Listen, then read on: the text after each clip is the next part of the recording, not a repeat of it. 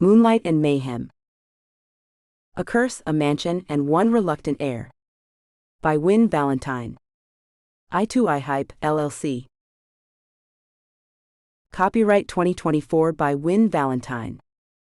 All rights reserved. No part of this publication may be reproduced, stored, or transmitted in any form by any means, electronic, mechanical, photocopying, recording, scanning, or otherwise without written permission from the publisher. It is illegal to copy this book, post it to a website, or distribute it by any other means without permission. This novel is entirely a work of fiction. The names, characters, and incidents portrayed in it are the work of the author's imagination. Any resemblance to actual persons, living or dead, events or localities, is entirely coincidental. Win Valentine asserts the moral right to be identified as the author of this work. Designations used by companies to distinguish their products are often claimed as trademarks. All brand names and product names used in this book and on its cover are trade names, service marks, trademarks, and registered trademarks of their respective owners. The publishers and the book are not associated with any product or vendor mentioned in this book. None of the companies referenced within the book have endorsed the book. Book cover by Dana Sacco. To my amazing husband Joe, for putting up with my accidental journey into the world of writing. Thank you for letting me turn our home into a 24/7 writing den, complete with 3 a.m. brainstorming sessions, coffee runs, and endless plot twists I need to bounce off you at all hours of the day. Your unwavering support, patience, and ability to sleep through the sound of furious typing are nothing short of heroic. This book, and probably the next, wouldn't exist without you. Chapter 1, Because Who Doesn't Love Inheriting a Tetanus Trap? Sol Davenport's ancient Volvo sputtered and coughed as she pulled up to the iron gates of Davenport Manor. She peered through the windshield, taking in the looming Victorian mansion before her. Well, this is just peachy, she muttered, killing the engine. Jobless, homeless, and now proud owner of a tetanus farm. Living the dream, Sol. The weathered brick facade stretched upward, a patchwork of faded reds and grays. Ornate gables jutted from the steep roof, their intricate woodwork dulled by years of neglect. Tall, narrow windows peered out like hollow eyes, their glass clouded with grime and age. Ivy crept up the walls like grasping fingers, threatening to swallow the structure whole. Sol stepped out, her boots crunching on gravel. The sound echoed in the eerie stillness surrounding the property. She popped the trunk and hauled out a garishly pink suitcase, so overstuffed the zipper strained against its contents. Because clearly, what this situation needs is more baggage, she quipped, to no one in particular. Dragging the suitcase behind her, Sol made her way up the winding driveway. Each step stirred up clouds of dust, and she could swear she heard skittering in the overgrown shrubbery lining the path.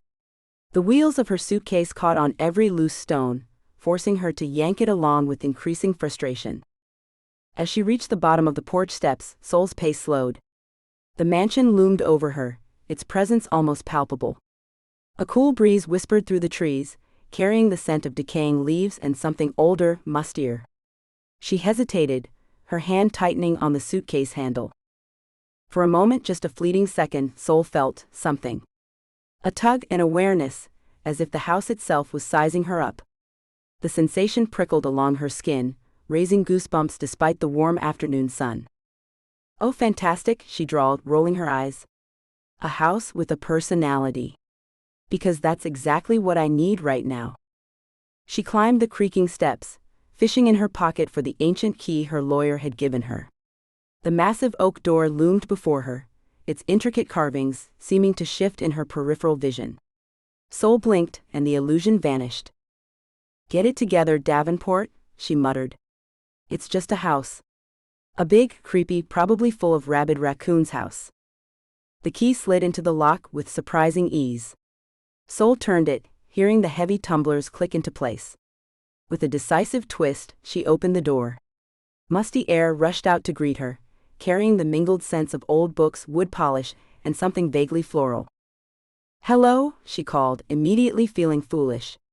Any axe murderers or friendly neighborhood poltergeists, Want to get the introductions out of the way? Silence answered her. Sol stepped over the threshold, dragging her suitcase behind her with a thump. The door swung shut of its own accord, and she jumped at the sound. Okay, creepy door. Check. She fumbled for a light switch, finding one that looked like it predated electricity itself. To her surprise, ornate wall sconces flickered to life, bathing the entryway in a warm golden glow. The illumination revealed a cavernous foyer, its ceiling stretching impossibly high. A crystal chandelier hung overhead, its once sparkling pendants now shrouded in cobwebs. A grand staircase swept upward, its mahogany banister gleaming dully. Faded portraits lined the walls, their subjects staring down with unnerving intensity. Well, isn't this cozy, she remarked dryly. Nothing says welcome home like a bunch of dead relatives giving you the stink eye. Sol's gaze swept the room, taking in the dusty Persian rugs, the tarnished brass fixtures, and what appeared to be an honest-to-God suit of armor standing guard in one corner. Despite its neglected state, there was no denying the mansion's former grandeur. She let out a low whistle. Guess Great Aunt Prudence wasn't kidding about the family fortune. Too bad it all went into real estate with a Scooby-Doo vibe. As if in response to her sarcasm, a cold draft whispered through the entryway. Sol shivered, rubbing her arms. Write note to self, check for drafts. And maybe exorcists. Do they have those on Yelp? She took a few tentative steps further into the house, her footsteps echoing in the cavernous space. The floorboards creaked ominously underfoot. To her left, an arched doorway led to what looked like a formal sitting room. To the right, another opened into a corridor lined with more closed doors. Eeny meeny miny nope, Sol shook her head. Not getting lost in the serial killer maze on day one. Instead, she turned her attention back to the grand staircase. As she placed her hand on the banister, preparing to lug her oversized suitcase up the stairs, a flicker of movement caught her eye. Sol froze, her heart suddenly pounding. She could have sworn she saw a pale figure at the top of the stairs, just for an instant, before it vanished. Oh hell no, she breathed. We are not doing the ghost thing. I don't care what Great Aunt Prudence's will said. There is not enough coffee in the world for this. But even as she contemplated fleeing back to her car, Sol felt that strange tug again. It was as if the house itself was challenging her, daring her to uncover its secrets. And despite her better judgment, despite every horror movie rule she'd ever learned, Sol found herself taking that first step up the stairs. I'm going to regret this, she muttered. But fine, house. You want to play? Let's play. Sol trudged up the grand staircase, her overstuffed suitcase thumping behind her with each step. The worn carpet muffled her footsteps, but the creaking of ancient wood beneath couldn't be silenced. As she reached the landing, she paused to catch her breath, leaning against the ornate banister. Note to self, next time I inherit a haunted mansion, I'm hiring movers, she muttered, glaring at her pink luggage. The upper hall stretched out before her, a long corridor lined with closed doors and yet more portraits. Shadows danced at the edges of her vision, cast by the flickering wall sconces. Sol squinted, trying to make out the details of the artwork in the dim light. The faces in the portraits seemed to follow her movements, their eyes holding secrets long forgotten. A faint ticking caught her attention, drawing her gaze to a towering grandfather clock at the far end of the hall. Its pendulum swung with hypnotic regularity, marking each second with precision. The clock's face was ornate, its hands delicate and spindly against the tarnished brass fittings. The keyhole was empty, its mechanism exposed. No key, but still ticking. Sure, why not? Sol rolled her eyes. Probably runs on the souls of the damned, or something equally charming. A sudden chill ran down her spine, and she rubbed her arms, glancing around. The temperature seemed to have dropped several degrees in a matter of seconds. The wallpaper, once vibrant with intricate patterns, now peeled at the edges, revealing glimpses of the plaster beneath. Dust motes danced in the air, visible in the shafts of moonlight that managed to penetrate the grime-covered windows. Sol turned away from the clock, only to find herself face to face with a stern-looking woman in an oil painting. The subject's eyes seemed to bore into her, disapproving and cold. The woman wore a high-collared Victorian dress, her hair pulled back in a severe bun. A glint of something, perhaps amusement, seemed to flicker in the painted eyes. "Oh, hello there, Grandma Adams," Sol quipped. "Loving the whole, I can see into your soul vibe you've got going on." She turned away, dragging her suitcase further down the hall. The floorboards groaned under her weight, and she could swear she felt them shift slightly with each step. The air grew thicker, heavy with the scent of old books and mothballs. Sol paused in front of a door that seemed slightly less imposing than the others. The brass doorknob was tarnished but free of dust, as if it had been recently used.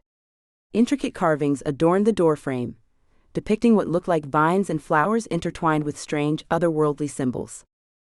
"Please don't be full of cobwebs and bat guano," she muttered, turning the knob.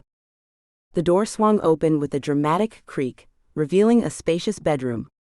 To Sol's surprise, it appeared relatively clean and well-maintained. A four-poster bed dominated the room, its dark wood gleaming in the faint light from the hallway. Heavy velvet curtains framed tall windows, their deep burgundy color muted by a fine layer of dust. A massive wardrobe stood against one wall, its carved doors depicting scenes from what looked like Greek mythology. "Well, this is suspiciously not terrible," Sol remarked, stepping inside. She dragged her suitcase over the threshold, wincing at the loud thump it made on the hardwood floor. The sound seemed to echo through the empty room, bouncing off the high ceiling and ornate wallpaper. An ornate vanity sat in one corner, its mirror spotted with age, reflecting the room in ghostly distorted fragments. A flash of movement in her peripheral vision made Sol whirl around. She could have sworn she saw a figure in the full-length mirror beside the wardrobe, but when she looked directly at it, she saw only her own startled reflection. "Okay, that's it," Sol announced to the room at large. "I'm officially sleep-deprived and hallucinating. Time for all good art history graduates to call it a night." She flopped onto the bed face first, letting out a muffled groan. Despite its age, the mattress was surprisingly comfortable, the sheets crisp and cool against her skin. The room's musty scent mingled with a faint trace of lavender, as if someone had recently aired out the space. As she lay there, gathering the energy to get up and properly prepare for bed, Sol became aware of a faint whispering sound. It seemed to come from everywhere and nowhere at once, like voices carried on the wind. The curtains rustled softly, though there was no breeze to move them. "Nope," Sol declared firmly, pushing herself up. "We are not doing this. I'm going to take a shower, go to bed, and in the morning, I'm calling a realtor. This place can be someone else's Amityville nightmare." Sol had just finished toweling off when her phone buzzed insistently on the bathroom counter. She glanced at the screen and let out a groan that echoed off the tiled walls. "Mom?" Because this night wasn't already a Stephen King novel come to life. The bathroom itself was a study in faded opulence. Ornate brass fixtures, now tarnished with age, adorned the clawfoot tub and sink. Intricate mosaic tiles, their colors dulled by years of use, covered the floor in a mesmerizing pattern. A large gilt-framed mirror hung above the sink, its surface slightly warped, giving Sol's reflection a distorted appearance. She considered letting it go to voicemail, but experience told her that would only lead to increasingly frantic messages and, eventually, a wellness check by the local police. With a sigh that carried the weight of 1,000 family dinners, Sol answered. "Hey, Mom. No, I haven't been eaten by wolves. Yes, I made it to the house." Her mother's voice crackled through the speaker, a mixture of relief and reproach. "Isodal, darling, I've been worried sick. Why didn't you call when you arrived?" Sol rolled her eyes, mouthing along with her mother's next words. "You know cell reception can be spotty in rural areas." "Sorry, Mom. I was a bit preoccupied with, inheriting a mansion straight out of a gothic horror novel." There was a pause on the other end of the line, followed by a weary sigh. "Oh, Isodal. You're not seriously considering keeping that old place, are you? It's been nothing but trouble for generations." Sol's grip tightened on the phone. "I haven't decided anything yet. I just got here." "Well, the sensible thing would be to sell it, dear. Use the money to get yourself established in a nice city. Maybe finish that master's degree you were talking about." The familiar tightness crept into Sol's chest. She paced the small bathroom, leaving damp footprints on the cold tile. "Mom, can we not do this right now? I'm tired, I'm jet-lagged, and I'm pretty sure I just saw a spider the size of a Volkswagen." Her mother tutted. "This is exactly why you should sell. That house is no place for a young woman on her own. Your father and I worry." "I know, Mom. You worry. It's your full-time job." Sol pinched the bridge of her nose, willing away the headache she could feel building. "Look, I promise I'll think about it, okay? But right now I need sleep. Preferably before I start hallucinating from exhaustion." After a few more minutes of reassurances and promises to call in the morning, Sol finally managed to end the call. She stared at her reflection in the foggy mirror, noting the dark circles under her eyes and the tension in her jaw. "You've got this," she told her reflection. "It's just a house. A big, creepy, probably worth a fortune house. No pressure." But as she spoke the words aloud, a flicker of doubt crept in. The mansion represented more than just real estate. It was a piece of her family's history, a legacy she wasn't sure she was ready to shoulder or discard. Sol shook her head, banishing the thoughts. "Nope. Not going down that rabbit hole tonight. Sleep first, existential crisis later." She padded back into the bedroom, the plush carpet a stark contrast to the cold bathroom tiles.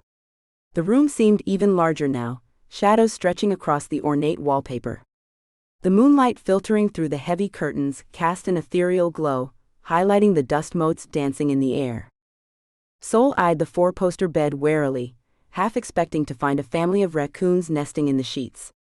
"Well, it beats sleeping in the car," she muttered, flopping onto the mattress. To her surprise, the bed was actually comfortable, if a bit musty. Sol burrowed into the pillows, pulling the heavy quilt up to her chin. Despite her exhaustion, she found herself staring at the ceiling, tracing the patterns in the faded paint. Sol squeezed her eyes shut, willing sleep to come. "Tomorrow," she promised herself. "Tomorrow, I'll figure this out. Or run screaming. Whichever comes first." Chapter 2, Home Sweet Creepy Mansion. Sol jolted awake, her heart racing. For a moment, she couldn't remember where she was. The unfamiliar shadows of the bedroom loomed around her, and the musty scent of old fabric filled her nostrils. Then it all came flooding back, the inheritance, the creepy mansion, the weird noises. She blinked, trying to clear the fog of sleep from her mind. Something had woken her, but what? She held her breath, listening intently. There it was. Faint but unmistakable. Piano music drifted through the air, a melancholy tune that seemed to seep through the very walls of the house. "You've got to be kidding me," Sol muttered, scrubbing a hand over her face. She glanced at her phone. 3:17 a.m. Seriously? What kind of self-respecting ghost plays the piano at this ungodly hour? She flopped back onto the pillow, determined to ignore it. But the music continued, soft and haunting, impossible to tune out. With a groan, Sol threw off the covers and swung her legs over the side of the bed, wincing as her feet hit the cold floor. The bedroom looked different in the dim light of early morning. Shadows clung to the corners, and the moonlight filtering through the heavy curtains cast eerie patterns on the faded wallpaper. The antique furniture loomed like silent sentinels, their carved details seeming to shift and move in the half-light. Sol grabbed her flashlight from the nightstand, its familiar weight oddly comforting in her hand. She made her way to the door, the floorboards creaking beneath her feet. As she reached for the doorknob, she hesitated, suddenly aware of the silence beyond. The music had stopped. "This is how people die in horror movies," she muttered, but opened the door anyway. The hallway stretched before her, a dark tunnel punctuated by patches of moonlight from the windows. The portraits on the walls seemed to watch her, their painted eyes following her movements. Sol shone her flashlight at them, half expecting them to blink. "Nice try, creepy ancestors. I'm not falling for that one." She made her way down the grand staircase, her bare feet silent on the plush carpet runner. The ornate banister felt cool under her hand, the wood smooth from generations of use. As she descended, the house seemed to hold its breath, the silence almost tangible. At the bottom of the stairs, Sol paused, trying to orient herself. The foyer looked different in the dark, the familiar layout twisted into something alien and forbidding. The suit of armor in the corner cast a menacing shadow, and the crystal chandelier overhead sparkled faintly in the moonlight, sending tiny rainbows dancing across the walls. A shadow darted across her vision. Sol whirled around, her flashlight beam cutting through the darkness. Nothing. Just more shadows and antique furniture. But as she turned back, she could have sworn she saw the hem of a dress disappearing around a corner. "Hello," Sol called out, immediately regretting it. If there was an intruder, announcing her presence probably wasn't the smartest move. "I'm armed," she added lamely, brandishing her flashlight like a weapon. The silence stretched on, broken only by the pounding of Sol's heart. Then, just as she was about to retreat back upstairs, the music started again. It was clearer now, and Sol could make out the melody. It sounded like a lullaby, but with a mournful undertone that made her skin prickle. She followed the sound, her feet carrying her almost against her will. The parlor door loomed ahead, slightly ajar. A faint glow spilled out from the crack, flickering like candlelight. Sol took a deep breath, steeling herself. "Okay, mystery pianist. Let's see what you've got." She pushed the door open slowly, wincing at the creak of hinges that probably hadn't been oiled since the Civil War. The parlor was bathed in a soft golden light. Candles adorned every surface, their flames dancing in an unfelt breeze. And there, in the center of the room, sat the grand piano. Sol's breath caught in her throat. The piano's lid was raised, the keys moving of their own accord as the haunting melody filled the air. But there was no one sitting at the bench. "Well, that's not terrifying at all," Sol muttered, her voice shaky despite her attempt at sarcasm. "Okay, that's it," Sol announced to the empty room. "I'm going back to bed. And in the morning, I'm calling a realtor. Or an exorcist. Whoever's cheaper." She turned to leave, but something made her pause. A faint whisper, barely audible, seemed to come from behind her. Sol froze, her hand on the doorknob. "I'm not turning around," she said firmly. "Whatever you are, I'm not playing this game. I'm going to bed, and we can deal with this at a more reasonable hour. Like never." The whisper came again, slightly louder this time. It sounded like a name, but Sol couldn't quite make it out. Against her better judgment, she turned slowly. The parlor remained empty, but there was a heaviness to the air, as if the room itself was holding its breath. "Look," Sol said, addressing the empty space. "I don't know what's going on here, but I'm tired, I'm cranky, and I'm really not in the mood for ghostly shenanigans. So unless you've got something important to say, I'm going back to bed." The silence stretched on, broken only by the pounding of Sol's heart. Then, just as she was about to leave, the whisper came one last time. This time, she understood the word clearly. "Stay." Sol stared at the empty space where the whisper had come from, her flashlight beam trembling slightly. "Stay? That's it? No, please, or would you kindly? Ghosts these days, I swear." Her sarcasm was a thin veneer over the shock and fear coursing through her body.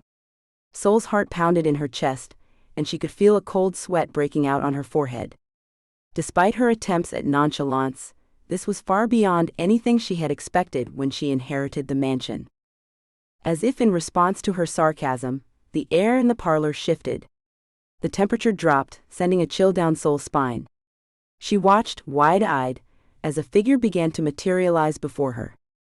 It started as a faint outline, then solidified into the form of an elderly woman seated at the piano. "Oh my God," Sol breathed, her voice barely above a whisper. She blinked hard, half expecting the apparition to disappear. But when she opened her eyes, the ghostly figure remained. The woman's stern face was framed by gray hair pulled into a tight bun. She wore an old-fashioned dress, its fabric shimmering with an otherworldly quality. Even as a ghost, she exuded an air of authority that made Sol want to stand up straight. The spirit peered at Sol through spectral glasses, her gaze piercing and all too real. Sol's mind raced, trying to reconcile what she was seeing with what she knew to be possible. She had always been skeptical of the supernatural, But now, faced with undeniable evidence, she struggled to process it. Her grip on the flashlight tightened, the familiar object a lifeline to reality in this surreal moment. "Aunt Prudence, I presume?" Sol said, her voice higher than she'd like. She cleared her throat, attempting to regain some composure. "Funny, I don't remember putting séance on my to-do list for tonight." The ghost's eyes narrowed, and the temperature in the room seemed to drop even further. Frost began to form on the windows, delicate patterns spreading across the glass. "Sol Davenport," the spirit intoned, her voice echoing with an otherworldly resonance, "is that any way to greet your great-aunt? I see your mother's lax parenting has resulted in a distinct lack of manners." Sol blinked, momentarily taken aback. Of all the things she had expected a ghost to say, a critique of her upbringing wasn't one of them. The sheer absurdity of the situation threatened to overwhelm her.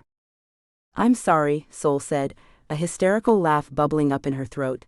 "Did you just critique my upbringing? That's rich, coming from someone who's, dead." As soon as the words left her mouth, Sol regretted them. The candles in the room flickered ominously, and she could have sworn she heard a distant rumble of thunder. Aunt Prudence's lips thinned into a disapproving line. She adjusted her glasses, a gesture that seemed oddly unnecessary for a spirit. "I may be deceased, young lady, but I am not deaf. There's no need to shout." Sol ran a hand through her hair, exasperation warring with disbelief. The ornate wallpaper seemed to ripple in her peripheral vision, and the shadows in the corners of the room appeared to deepen. The grand piano stood silent now, its keys motionless, but Sol could still feel the lingering echoes of the ghostly melody in the air. "Okay," she said, taking a deep breath. "Okay. Let's start over. Hi, Aunt Prudence. I'm Sol, your great-niece, who apparently inherited a haunted house and is now talking to a ghost at 4 a.m. This is fine. Everything is fine." Aunt Prudence's expression softened slightly, though her posture remained rigid. The frost on the windows began to recede, and the oppressive chill in the air lessened somewhat. "Well, at least you're capable of some civility," the ghost said. "Now, Isoda, we have much to discuss. The Davenport legacy awaits, and time is of the essence." Sol glanced longingly at the door, then back at her spectral great-aunt. She had a feeling this was going to be a very long night. "Right," she sighed, sinking into a nearby armchair. A small cloud of dust rose around her, sparkling in the candlelight. "Let's hear it then. What's this legacy, and why do I have a feeling I'm not going to like it?" Aunt Prudence's ghostly form flickered, and for a moment Sol thought she might disappear. Instead, the spirit seemed to settle more firmly into the room, her outline becoming more defined. The candles around them flared brighter, casting long shadows that danced across the ornate wallpaper. "The Davenport legacy," Aunt Prudence began, her voice carrying the weight of centuries, "is far more complex and perilous than you could imagine, Isodal." Sol leaned back in the armchair, trying to ignore the way the upholstery seemed to cling to her. "Of course it is," she muttered. "Because inheriting a creepy old house wasn't enough. There had to be a perilous legacy, too." The ghost's eyes flashed, and a gust of cold wind swept through the room, rattling the windows. "This is no laughing matter, young lady. Our family has guarded a powerful secret for generations, and now that responsibility falls to you." Sol sat up straighter, her curiosity piqued despite her skepticism. "A secret? What, like buried treasure? Or is it more of a bodies in the basement situation? Because I've got to tell you, I'm not great with a shovel." Aunt Prudence sighed, a sound that seemed to echo through the centuries. "Your flippancy does you no credit, Isodal. The secret I speak of is far more valuable and dangerous than mere material wealth." As she spoke, the room seemed to shift around them. The walls appeared to stretch and warp, and for a brief moment Sol could have sworn she saw glimpses of other times, other places. A battlefield strewn with fallen soldiers, a moonlit grove where robed figures performed an arcane ritual, a dimly lit study where a man furiously scribbled in a leather-bound book. Sol blinked, and the visions vanished. She gripped the arms of the chair tightly, her knuckles white. What was that?" "Echoes of our family's past," Aunt Prudence said softly. "The burden we've carried through the ages." The ghost moved closer, and Sol had to resist the urge to shrink back. Despite her insubstantial form, Aunt Prudence's presence was undeniably powerful. "Generations ago," the spirit continued, "our ancestor Gregory Davenport came into possession of a powerful artifact, the Moonstone Pendant. This relic has the power to bridge the gap between the world of the living and the realm of the dead." Sol's eyebrows shot up. "A magic necklace? Seriously? What is this, a Disney movie?" Aunt Prudence's form flickered dangerously, and the temperature in the room plummeted. Frost began to form on the nearby mirror, creeping across its surface in delicate fern-like patterns. "Your disbelief is both expected and irrelevant," the ghost said sharply. "The pendant is real, as are its powers. And as are the consequences of its theft." "Theft?" Sol echoed, a sinking feeling in her stomach.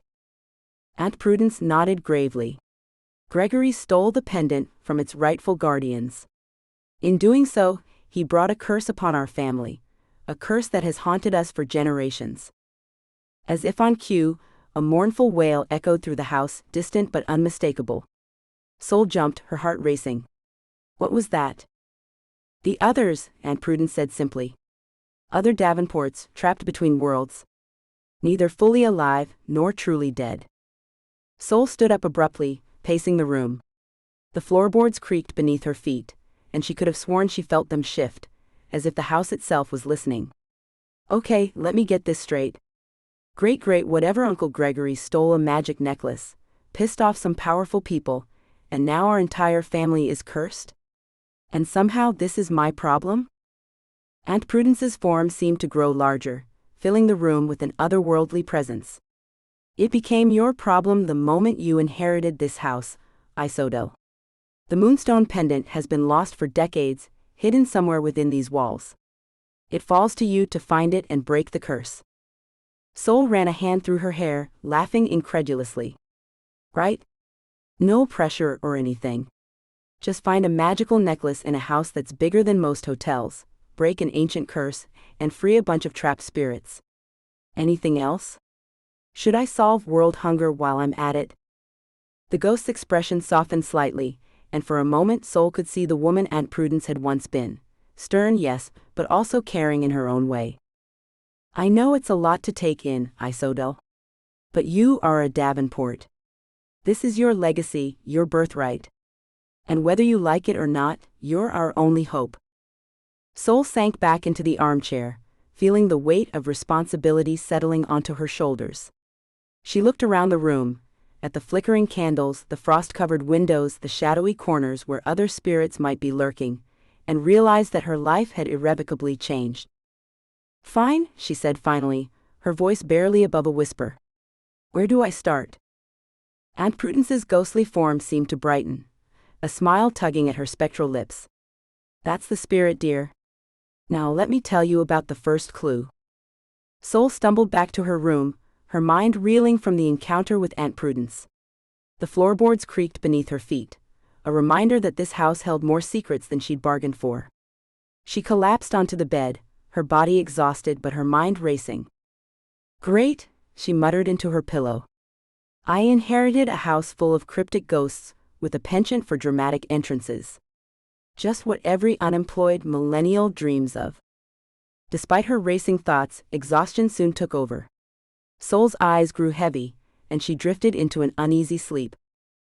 The dream came swiftly, enveloping her in a world of mist and shadow. Sol found herself standing at the entrance of a vast garden maze, its hedges looming impossibly high. The air was thick with the scent of damp earth and something else, something old and vaguely magical. "Of course," Sol said, her voice echoing strangely in the dream space. "Because a normal dream about showing up to work naked would be too mundane." She took a tentative step forward, the gravel path crunching beneath her feet. The mist swirled around her ankles, almost seeming to pull her deeper into the maze. Sol hesitated, looking back at the entrance, but it had vanished, leaving only more twisting paths behind her. "Well, I guess there's no going back now," she muttered, pressing forward. The maze seemed to shift and change as she walked, paths appearing and disappearing at random. Sol's frustration grew with each dead end and circuitous route. "What am I even looking for?" she called out to the empty air. "A sign? A clue? A conveniently placed exit sign?" As if in response, a faint glow appeared in the distance. It pulsed softly, beckoning her forward. Sol quickened her pace, her heart racing with a mix of anticipation and dread. The path twisted and turned, but the glow grew steadily brighter. Sol rounded a corner, and found herself in a small clearing at the heart of the maze. In the center stood a weathered stone pedestal, and atop it sat a familiar object. "The moonstone pendant," Sol breathed, recognizing it from the family portraits she'd seen in the mansion. She approached cautiously, half expecting the pedestal to disappear or the pendant to transform into something sinister. But it remained, its soft glow pulsing in time with her heartbeat. Just as Sol reached out to touch it, a shadow fell across the clearing. She whirled around, her heart leaping into her throat. A figure stood at the edge of the clearing, shrouded in mist. Sol couldn't make out any features, just a vague humanoid shape that seemed to shift and waver like smoke. "Who are you?" she demanded, trying to keep the tremor out of her voice. "What do you want?" The figure didn't respond.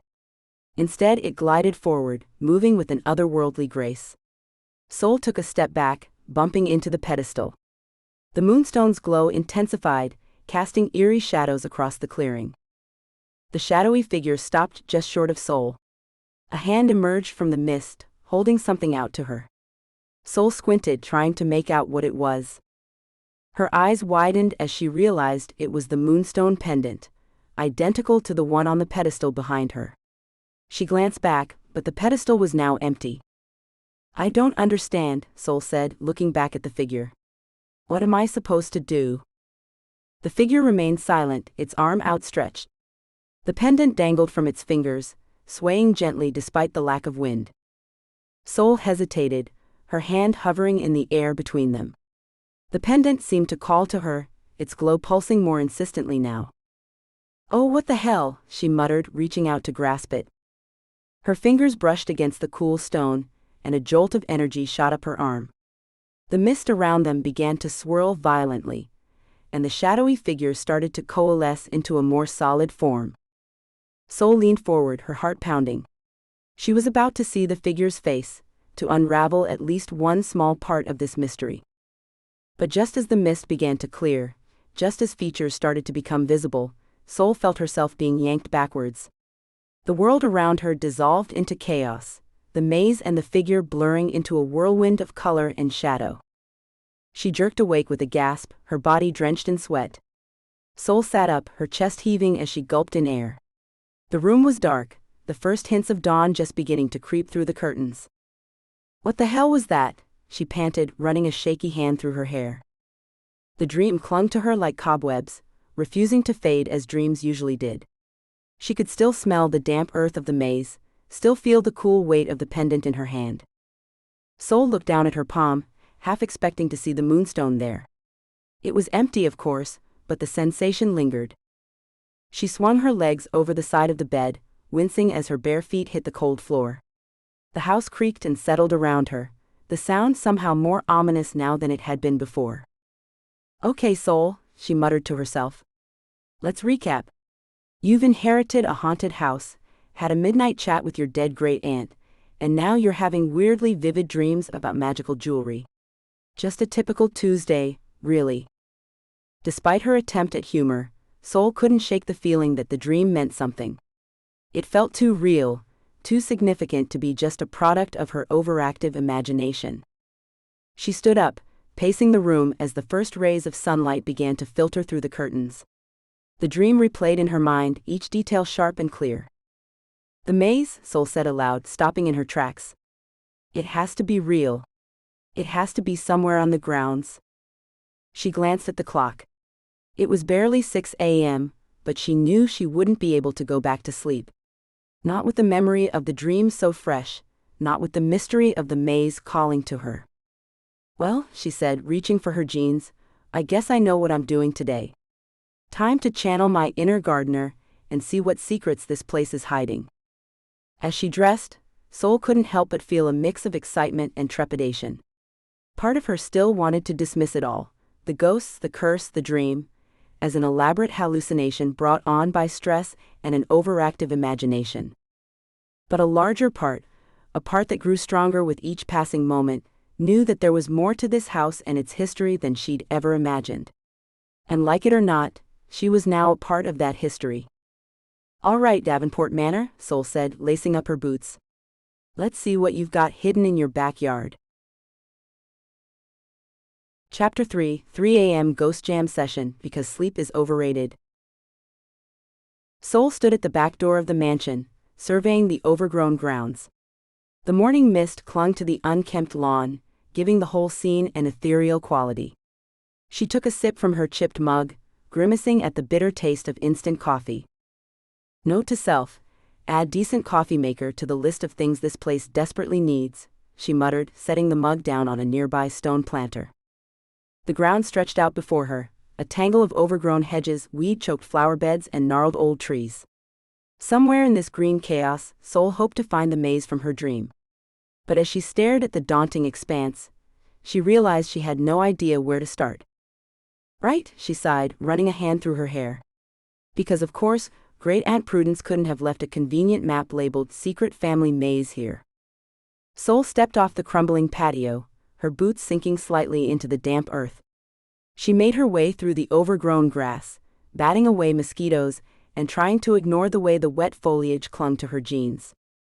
After an hour of fruitless searching, pushing through dense shrubbery, and narrowly avoiding a patch of what she was pretty sure was poison ivy, Sol was no closer to finding the maze. She was, however, covered in scratches, mosquito bites, and an impressive array of burrs. "This is ridiculous," she grumbled, plucking a particularly stubborn burr from her sleeve. "I'm looking for a giant maze, not a needle in a haystack. How hard can it be to find?" As if in answer, the skies opened up. What started as a light drizzle quickly turned into a downpour, soaking Sol to the skin in a matter of seconds. "Oh, come on," she yelled at the sky, throwing her hands up in exasperation. "Really? Is this really necessary?" Thunder rumbled in the distance, as if the universe was answering her challenge. Sol turned back toward the house, squinting through the rain. The mansion loomed before her, its windows dark and uninviting. "Fine," she muttered, squelching her way back across the lawn. "I can take a hint. Inside it is." Sol reached the back door, leaving a trail of muddy footprints on the faded tiles of the mudroom. She kicked off her boots and peeled off her soaked jacket, hanging it on a rusty hook. "Okay, new plan," she said to herself, wringing out her hair. "If I can't search outside, I'll search inside. There's got to be some information about the grounds in this museum of family hoarding."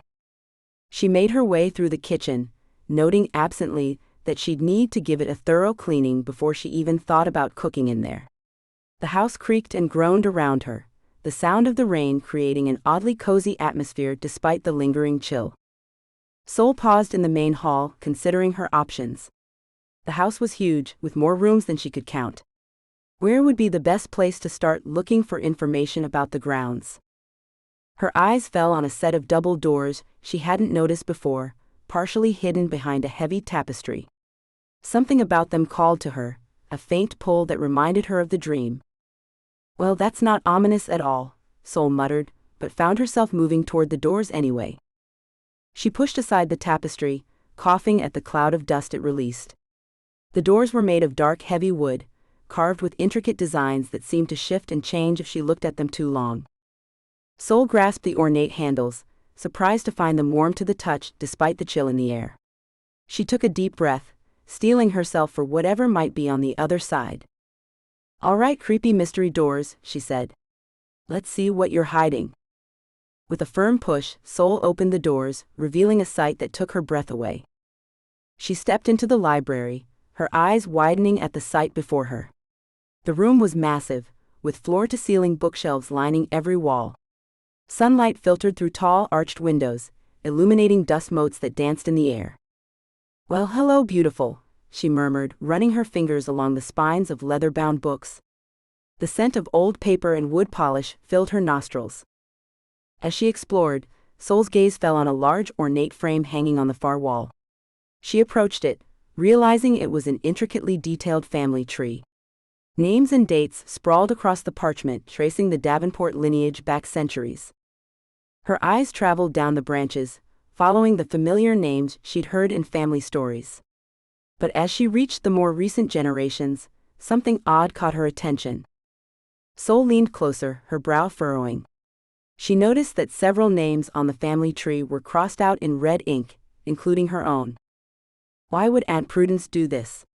Sol murmured, her brow furrowing in confusion. The names were not just random, they seemed to be a deliberate selection. She recognized some of them from the portraits in the hall, each face staring back at her with an intensity that made her heart race. As she studied the tree, she noticed patterns. All the crossed-out names belonged to individuals who had, in one way or another, defied the family's traditions or had been involved in some form of scandal. There was a sense of finality to the red ink, as if these family members had been erased from the Davenport legacy. But why me? Sol wondered aloud, her voice barely above a whisper. What did I do to deserve this? The significance of the red ink began to dawn on her. It was more than just a symbol of disapproval. It was a mark of shame, a permanent stain on the family's honor. And the fact that her own name was included sent a chill through her. What secrets did Aunt Prudence know about her that warranted such a drastic measure? Sol ran her fingers over her crossed-out name, half expecting the ink to smudge. It remained stubbornly intact, a vivid slash across her identity. Looks like I've got some digging to do, Sol muttered, determined to uncover the truth behind the red ink. She turned away from the family tree, deciding to distract herself by exploring the rest of the library. The room seemed to stretch on endlessly, filled with the accumulated knowledge of generations. Sol ran her hands along the shelves, pulling out books at random. Most were historical texts or novels, but one section caught her eye, a collection of journals and ledgers. Jackpot, she breathed, reaching for a leather-bound journal that looked particularly old. As she pulled it from the shelf, a bundle of letters fell out, scattering across the floor. Sol cursed under her breath, kneeling to gather them up. As she collected the letters, her eye caught a familiar name, Prudence Davenport. Curiosity piqued, Sol sat cross-legged on the floor, surrounded by the fallen papers. She opened the first letter, its yellowed paper crackling beneath her fingers. Mr. Blackwood, one letter began, Prudence's usually elegant handwriting sharp and angry. I must once again insist that you cease your ridiculous claims. The land has been in the Davenport family for generations, and no amount of your so-called evidence will change that fact. Sol's eyebrows shot up. Well, Aunt Prudence. Looks like you had a temper after all. She continued reading, piecing together a story of a heated dispute. This Thomas Blackwood seemed to believe that part of the Davenport estate rightfully belonged to his family. He cited old land deeds and agreements, while Prudence vehemently denied his claims. But it was the mention of a missing moonstone that really caught Sol's attention. It appeared in several of the later letters, always in vague, almost coded language. As for the other matter, one of Prudence's letters read, I assure you the moonstone is quite safe. It will remain where it belongs, out of reach of those who would misuse its power. I suggest you abandon this foolish quest before it brings you to ruin. Sol sat back, her mind whirling. The moonstone from her dream, could it be the same one? And what did Prudence mean by its power? She was about to dive back into the letters when a loud crash from somewhere in the house made her jump. Sol scrambled to her feet, her heart pounding. Hello, she called out, immediately regretting it. If it was an intruder, announcing her presence probably wasn't the smartest move. Silence answered her.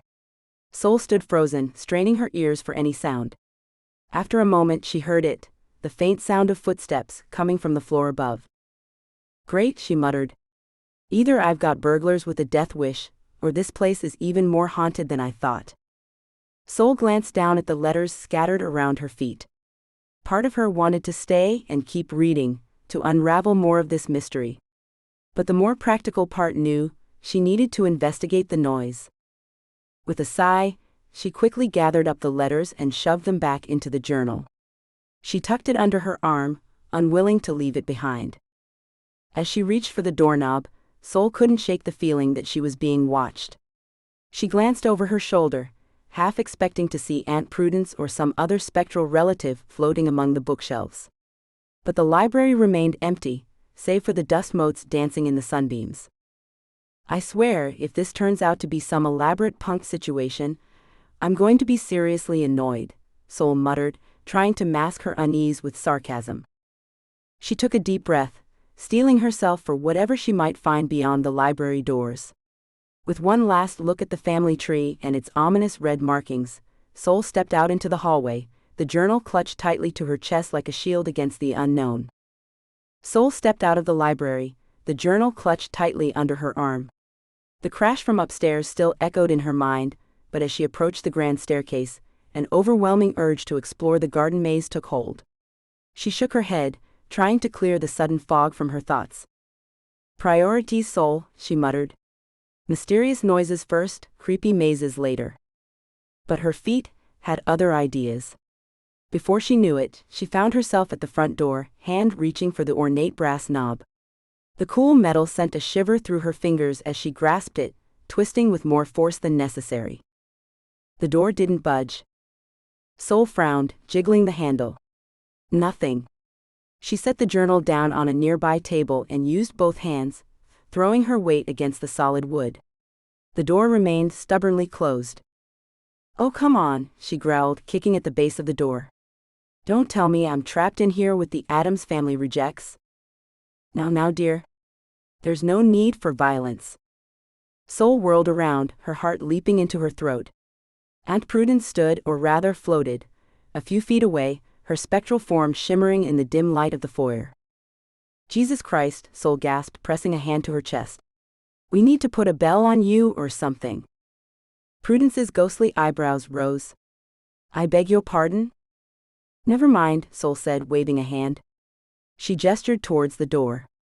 "What's the deal with this? Is it stuck?" Prudence glided closer, adjusting her spectacles with a translucent finger. "Oh no. It's not stuck, dear. The mansion simply won't let you go until you help us." Sol blinked, sure she had misheard. "I'm sorry, what? The mansion won't let me go?" "That's correct," Prudence nodded as if this was the most normal thing in the world. "You see, the curse affects not just the family, but the house itself. It's become somewhat sentient over the years." Sol pinched the bridge of her nose, feeling a headache coming on. The foyer seemed to darken around them, the shadows deepening in the corners. The portraits on the walls appeared to watch their exchange with keen interest. Right? Of course. A sentient, haunted mansion. Why not? She looked up at Prudence, narrowing her eyes. "And what exactly does this haunted house want me to do?" Prudence's form flickered slightly, her expression turning grave. "To break the curse, of course. To set us all free." "Aha," Sol said, crossing her arms. "And how am I supposed to do that? Wave a magic wand? Sacrifice a virgin under the full moon?" "Don't be ridiculous," Prudence scoffed. "There's no such thing as magic wands." Sol raised an eyebrow. "But virgin sacrifices are still on the table?" The temperature in the foyer dropped noticeably, and Sol could see her breath misting in the air. Prudence's ghostly form seemed to puff up with indignation, her spectral glasses flashing in the dim light. "Young lady, I'll have you know that the Davenports have never resorted to such barbaric practices." "Relax, Aunt Prudence," Sol said, rolling her eyes. "It was a joke." The ghost deflated slightly, adjusting her spectacles again. "Oh. Well, in that case, I must insist you work on your sense of humor. It's quite unbecoming." Sol bit back a retort, instead focusing on the matter at hand. The weight of the situation was starting to sink in, and she could feel the mansion's presence all around her, watchful and expectant. "Look," she said, her voice softer now. "I appreciate the whole cryptic ghost routine, but I'm not exactly equipped to break ancient curses. I'm an art history major, not Harry Potter." Prudence's expression softened slightly. My dear, you are a Davenport. The answers are in your blood, in this very house. You just need to look for them. With that, the ghost began to fade, her form becoming more transparent by the second. Wait, Sol called out. What am I supposed to do? Where do I start? But Prudence was already gone, leaving Sol alone in the foyer with more questions than answers. The house creaked and settled around her, as if sighing in response to her confusion. Fantastic, she muttered, running a hand through her hair. Trapped in a haunted house with a bunch of ghosts who think I'm some kind of curse-breaking prodigy. She glanced at the journal she had left on the table, remembering the letters inside. Maybe there were more clues hidden in the house's many rooms. The thought of exploring further sent a mix of dread and excitement through her. Sol sighed, picking up the journal. All right, Davenport Manor. You want to play games? Let's play. She turned away from the front door, her eyes scanning the foyer. The grand staircase loomed before her, leading up to the shadowy second floor. To her left, a hallway stretched into darkness, lined with closed doors. To her right, the open archway of the library beckoned. Sol weighed her options. The crash she had heard earlier came from upstairs, but the idea of climbing those creaky steps alone made her skin crawl. The hallway looked ominous, but at least it was on the ground floor. And the library, well, she had already found the journal there. Who knew what other secrets it might hold? Eeny meeny miny nope, Sol muttered, shaking her head. Not getting lost in the serial killer maze on day one. Instead, she turned her attention back to the grand staircase. As she placed her hand on the banister, preparing to lug her oversized suitcase up the stairs, a flicker of movement caught her eye. Sol froze, her heart suddenly pounding. She could have sworn she saw a pale figure at the top of the stairs, just for an instant, before it vanished. Oh hell no, she breathed. We are not doing the ghost thing. I don't care what Great Aunt Prudence's will said. There is not enough coffee in the world for this. But even as she contemplated fleeing back to her car, Sol felt that strange tug again. It was as if the house itself was challenging her, daring her to uncover its secrets. I'm going to regret this, she muttered, taking the first step up the stairs. Each step creaked under her weight, the sound echoing through the cavernous foyer. Sol clutched the journal tighter, her knuckles white. As she reached the landing, she paused, listening intently. The house seemed to hold its breath, waiting. All right, spooky mansion, Sol called out, her voice shakier than she'd like. What's next on the grand tour of family secrets?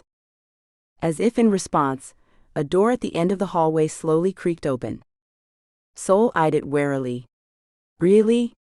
The old, mysteriously opening door trick? That's a little on the nose, don't you think? Despite her sarcasm, she found herself moving towards the door, curiosity overcoming caution. The room beyond was dark, but as she stepped inside, lights flickered to life. Sol blinked, adjusting to the sudden brightness. She found herself in what appeared to be a study. Bookshelves lined the walls, and a massive desk dominated the center of the room. But what caught Sol's attention was the portrait hanging above the fireplace. Well, hello there, creepy ancestor, Sol murmured, approaching the painting. Let me guess. You've got some dark family secrets you're just dying to share. The man in the portrait stared back at her with piercing eyes. There was something familiar about his face, a resemblance that tugged at Sol's memory. She glanced down at the journal in her hands, then back at the portrait. Thomas Blackwood, she read from the plaque beneath the frame. So you're the one who was giving Aunt Prudence such a hard time.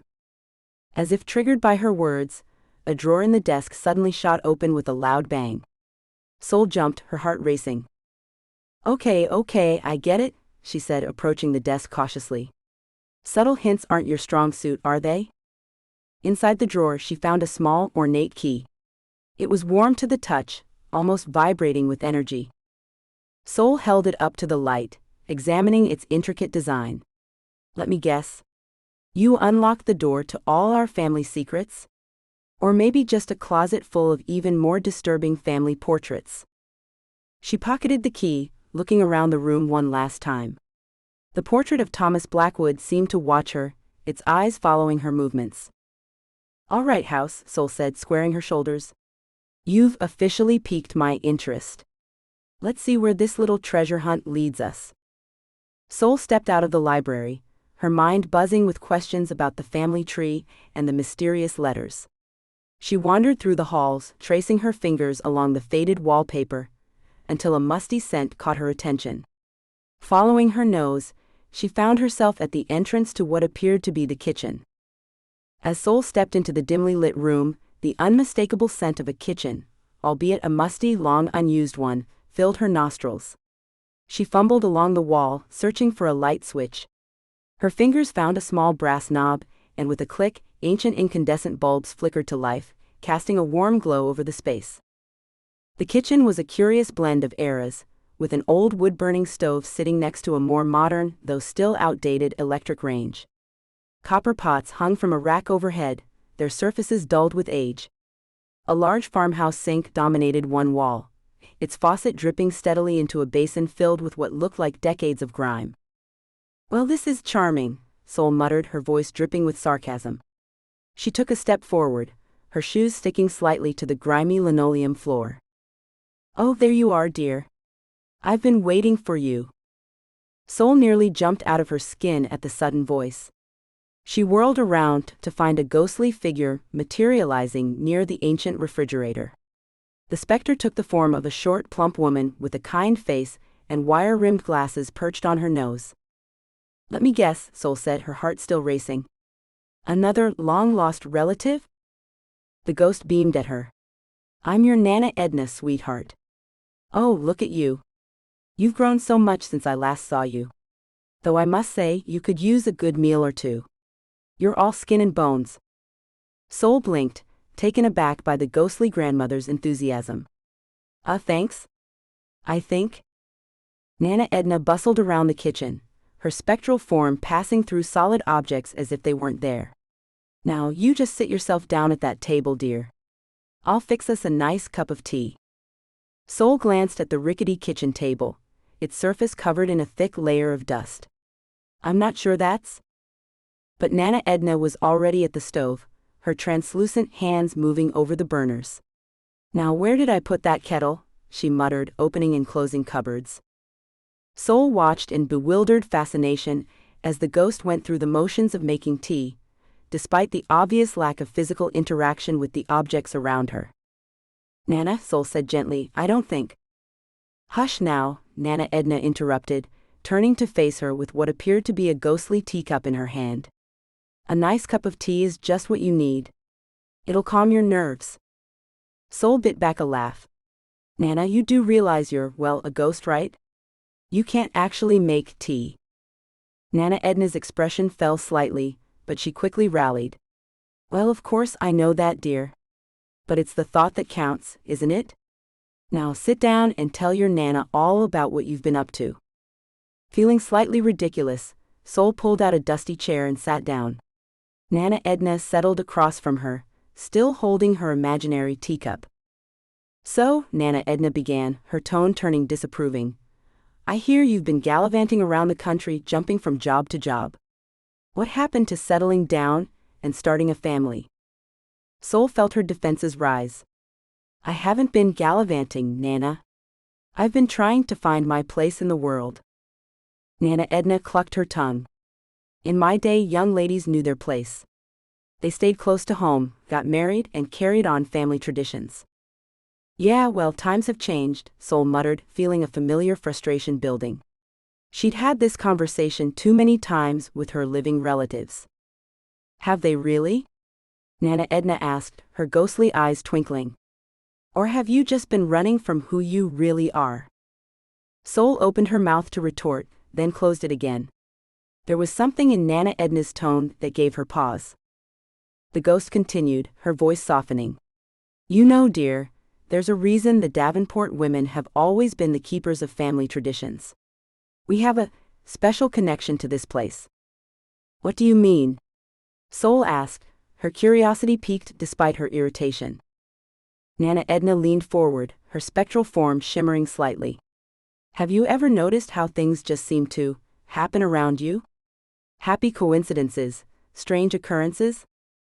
Sol thought back to the odd events of the past day, the whispering voices, the mysterious piano music, the family tree with her name crossed out. She nodded slowly. "That's your Davenport blood, dear," Nana Edna said, a hint of pride in her voice. "We've always had a touch of the extraordinary about us. But it takes practice to control it, to use it properly." Sol furrowed her brow. "Are you saying I'm, magical?" Nana Edna laughed, a tinkling sound that seemed to brighten the dingy kitchen. "Oh, heavens no, dear. Magic is for fairy tales. What we have is a gift. A connection to the world around us that most people can't see or feel." She gestured around the kitchen with her free hand. "This house, for instance. It's more than just wood and stone. It's alive in its own way. And it responds to us, to our family." Sol thought about the front door that wouldn't open, about the strange pull she'd felt toward the maze. "So when you talk about family traditions, we're not just talking about Sunday dinners and holiday gatherings," Nana Edna finished for her. "We're talking about maintaining that connection, nurturing it. It's a responsibility, dear. One that you've been running from." Sol felt a twinge of guilt. She'd always dismissed her family's insistence on tradition as old-fashioned nonsense. But what if there was more to it? "I didn't know," she said softly. Nana Edna's expression softened. "Of course you didn't, dear. We haven't always been the best at explaining things. But that's why you're here now. To learn, to understand." Sol sat back in her chair, her mind reeling. She thought about all the times she'd felt out of place in the world, like she was missing some crucial piece of herself. Could this be it? "So what am I supposed to do?" she asked, looking up at her ghostly grandmother. Nana Edna smiled, her form beginning to fade slightly. "For now? Open your mind, dear. Pay attention to the house, to the things around you. And maybe," she glanced meaningfully at the grimy kitchen, "maybe start by cleaning up a bit? A tidy home is the foundation of a clear mind, after all." Sol couldn't help but chuckle. Some things never change, do they? Why should they? Nana Edna replied with a wink. "Now, I think I hear your Aunt Prudence calling. Remember what I said, dear. And do try to make some better choices, won't you?" Nana Edna's figure dissipated into a mist, abandoning Sol in the grimy cooking area. She remained seated for an extended pause, contemplating all that had been shared. Eventually, releasing a deep exhale, she rose to her feet and surveyed her surroundings, deciding which area to tackle first. Chapter 4: Tea with Nana. And she's dead. Sol stood in the kitchen, her mind still reeling from Nana Edna's revelations. With a sigh, she grabbed a rag from under the sink and began wiping down the counters. "Might as well start somewhere," she muttered. As she worked, Sol found herself paying more attention to her surroundings. The kitchen seemed to hum with a subtle energy she'd never noticed before. The faucet sputtered to life without her touching it, offering fresh water for cleaning. Thanks," she said uncertainly, eyeing the sink. Finishing up in the kitchen, Sol decided to tackle the library next. She stepped into the hallway and froze.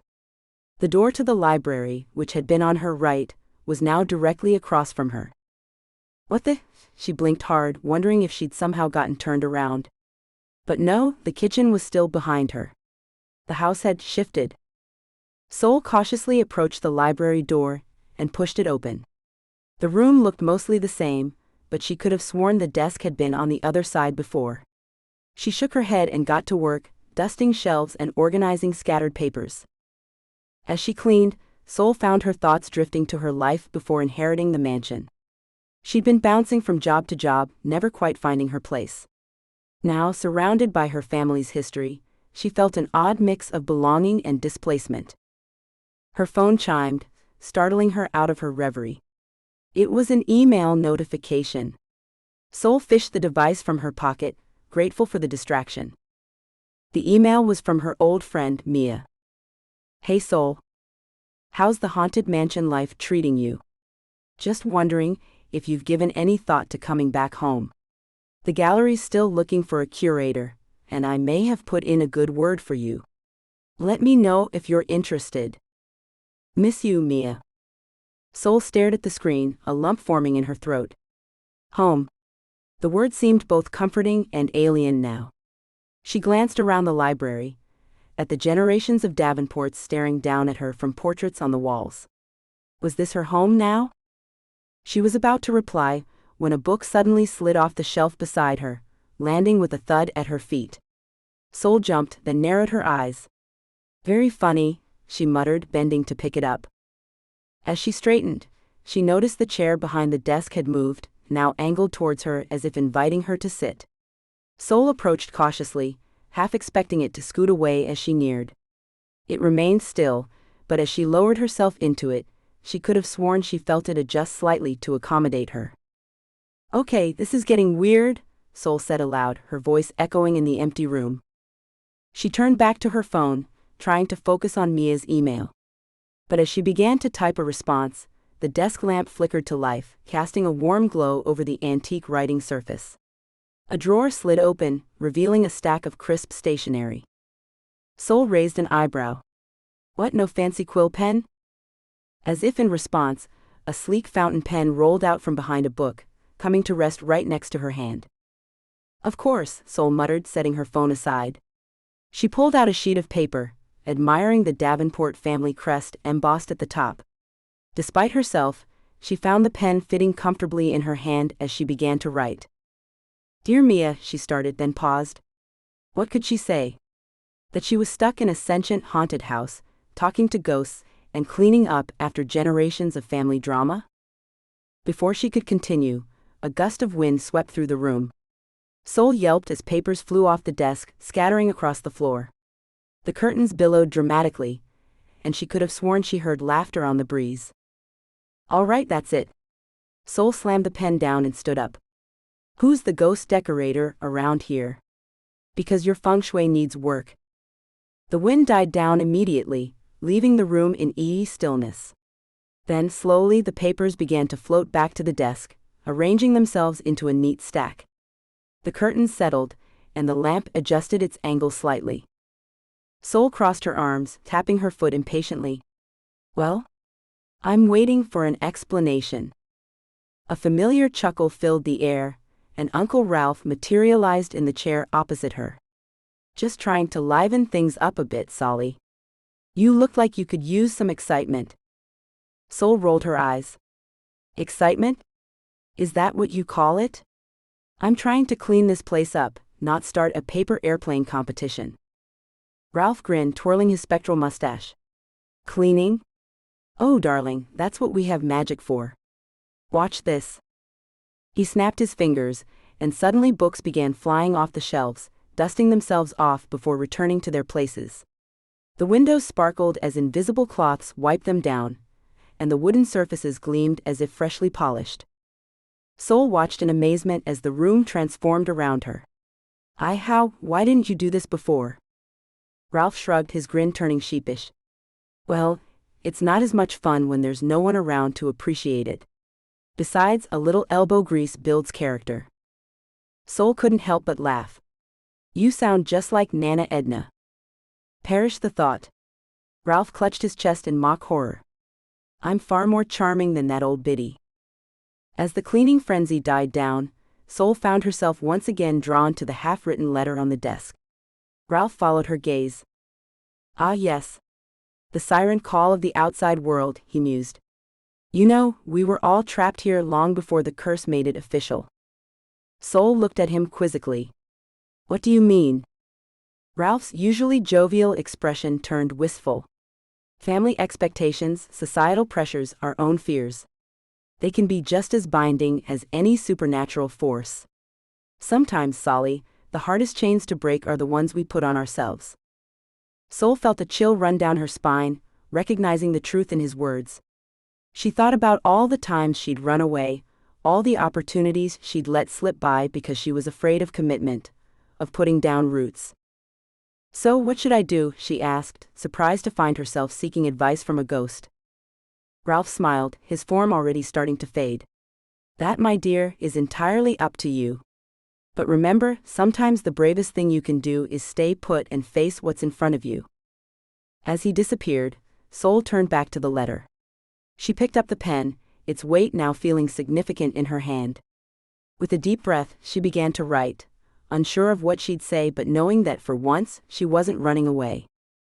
As Sol penned her response to Mia, the temperature in the library suddenly dropped. She shivered, her breath visible in the chilled air. The pen slipped from her fingers, rolling across the desk as if pushed by an unseen hand. "I see you've been busy," came a stern voice from behind her. Sol spun around to find Aunt Prudence materializing near the fireplace, her ghostly form flickering in and out of focus. The spectral woman adjusted her glasses, peering at Sol with a mixture of disapproval and curiosity. "Just trying to make this place livable," Sol retorted, crossing her arms. "You know, since I'm apparently stuck here." Prudence's lips thinned into a line. Stuck is such an unpleasant word. "I prefer to think of it as an opportunity." Sol snorted. "An opportunity for what? Dust allergies?" "An opportunity to understand your heritage," Prudence replied, gliding closer. Her eyes fell on the half-written letter. "Though I see the outside world still calls to you." Sol instinctively moved to cover the letter, then caught herself. What did it matter if a ghost read her mail? "Look, I appreciate the family history lesson and all, but I can't stay here forever. I have a life to get back to." Prudence raised an eyebrow. "Do you? From what I've gathered, you were quite adrift before coming here." Sol bristled at the accusation, accurate as it was. "That's none of your business." "On the contrary, my dear. Everything that happens in this house is my business." Prudence's form shimmered, and suddenly she was seated in the chair across from Sol. "Including your desire to leave." Sol leaned back, eyeing the ghost warily. "What's that supposed to mean?"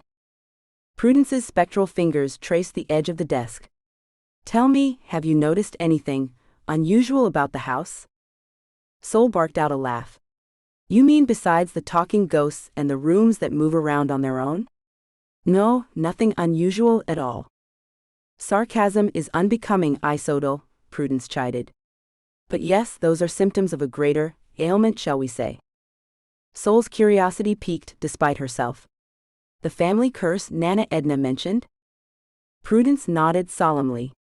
"Indeed. A curse that binds us all to this place. Including you, whether you choose to acknowledge it or not." Sol felt a chill that had nothing to do with the ghost's presence. "What are you saying? That I can't leave?" "Oh, you can leave," Prudence said, waving a dismissive hand. "But you'll find yourself drawn back time and again. The house won't let you go so easily. And as for selling it..." She trailed off, shaking her head. Sol leaned forward, her heart racing. "What about selling it?" Prudence fixed her with a penetrating stare. "Have you ever wondered why your great-aunt left the house to you, specifically? Why it's remained in the family for so long, despite numerous attempts to sell?" Sol shook her head, a sense of dread settling in her stomach. "The curse, my dear. It prevents the house from passing out of Davenport hands. Any attempt to sell will be met with resistance." Sol slumped back in her chair, her mind reeling. "So I'm trapped here? Forever?" Prudence's expression softened slightly. "Not necessarily. There is a way to break the curse. But it requires understanding. And sacrifice." Sol's eyes narrowed. "What kind of sacrifice?" "Nothing so dramatic as you're imagining," Prudence assured her. "But you must be willing to face our family's past. To uncover truths that have long been buried."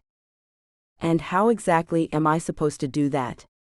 Sol asked, gesturing around the cluttered library. "Spend the next decade reading through dusty old books?" A ghost of a smile played on Prudence's lips. "Books can be helpful, certainly. But the key lies in something far more tangible." Her hand drifted to her neck, fingers tracing an invisible chain. "Have you heard of the Davenport moonstone?" Sol shook her head, leaning in despite herself. "It's an heirloom, passed down through generations of Davenport women," Prudence explained. "A pendant of immense power and significance to our family. It disappeared many years ago, around the time the curse took hold. Let me guess, Sol said dryly. You want me to find it? Prudence nodded. Finding the moonstone is crucial to understanding and breaking the curse. Without it, you'll never truly be free of this place. Sol rubbed her temples, feeling a headache coming on. And I suppose you have no idea where it might be? If we knew, we would have found it long ago, Prudence replied. But the house holds many secrets. Clues perhaps that only the living can uncover. Sol stared at the ghost, weighing her options. On one hand, this all sounded completely insane. On the other, well, she was having a conversation with her dead great-aunt in a house that rearranged itself. Insanity seemed to be the order of the day. All right, she said finally, surprising herself. I'll look into it. But I'm not promising anything. Prudence's form began to fade, a satisfied smile on her face. That's all we ask, my dear. Remember, the past holds the key to your future. And Isodal? Sol looked up, startled by the use of her full name. Welcome home. As Prudence vanished completely, Sol slumped back in her chair, her mind whirling. She glanced at the half-written letter to Mia, then at the rows of books lining the walls. With a sigh, she stood up and walked to the nearest shelf, running her fingers along the spines. All right, Davenport history, she muttered. Let's see what skeletons you're hiding in your closet. As if in response, a book suddenly tumbled from the shelf, landing at her feet. Sol bent to pick it up, her eyebrows rising as she read the title, The Davenport Legacy, Myths and Mysteries. Well, she said, settling back into the chair with the book. I guess that's as good a place to start as any. Sol closed the book with a sigh, her eyes strained from hours of reading. The grandfather clock in the corner chimed midnight, its deep tones reverberating through the empty library. She stretched, her muscles protesting after being curled up in the chair for so long. Well, that was about as helpful as a chocolate teapot, she muttered, setting The Davenport Legacy, Myths and Mysteries aside. It had been full of flowery language and vague allusions, but light on actual facts about the moonstone or the curse. As she stood to leave, a chill ran down her spine. The library suddenly felt colder, more oppressive. The shadows in the corners seemed to deepen, and Sol could have sworn she saw movement out of the corner of her eye. Nope, she said firmly, shaking her head. Not doing this. I'm going to bed, and you, she pointed accusingly at the room in general, are going to behave yourself. She marched out of the library, shutting the door firmly behind her. The hallway was dark, lit only by the faint moonlight filtering through the windows. Sol fumbled for her phone, using its flashlight to illuminate her path. As she approached her bedroom, a sound made her pause. Footsteps, light and quick, echoed from further down the hall. Then came a burst of laughter, high and tinkling, like wind chimes in a breeze. Sol froze, her heart racing. Hello, she called out, immediately regretting it.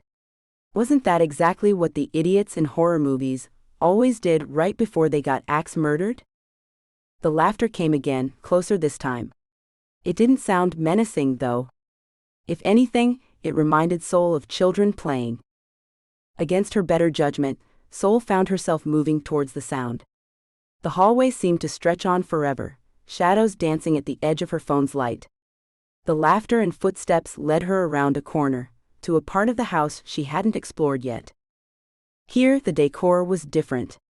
The wallpaper was a cheerful floral pattern, and framed children's drawings hung on the walls. Sol's light fell on a toy horse, rocking gently as if someone had just been playing with it. Okay, creepy dolls and haunted toys are where I draw the line, Sol muttered, backing away. But as she turned, she found herself face to face with a series of doors. They were smaller than the other doors in the house, child-sized almost.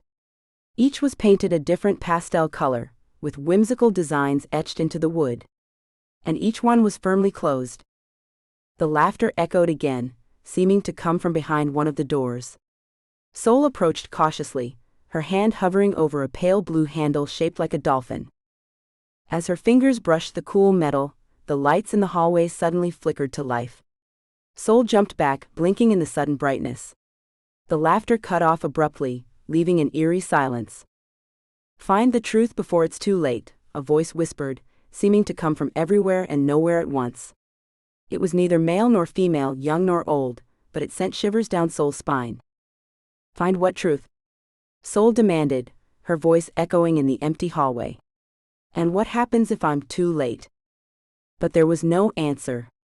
The hallway was silent and still, the pastel doors mockingly cheerful in the harsh electric light. Sol tried the blue door, then the others, but they were all locked tight. No amount of jiggling or muttered curses would budge them. Fine, she said, throwing up her hands. Keep your secrets. I'm going to bed. As she turned to leave, Sol caught sight of herself in a mirror hanging on the wall. She looked pale and disheveled, with dark circles under her eyes. But there was something else, a glimmer of something in her reflection. For a moment, she could have sworn her eyes flashed with an otherworldly light. Sol blinked, and the moment passed. She was just tired, that's all. Tired and letting this creepy old house get to her. She made her way back to her bedroom, the cheerful children's hallway fading behind her like a half-remembered dream. As she crawled into bed, Sol couldn't shake the feeling that she was missing something important. Find the truth before it's too late, she mumbled, pulling the covers up to her chin. Yeah, no pressure or anything.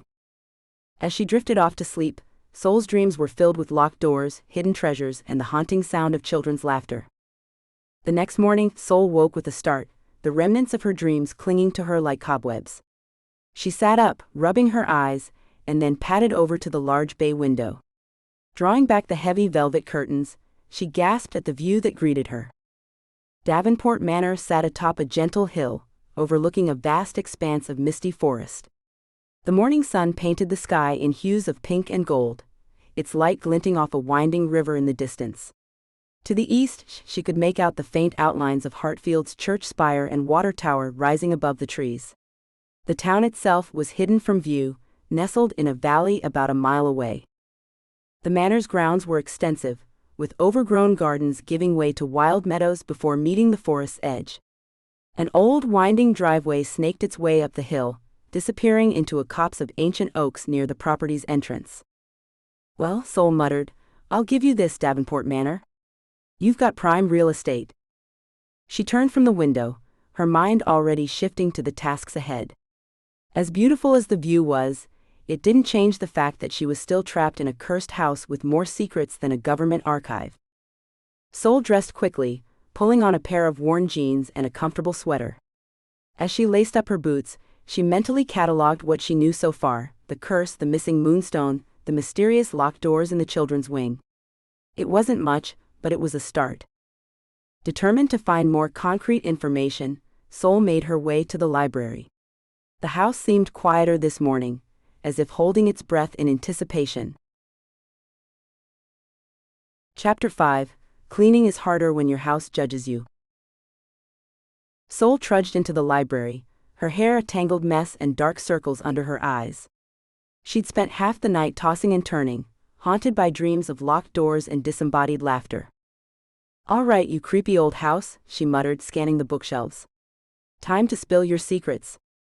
She ran her fingers along the spines of dusty tomes, searching for anything that might shed light on the family's history. As she reached for a particularly ancient-looking volume, her elbow knocked against a nearby shelf. A soft click echoed through the room. Sol froze, her hand still outstretched. Oh, you've got to be kidding me, she said, rolling her eyes. A secret passage? Really? But sure enough, the bookshelf had swung open slightly, revealing a narrow staircase behind it. Dust motes danced in the beam of light that now penetrated the hidden space. Well, I guess that's marginally less cliché than a revolving fireplace, Sol quipped, peering into the darkness. She pulled out her trusty flashlight and took a deep breath. Here goes nothing. The stairs creaked ominously under her feet as she ascended. Cobwebs clung to her hair, and the musty smell of long-forgotten things filled her nostrils. At the top, she found herself in a spacious attic, its sloped ceiling barely visible in the gloom. Sol's flashlight beam swept across the room, revealing piles of old furniture, stacks of yellowed newspapers, and trunks overflowing with moth-eaten clothing. Hoarders, haunted house edition, she mumbled, picking her way through the clutter. Something caught her eye, a large ornate chest tucked away in a corner. Unlike everything else in the attic, it seemed relatively free of dust. Sol approached it cautiously, half expecting it to sprout teeth and try to eat her.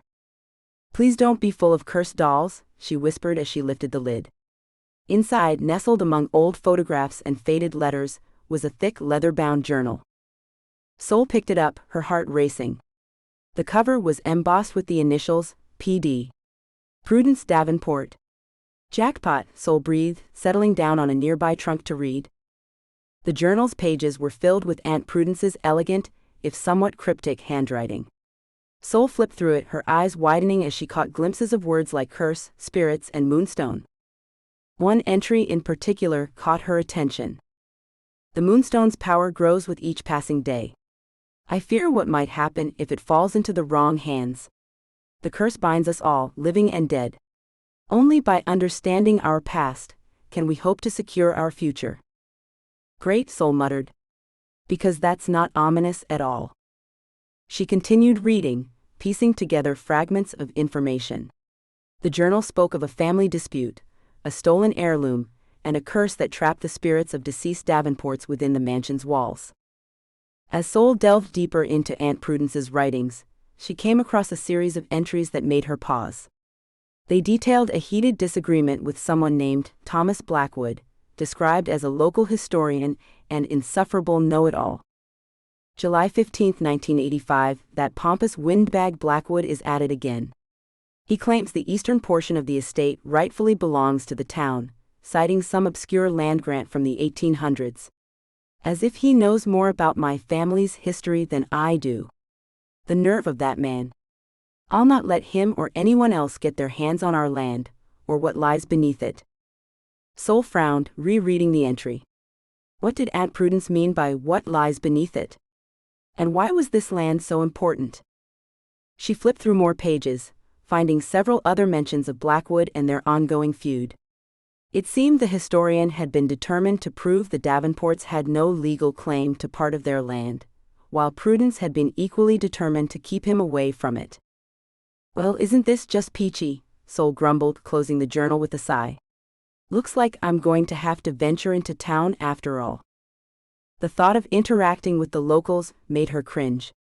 She'd hoped to deal with the house and get out of Hartfield as quickly as possible, without having to explain her presence to nosy small-town busybodies. But if she wanted answers about her family's past and this mysterious curse, it seemed she had no choice. Sol tucked the journal into her bag and made her way back down the hidden staircase. As she emerged into the library, she could have sworn she heard a faint chuckle, as if the house was amused by her reluctance. "Oh, shut up," she told the empty room. "I'm doing this under protest, just so we're clear." She marched out of the library, determination overriding her annoyance. It was time to face the town of Hartfield, and see what she could uncover about Thomas Blackwood and this land dispute. Maybe, if she was lucky, she'd even find some answers about the moonstone and the curse that seemed to hang over her family like a shroud. As Sol reached for her car keys, a thought struck her. She turned back to the house, eyeing it suspiciously. "You're going to let me leave, right? No more locked doors or vanishing exits?" The house remained silent, but Sol could have sworn she felt a ripple of something. Amusement? Resignation? Whatever it was, when she tried the front door, it opened without resistance. "Right," Sol said, stepping out into the sunlight. "Here goes nothing. Time to go play nice with the locals and pretend I'm not living in a sentient haunted house. This should be fun." As she walked to her car, Sol couldn't shake the feeling that this trip into town was going to be more complicated than she anticipated. But then again, nothing about this inheritance had been simple so far. Why start now? Sol returned from her trip to town feeling more frustrated than enlightened. The locals had been friendly enough, but their knowledge of Thomas Blackwood and the land dispute was limited to vague rumors and exaggerated tales. She trudged into the mansion, tossing her keys onto a nearby table with a sigh. "Well, that was a waste of time," she muttered, running a hand through her hair. "I might as well have asked a brick wall for information." As if in response to her words, a chill swept through the foyer. Sol tensed, her eyes darting around the room. She'd learned quickly that sudden temperature drops usually meant, "Rough day, kiddo?" Uncle Ralph's ghostly form materialized near the staircase, his spectral top hat slightly askew. Sol groaned. "You could say that. Turns out small towns are great at gossip, but terrible at actual facts." Ralph chuckled, idly spinning a phantom coin between his fingers. "Facts can be overrated. Sometimes the real story's in the spaces between them." "That's surprisingly profound coming from you," Sol said, raising an eyebrow. Ralph's grin turned sheepish. "Well, don't get used to it. Profundity's not really my style." He paused, his expression growing more serious. "But speaking of stories, I suppose it's time you heard a bit more of ours." Before Sol could respond, other spectral forms began to appear. Aunt Prudence materialized near the parlor door, her stern gaze softening slightly as it fell on Sol. Nana Edna popped into existence by the fireplace, already fussing with an invisible tea set. "Oh good, we're having a family reunion," Sol quipped, trying to mask her unease. "Should I break out the photo albums and embarrassing childhood stories?" Prudence's lips thinned. "This is no laughing matter, Isodal. It's time you understood more about our family's complicated history." Sol sank into a nearby armchair, sensing this was going to be a long conversation. "All right, I'm all ears. Who wants to go first in this ghostly edition of Show and Tell?" Uncle Ralph cleared his throat, an unnecessary gesture for a ghost, but old habits died hard. "Might as well be me," he said, his usual jovial tone tinged with regret. "You see, kiddo, I wasn't always the charming rogue you see before you." As Ralph spoke, the air around him seemed to shimmer, and Sol found herself seeing flashes of memory, like scenes from an old grainy film. She saw a younger Ralph, his face creased with worry, sitting at a high-stakes poker game. "I had a bit of a gambling problem," Ralph's voice echoed, overlaying the vision. "Thought I could win big, solve all the family's problems in one fell swoop." The scene shifted, showing Ralph arguing with a stern-faced Prudence, waving a deed or some important-looking document. "Instead, I lost something precious. Something that belonged to all of us." The vision faded, leaving Ralph looking more transparent than usual, his eyes downcast. "I thought I was being clever, using the Eastern land as collateral. Never imagined I'd actually lose it." Sol leaned forward, her mind racing. "The Eastern land? The same part Blackwood was claiming?" Prudence nodded gravely. "Indeed." Ralph's indiscretion complicated matters significantly. Ralph's form flickered. "I'm not proud of it. Spent the rest of my life trying to make it right, but..." He gestured to his spectral form. "Well, time ran out on me." Before Sol could process this revelation, Nana Edna stepped forward, her ghostly form radiating warmth despite the chill in the air. "Oh, don't be too hard on yourself, Ralph. We've all made our mistakes." The air shimmered again, and Sol found herself watching scenes from Edna's memories. She saw a younger Edna, surrounded by other women of various ages, all gathered around a large stone in what looked like the mansion's garden. "We had our traditions," Edna's voice explained, a note of wistfulness in her tone. "Passed down through the Davenport women for generations. We thought we were protecting the family, keeping our legacy safe." The scene shifted, showing the women performing what looked like a ritual, their hands linked as they chanted around the stone. But something seemed to go wrong, a flash of light, screams of surprise and fear. "But we didn't understand the power we were dealing with," Edna continued. "We thought we could control it, bend it to our will. Instead..." The vision faded, leaving Edna looking small and sad. "We made things worse.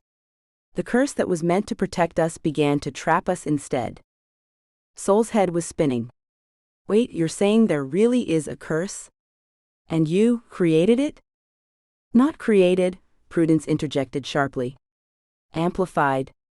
The curse has always been a part of our family's legacy.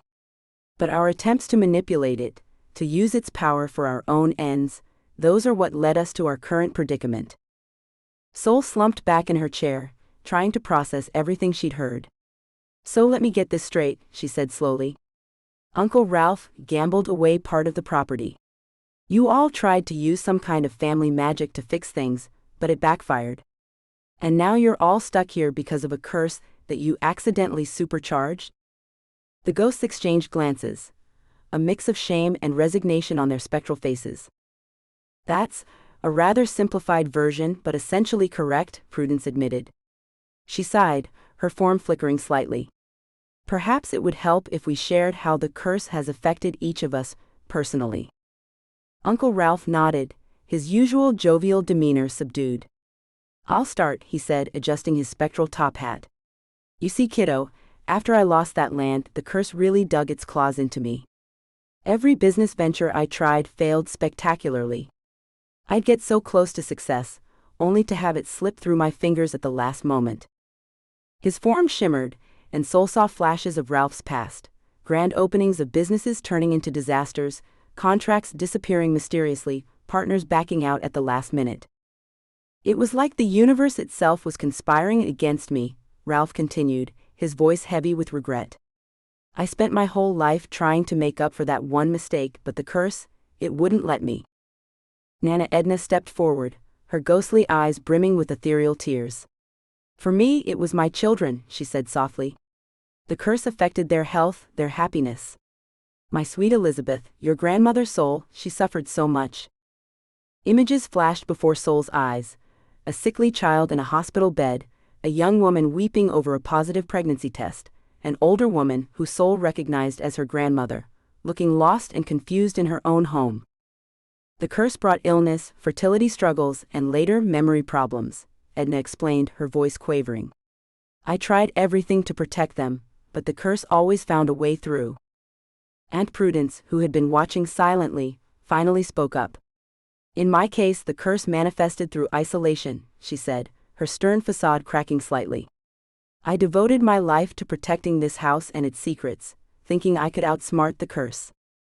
Sol saw visions of a younger Prudence, poring over old books, performing rituals in the dead of night, pushing away concerned family members and potential friends. But the more I tried to control it, the more it controlled me, Prudence continued. I became a prisoner in this house long before I died, cut off from the world and even my own family. Sol felt a lump forming in her throat. Despite her skepticism, the raw emotion in the ghosts' voices and the vivid memories they shared were hard to dismiss. I had no idea, she said softly. I mean, I knew our family had its share of problems, but this.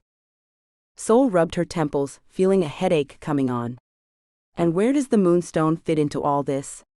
Aunt Prudence, your journal mentioned it was important. Prudence's form seemed to flicker at the mention of the journal. The moonstone is complicated. It's both the key to our predicament and the source of our power. Finding it is crucial, but using it? She trailed off, her expression troubled. Using it could make things even worse, Ralph finished for her. It's a double-edged sword, that little rock. Nana Edna nodded solemnly. We've all paid the price for meddling with forces we didn't fully understand. Now it falls to you, dear, to unravel this mess. Sol looked at each of the ghosts in turn, seeing the weight of their past etched in their spectral features. She felt a mix of emotions, frustration at being saddled with their mistakes, sympathy for their regrets, and a growing sense of determination. Well, she said, standing up and brushing off her jeans, I guess I've got my work cut out for me. Any other family secrets you want to drop on me while we're at it? Hidden treasure? Long-lost siblings? A family dragon, perhaps? The ghosts remained silent, but Sol could have sworn she saw a flicker of something pass between them. She sighed, realizing this was probably just the tip of the iceberg when it came to Davenport family drama. Right? I'll take that as a stay tuned for more shocking revelations, she muttered. For now, I think I need a very strong cup of coffee and some time to process all this. As Sol headed towards the kitchen, she couldn't shake the feeling that she'd just scratched the surface of her family's complicated history. The ghost's fragmented memories had given her more questions than answers, but one thing was clear: unraveling this curse was going to be far more challenging and personal than she'd ever imagined. Chapter 6: Welcome to the Family Feud, Cursed Edition. Sol stepped out of the mansion, squinting in the bright sunlight. She'd half expected the house to sprout arms and drag her back inside, but after a lengthy debate with Aunt Prudence, which involved more eye-rolling than actual words, she'd finally been allowed to leave. For now. Remember, you can't stay away forever, Prudence's voice echoed in her head. Watch me, Sol muttered under her breath as she strode down the winding driveway. The quaint town of Hartfield sprawled before her, its main street a picturesque scene of small shops and cafes. As Sol walked down the cobblestone sidewalk, she felt the weight of curious stares. Whispers followed in her wake, and she caught snippets of conversation. That's her? The Davenport girl? Living in that creepy old house. Sol hunched her shoulders, quickening her pace. She'd come to town for answers, not to be the latest gossip. The library loomed ahead, a squat brick building with Hartfield Public Library etched above its doors in faded gold letters. Inside, the musty smell of old books hit her nose. Sol approached the front desk, where a petite woman with salt and pepper hair was absorbed in a massive tome. Excuse me, Sol said. I'm looking for information on... The woman's head snapped up, her eyes widening behind thick-rimmed glasses. Oh my goodness. You must be Sol Davenport. Sol blinked. It's Sol, actually. And you are? Penny Green, town historian and librarian extraordinaire. Penny thrust out her hand, shaking Sol's vigorously. I can't believe you're here. How's the mansion? Have you seen any ghosts? Is it true the walls bleed at midnight? Oh, slow down there, Ghostbusters, Sol said, extricating her hand. I'm just here for some local history, not to star in the town's next horror flick. Penny's enthusiasm didn't waver. Of course, of course. Oh, but you look just like your great-great-grandmother, Evangeline. Same sharp eyes, same sardonic twist to your mouth. It's uncanny. Sol's eyebrows shot up. Gee, thanks. Always wanted to be compared to a woman who's been dead for a century. Really boosts the old self-esteem. Penny laughed, waving her pen in the air. Oh, you even have her wit. The Davenports were always known for their sharp tongues.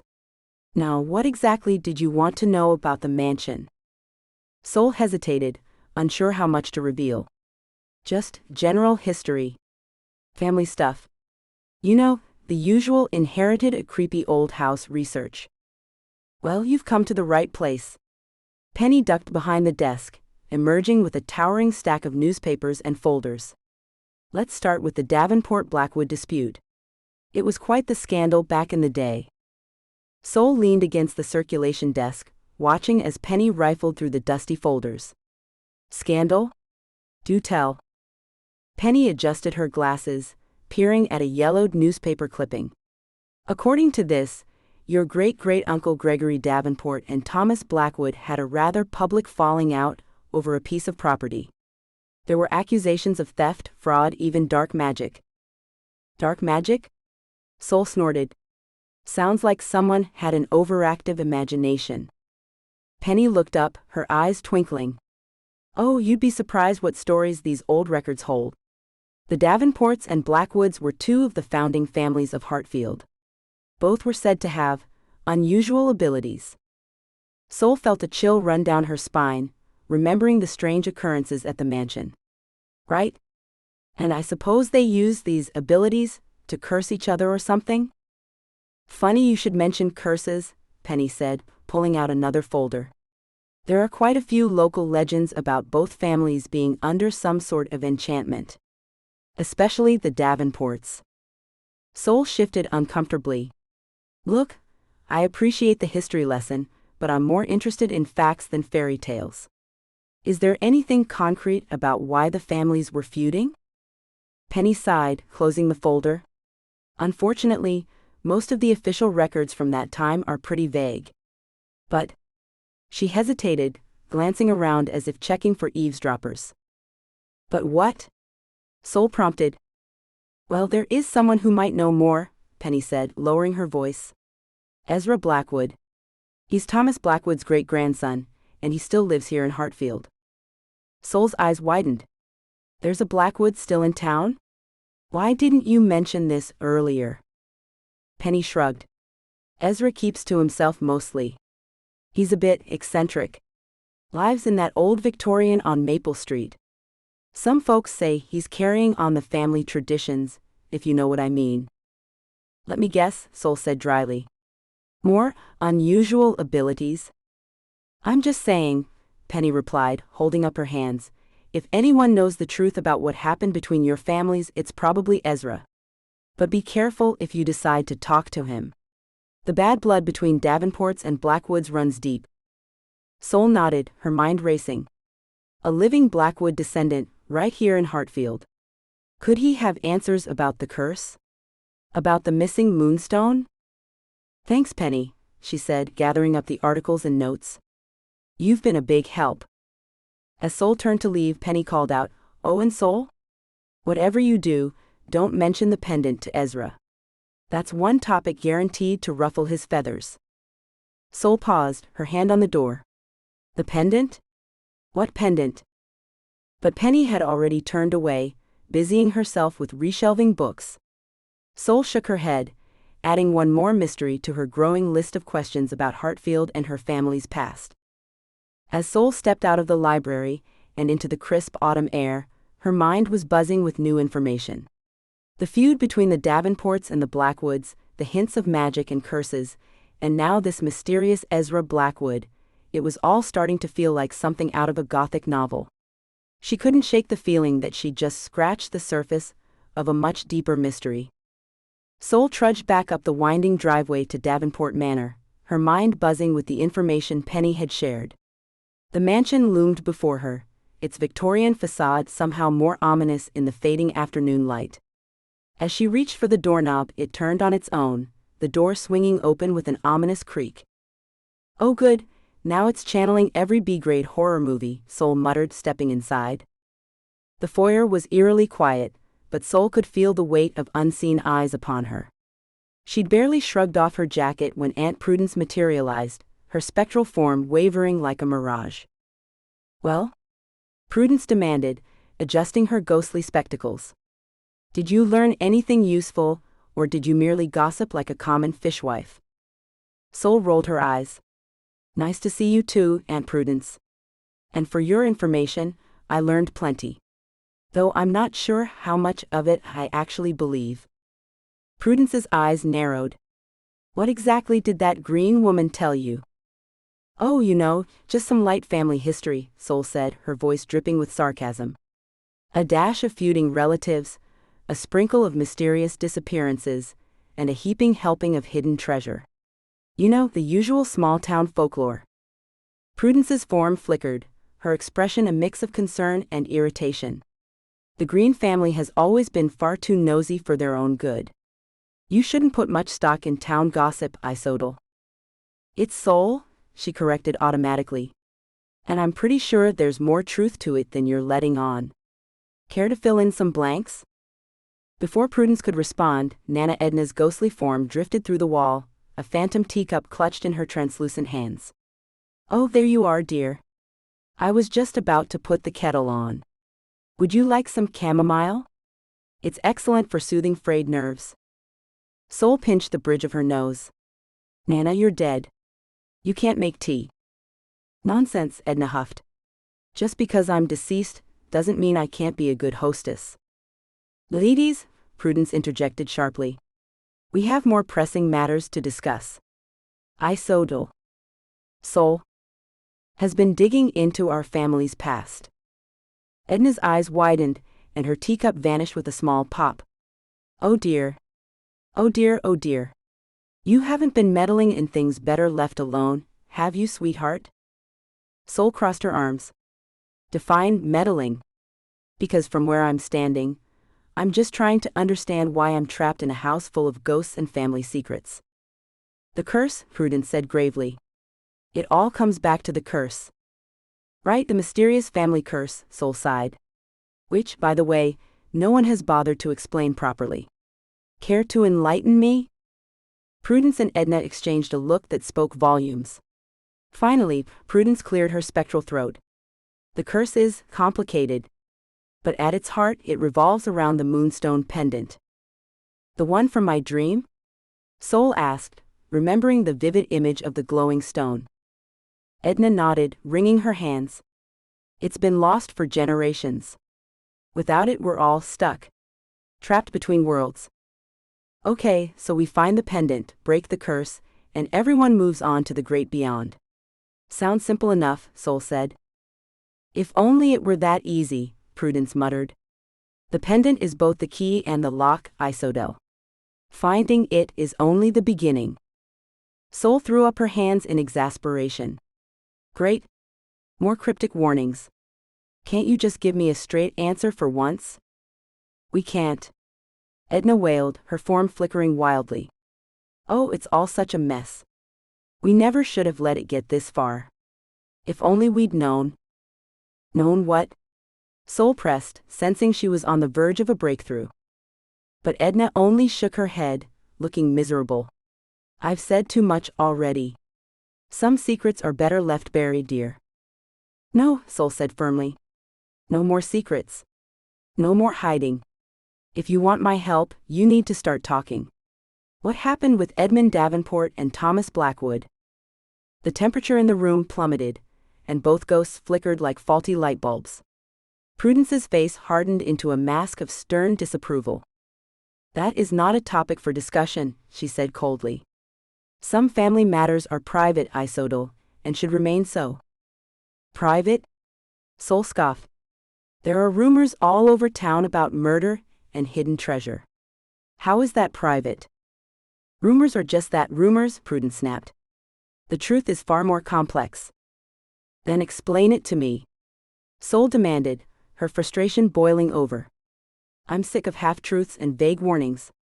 If you want me to break this curse, I need to know what I'm dealing with. A tense silence fell over the foyer. Edna looked close to tears, if ghosts could cry, while Prudence's spectral form seemed to grow taller, more imposing. You're not ready, Prudence said finally. The truth is a heavy burden, Isodel. One that has weighed on this family for generations. When the time is right, you'll understand. And when will that be? Sol asked, her voice tight with suppressed anger. When you learn to listen to the house, Edna said softly. It knows more than any of us. It remembers everything. Sol opened her mouth to argue further, but a sudden gust of wind swept through the foyer, extinguishing the lamps and plunging the room into darkness. When the lights flickered back on a moment later, both ghosts had vanished. Left alone in the foyer, Sol let out a frustrated groan. She was no closer to understanding the curse than when she'd left for town that morning. If anything, she had even more questions now. As she climbed the stairs to her bedroom, Sol couldn't shake the feeling that she was missing something crucial. The moonstone pendant, the family feud, the curse, it was all connected somehow, but the pieces refused to fit together. Fine, she muttered to herself as she reached her door. If they won't give me answers, I'll find them myself. This house has to have more secrets hidden away somewhere. Sol settled into one of the library's overstuffed chairs, spreading out Penny's documents across the antique desk. The musty scent of old paper filled her nostrils as she pored over yellowed newspaper clippings and handwritten notes. All right, Davenport history, she muttered. Let's see what skeletons you're hiding in your perfectly manicured closets. Her eyes caught on a faded journal entry, the handwriting spidery and old-fashioned. June 15, 1892, Amelia Davenport's use of the moonstone pendant continues to astound. Today she calmed a raging storm that threatened our crops. The stone glowed with an otherworldly light, and the winds died as if by magic. But the toll on Amelia was great. She slept for 2 days after. Sol's eyebrows shot up. Well, that's interesting, she murmured, reaching for another document. This one was a newspaper clipping, from 1923. Local hero saves child from well. In a miraculous turn of events, young Timothy Davenport, 8, was rescued from the bottom of Widow Miller's well yesterday. Eyewitnesses claim Timothy's father, Jonathan Davenport, used an unusual pendant to locate the boy. When asked about his methods, Mr. Davenport declined to comment. Huh, Sol mused. Guess great-grandpa was more than just a pretty face. She shuffled through more papers, finding another journal entry, this one from the 1950s. April 3, 1956. Use the pendant again today. The visions it gives are becoming clearer, but the headaches are getting worse. Saw glimpses of the future, danger coming to Hartfield. Must find a way to prevent it. The pendant's power is a blessing and a curse. E.D. Sol leaned back, her mind whirling. The pendant wasn't just a family heirloom. It seemed to have genuine power. Weather control, finding lost people, visions of the future. It was like something out of a fantasy novel. As she reached for another document, a small leather-bound book caught her eye. It was tucked beneath a stack of newspapers, its spine cracked with age. Sol carefully opened it, revealing a series of entries in a familiar handwriting, Aunt Prudence's. October 12, 1985. I've hidden the pendant. Its power is too great, too tempting. Ralph nearly destroyed himself trying to use it to win at the tracks. He doesn't understand. The pendant's magic always comes with a price.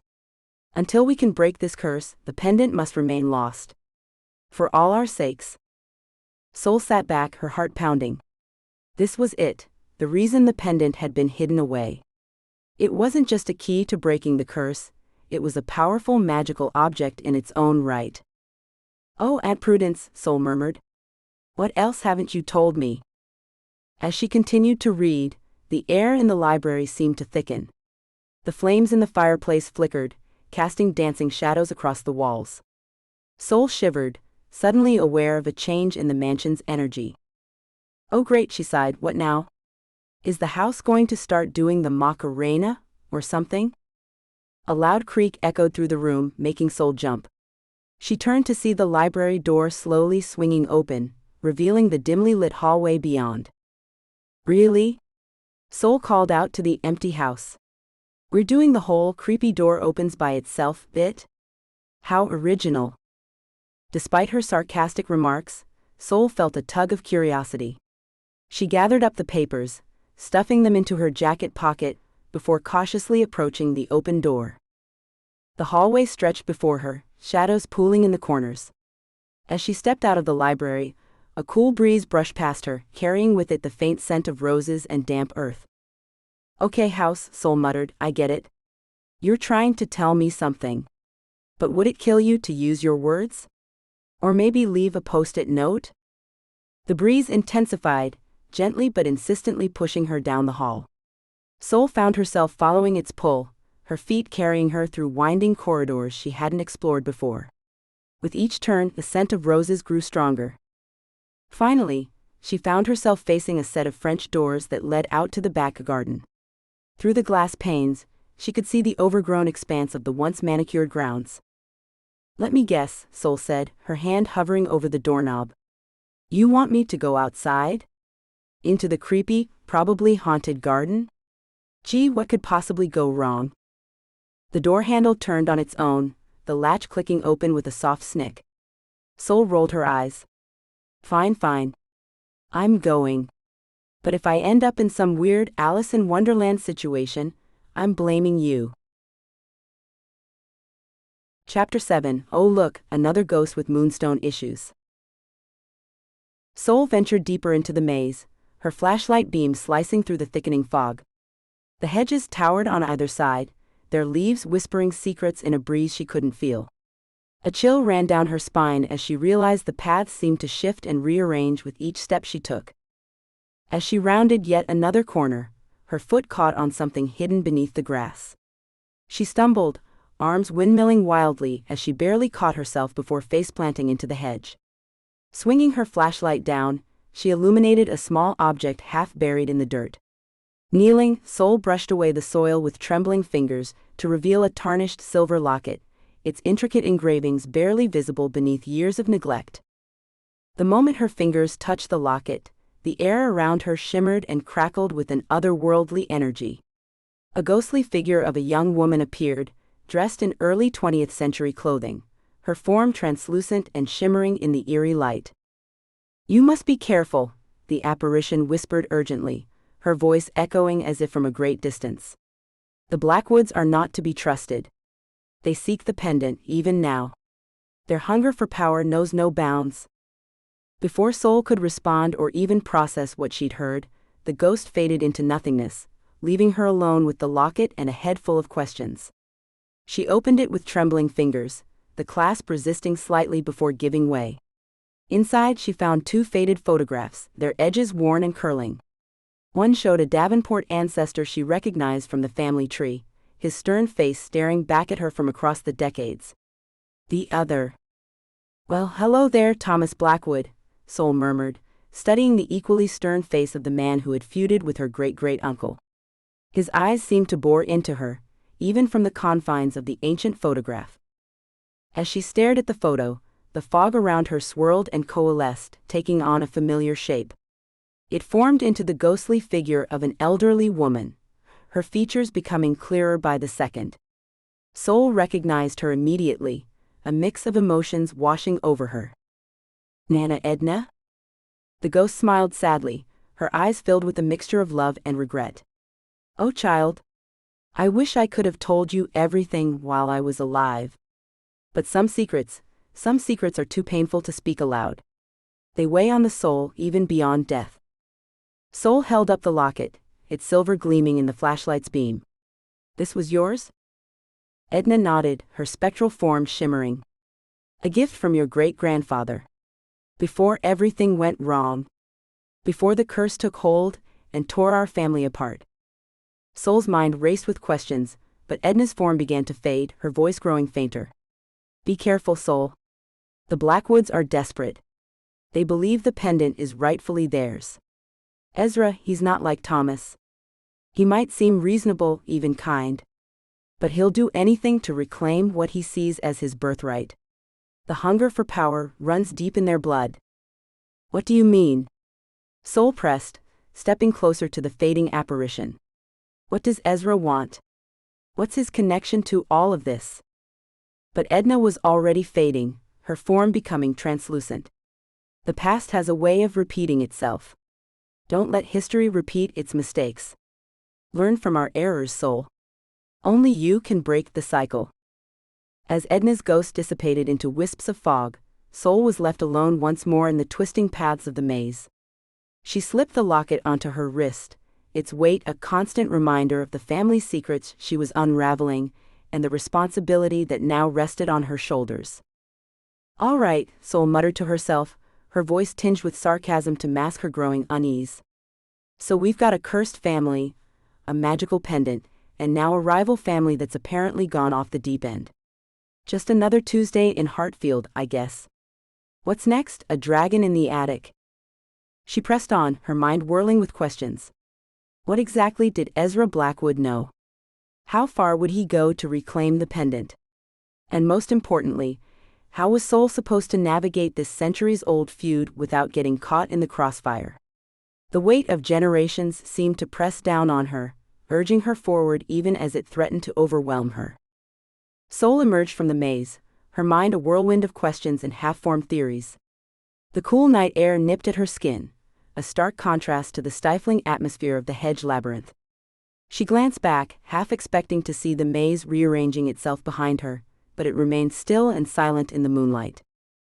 "Well, that was informative," she muttered, her voice dripping with sarcasm. "Nothing like a cryptic ghost aunt and some magical glowing rocks to really clear things up." As she approached the mansion, Sol couldn't shake the feeling that the house was watching her. The windows seemed to follow her movement, dark eyes in a weathered face. She quickened her pace, eager to get inside despite the growing sense that she was walking into the belly of the beast.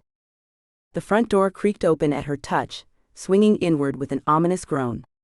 Sol stepped into the foyer, her footsteps echoing in the empty space. The air inside felt thick, heavy with secrets and unspoken truths. "All right, haunted house," Sol said, her voice unnaturally loud in the silence. "What's next on the agenda? More cryptic clues? A ghostly tea party?" As if in response, a cold draft whispered through the hallway, carrying with it the faint scent of dust and old paper. Sol followed the breeze, her hand trailing along the wall. It led her to a part of the house she hadn't explored yet, a narrow corridor lined with faded wallpaper. At the end of the hall, a door stood slightly ajar. Sol approached cautiously, half expecting Uncle Ralph to jump out with another of his pranks. But as she pushed the door open, she found only a small, circular room.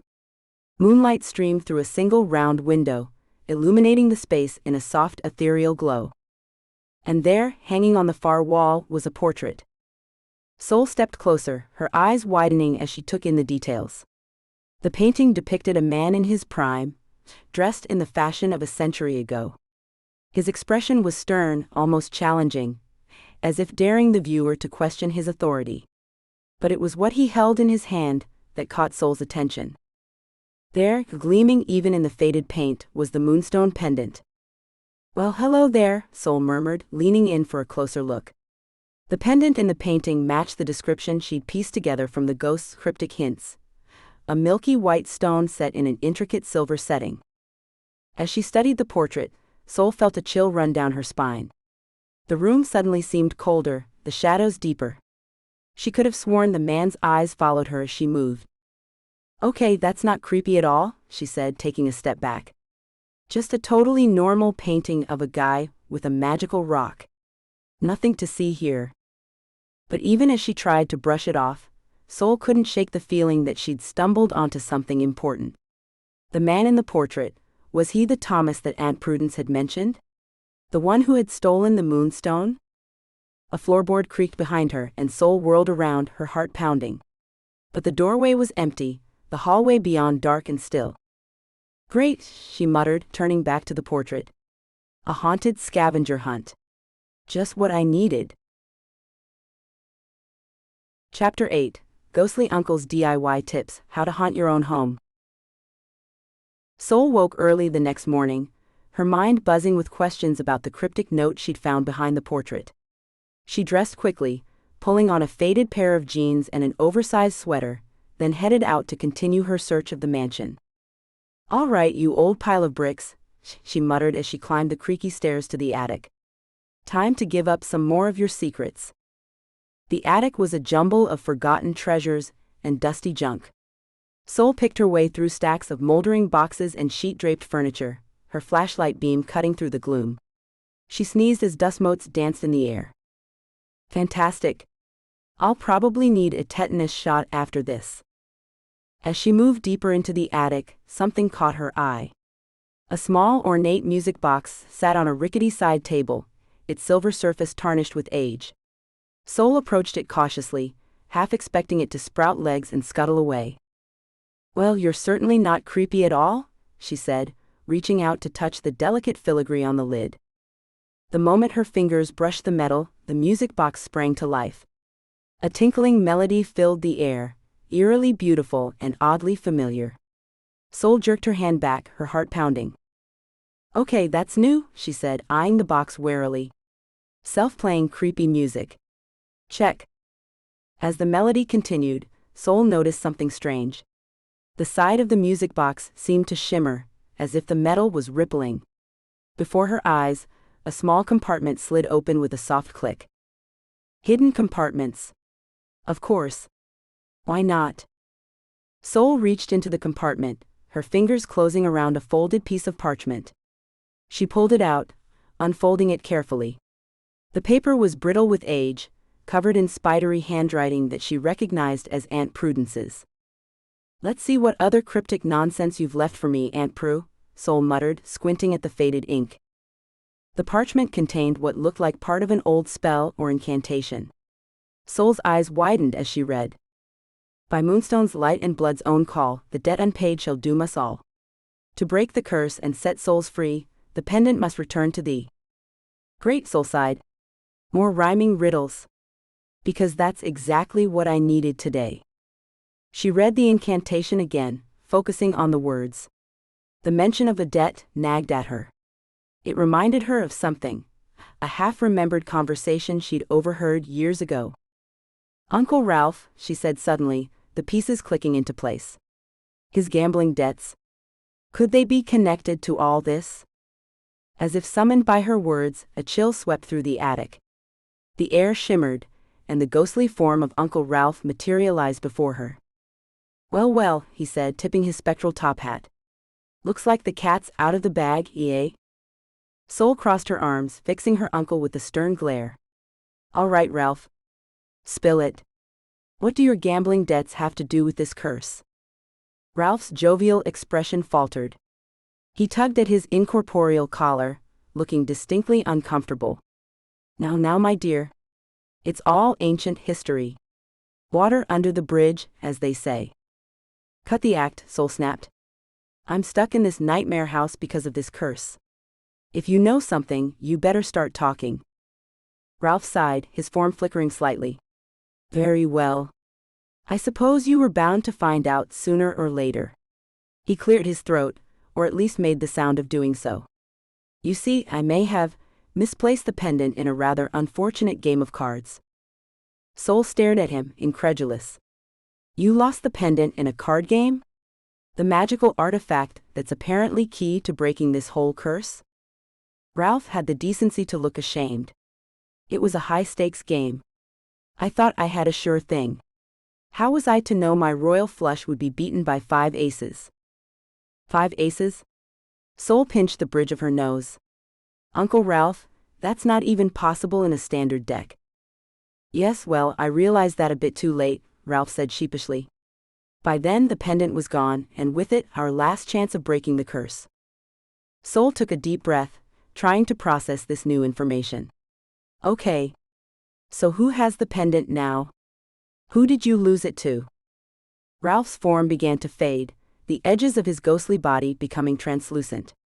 That, my dear, is the million-dollar question. The man who won it, he wasn't from around here. Went by the name of Jack Diamond. Fitting, considering his penchant for jewels. Jack Diamond? Sol repeated. Sounds like a bad movie character. Oh, he was quite real, Ralph assured her. And quite dangerous. After he won the pendant, he vanished. No one's seen him or the moonstone since. As Ralph's form faded completely, his final words echoed in the attic. Be careful, Sol. Some debts are better left unpaid. Sol stood alone in the dusty attic, the music box's melody fading away. She looked down at the parchment in her hand, then at the space where Ralph had been. Jack Diamond, she murmured. Well, looks like I've got a new lead to follow. She tucked the parchment into her pocket and made her way back downstairs, her mind racing with possibilities. The mansion creaked around her, as if acknowledging the new direction her search had taken. As she reached the bottom of the stairs, Sol couldn't shake the feeling that she was being watched. She turned, half expecting to see another ghost, but the hallway was empty. All right, haunted house, she said to the air. You want to play treasure hunt? Let's do this. But fair warning, I'm not great at following rules. The house seemed to shudder in response, and Sol could have sworn she heard a faint, ghostly chuckle. She squared her shoulders and headed for the library.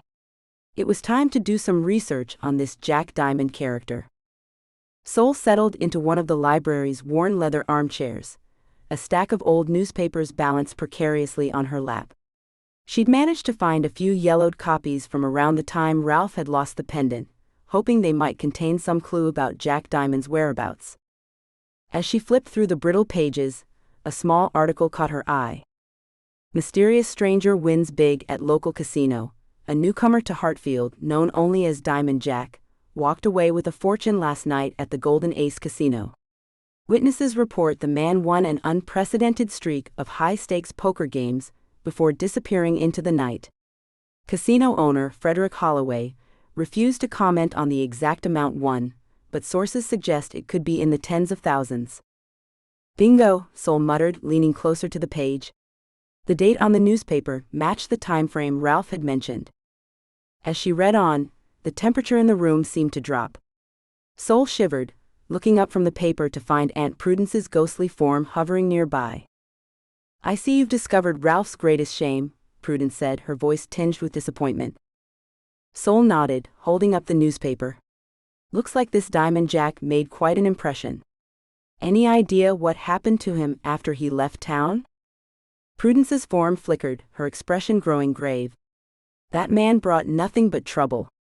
After he vanished with the pendant, strange things began happening in Hartfield. Crops failed, businesses closed, and the town fell on hard times.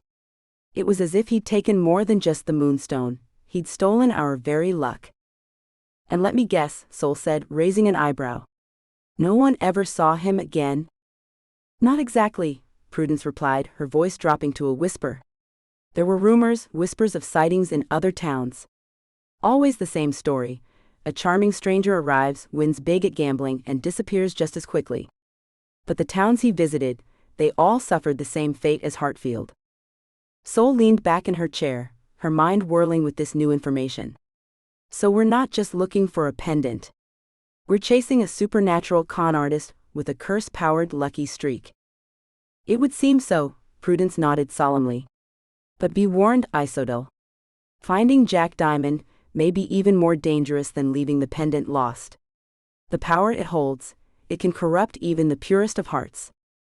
As Prudence's form began to fade, Sol called out, "Wait! How am I supposed to find someone who's been missing for decades?" But Prudence was already gone, leaving Sol alone with her thoughts and a growing list of questions. She looked down at the newspaper, Jack Diamond's story staring back at her in faded ink. "All right, Diamond," she muttered. "Let's see if we can't track down your little crime spree. You can't have disappeared completely." With renewed determination, Sol dove back into her research. The mansion creaked and settled around her, as if sensing the shift in her quest. The hunt for Jack Diamond and the missing moonstone was on. Sol stood at the top of the basement stairs, flashlight in hand, eyeing the darkness below with a mix of trepidation and annoyance. Uncle Ralph's cryptic hints about hidden treasures in the basement had piqued her curiosity, but the idea of venturing into yet another creepy part of the house wasn't exactly thrilling. "Well, here goes nothing," she muttered, taking the first step down. Because clearly, what this house needs is more dark, spooky areas to explore. The wooden stairs creaked ominously under her feet as she descended.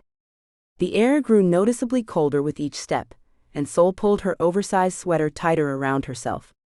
Her flashlight beam danced across cobweb-covered walls and dusty old shelves filled with jars of unidentifiable substances. "Lovely," Sol commented dryly. "I always wanted my own mad scientist lab. Thanks, Aunt Prue." As she reached the bottom of the stairs, Sol swept her flashlight around the basement. It was larger than she'd expected, with several branching corridors leading off into darkness. Rusty pipes crisscrossed the low ceiling, and the faint sound of dripping water echoed in the stillness. "Eeny, meeny, miny, mo," Sol said, pointing her flashlight at each corridor in turn. "Which way does the creepy basement go?" She chose the rightmost corridor, following it deeper into the bowels of the house. The temperature continued to drop, and Sol could see her breath misting in front of her face. She shivered, not entirely from the cold. Note to self: invest in a good space heater if I'm going to keep playing Nancy Drew in this icebox. The corridor twisted and turned, leading Sol through a maze of old furniture, broken appliances, and stacks of moldering boxes. Just as she was beginning to think she'd made a wrong turn, the beam of her flashlight fell upon something that made her pause. An iron-bound door stood before her, its surface covered in intricate carvings. Symbols and runes that Sol didn't recognize swirled across the metal, seeming to shift and move in the flickering light of her flashlight. "Well, that's not ominous at all," Sol said, her voice echoing in the empty corridor. She reached out, her fingers hovering just above the cold metal of the door. "I swear, if this turns out to be a portal to some eldritch dimension, I'm putting this place on the market, ghosts and all." Just as her fingertips were about to brush against the door, a familiar chill swept through the air. Sol groaned, knowing what was coming. "Sol Davenport." Aunt Prudence's stern voice rang out, causing Sol to jump despite herself. The ghostly form of her great-aunt materialized between her and the door, arms crossed and spectral glasses perched on her nose. "Just what do you think you're doing?" Sol took a step back, lowering her hand. "Oh, just taking a leisurely stroll through the crypt-like basement of my haunted inheritance. Totally normal Tuesday afternoon." Prudence's eyes narrowed. "This is no joking matter, young lady. You cannot proceed without the proper knowledge. This door, it leads to places you are not yet prepared to face." Sol rolled her eyes. "Right, because that's not cryptic at all. Care to elaborate on what proper knowledge I'm missing? Maybe give me a study guide or a cheat sheet?" Prudence's form flickered, her expression a mix of concern and frustration. The secrets behind this door are not to be taken lightly. They are tied to the very heart of our family's curse and the Blackwood's involvement. Great, Sol sighed. More family drama. Just what I needed after learning about Uncle Ralph's poker mishap with Jack Diamond. Prudence's ghostly eyes widened slightly. You know about Jack Diamond? How much have you uncovered? Sol crossed her arms, fixing her aunt with a determined stare. Enough to know that he's the reason we lost the pendant. Enough to know that he's been leaving a trail of misfortune wherever he goes. What I don't know is how this all ties together with the Blackwoods and this mysterious door. Prudence's form wavered, her expression torn between pride and concern. You've made more progress than I expected, Sol. But there are still pieces of the puzzle you're missing. The connection between Jack Diamond, the Blackwoods, and our family, it's more complex than you realize. Then help me understand, Sol pressed. All these cryptic warnings and half-truths aren't exactly making things easier. In due time, Prudence said, her form already beginning to fade. For now, focus on tracking Jack Diamond's movements. The path he took after leaving Hartfield, it may lead you to more than just the pendant. As Prudence disappeared entirely, Sol was left alone in the cold, dark basement, staring at the mysterious door. She shone her flashlight over the intricate carvings once more, committing them to memory. Fine, she muttered, turning away from the door. I'll play detective and follow Diamond's trail. But this isn't over, Aunt Prue. I'm coming back for whatever's behind this door. Sol made her way back through the twisting corridors, her mind racing with questions. Jack Diamond, the Blackwoods, the curse, how did it all fit together? One thing's for sure, she said to herself as she emerged from the basement. I'm going to need a lot more coffee for this. The house creaked around her, as if in agreement. Sol made her way to the kitchen, determined to fortify herself with caffeine before diving back into her research. As she passed the library, she paused, eyeing the shelves of old books and documents. All right, Jack Diamond, she said, her voice carrying a mix of determination and resignation.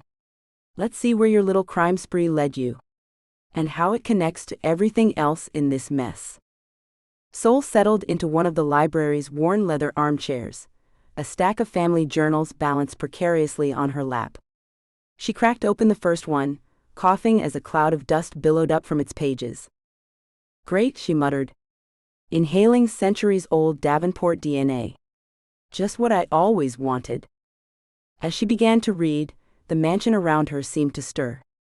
The lights flickered, casting dancing shadows across the bookshelves. Sol glanced up, her eyes narrowing. Oh, cut it out, she said to the empty room. I'm trying to solve your stupid curse, remember? The house creaked in response, almost as if it was laughing at her. Sol rolled her eyes and returned to the journal. Hours passed as Sol pored over the faded handwriting, trying to piece together the fragmented history of her family. She learned of great-great-uncle Gregory's obsession with the occult, of cousin Amelia's scandalous elopement with a traveling salesman, and of countless petty feuds and reconciliations. But nothing seemed to point directly to the curse or the moonstone pendant. Frustration mounted as Sol moved from one journal to the next. The shadows in the room grew longer, and the air felt heavier with each passing minute. She rubbed her eyes, fighting off a headache. This is useless, she grumbled, tossing aside yet another journal filled with mundane details and vague allusions. It's like trying to solve a jigsaw puzzle, with half the pieces missing and the rest from completely different sets. The house groaned around her, the floorboards creaking ominously. Sol shot a glare at the ceiling. Oh, you don't like that? Well, tough. If you and your ghostly inhabitants would just give me a straight answer for once, maybe we wouldn't be in this mess. She stood up, stretching her stiff muscles, and began to pace the length of the library. Her fingers trailed along the spines of the books as she walked, her mind racing. Blackwood's moonstone, curse, gambling debts, she muttered, ticking off the pieces of the puzzle on her fingers. It's all connected, but how? Sol stopped in front of a particularly dusty shelf, her eyes unfocused as she stared at the books without really seeing them. She let out a long, exasperated sigh. If only these ghosts would just tell me straight up, she exclaimed, throwing her hands up in frustration. Is a little clarity too much to ask for? As if in response to her outburst, a book suddenly tumbled from the shelf, landing at her feet with a dull thud. Sol jumped back, her heart racing. Okay, that was either a very timely coincidence or some ghostly interference, she said, eyeing the fallen book warily. Either way, I'm choosing to take it as a sign. She bent down and picked up the book, noting its worn leather cover and faded gold lettering. As she held it, the book fell open in her hands, almost as if guided by an unseen force. Sol's eyes widened as she read the title of the chapter before her. The Golden Ace, Hartfield's most notorious gambling den. Well, well, Sol murmured, a hint of excitement creeping into her voice. Looks like we might have a lead after all. She began to read, her eyes darting across the page as she absorbed the information. The Golden Ace had been a speakeasy-turned-gambling den in the heart of Hartfield during the 1920s.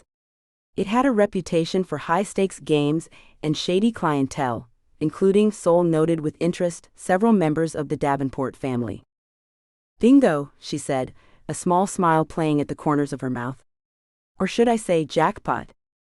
As she continued reading, Sol learned that the Golden Ace had been shut down in the late 1930s following a police raid. The building had been abandoned for years before being converted into a local history museum. A museum, Sol mused, tapping her finger against the page. Now that's something I can work with.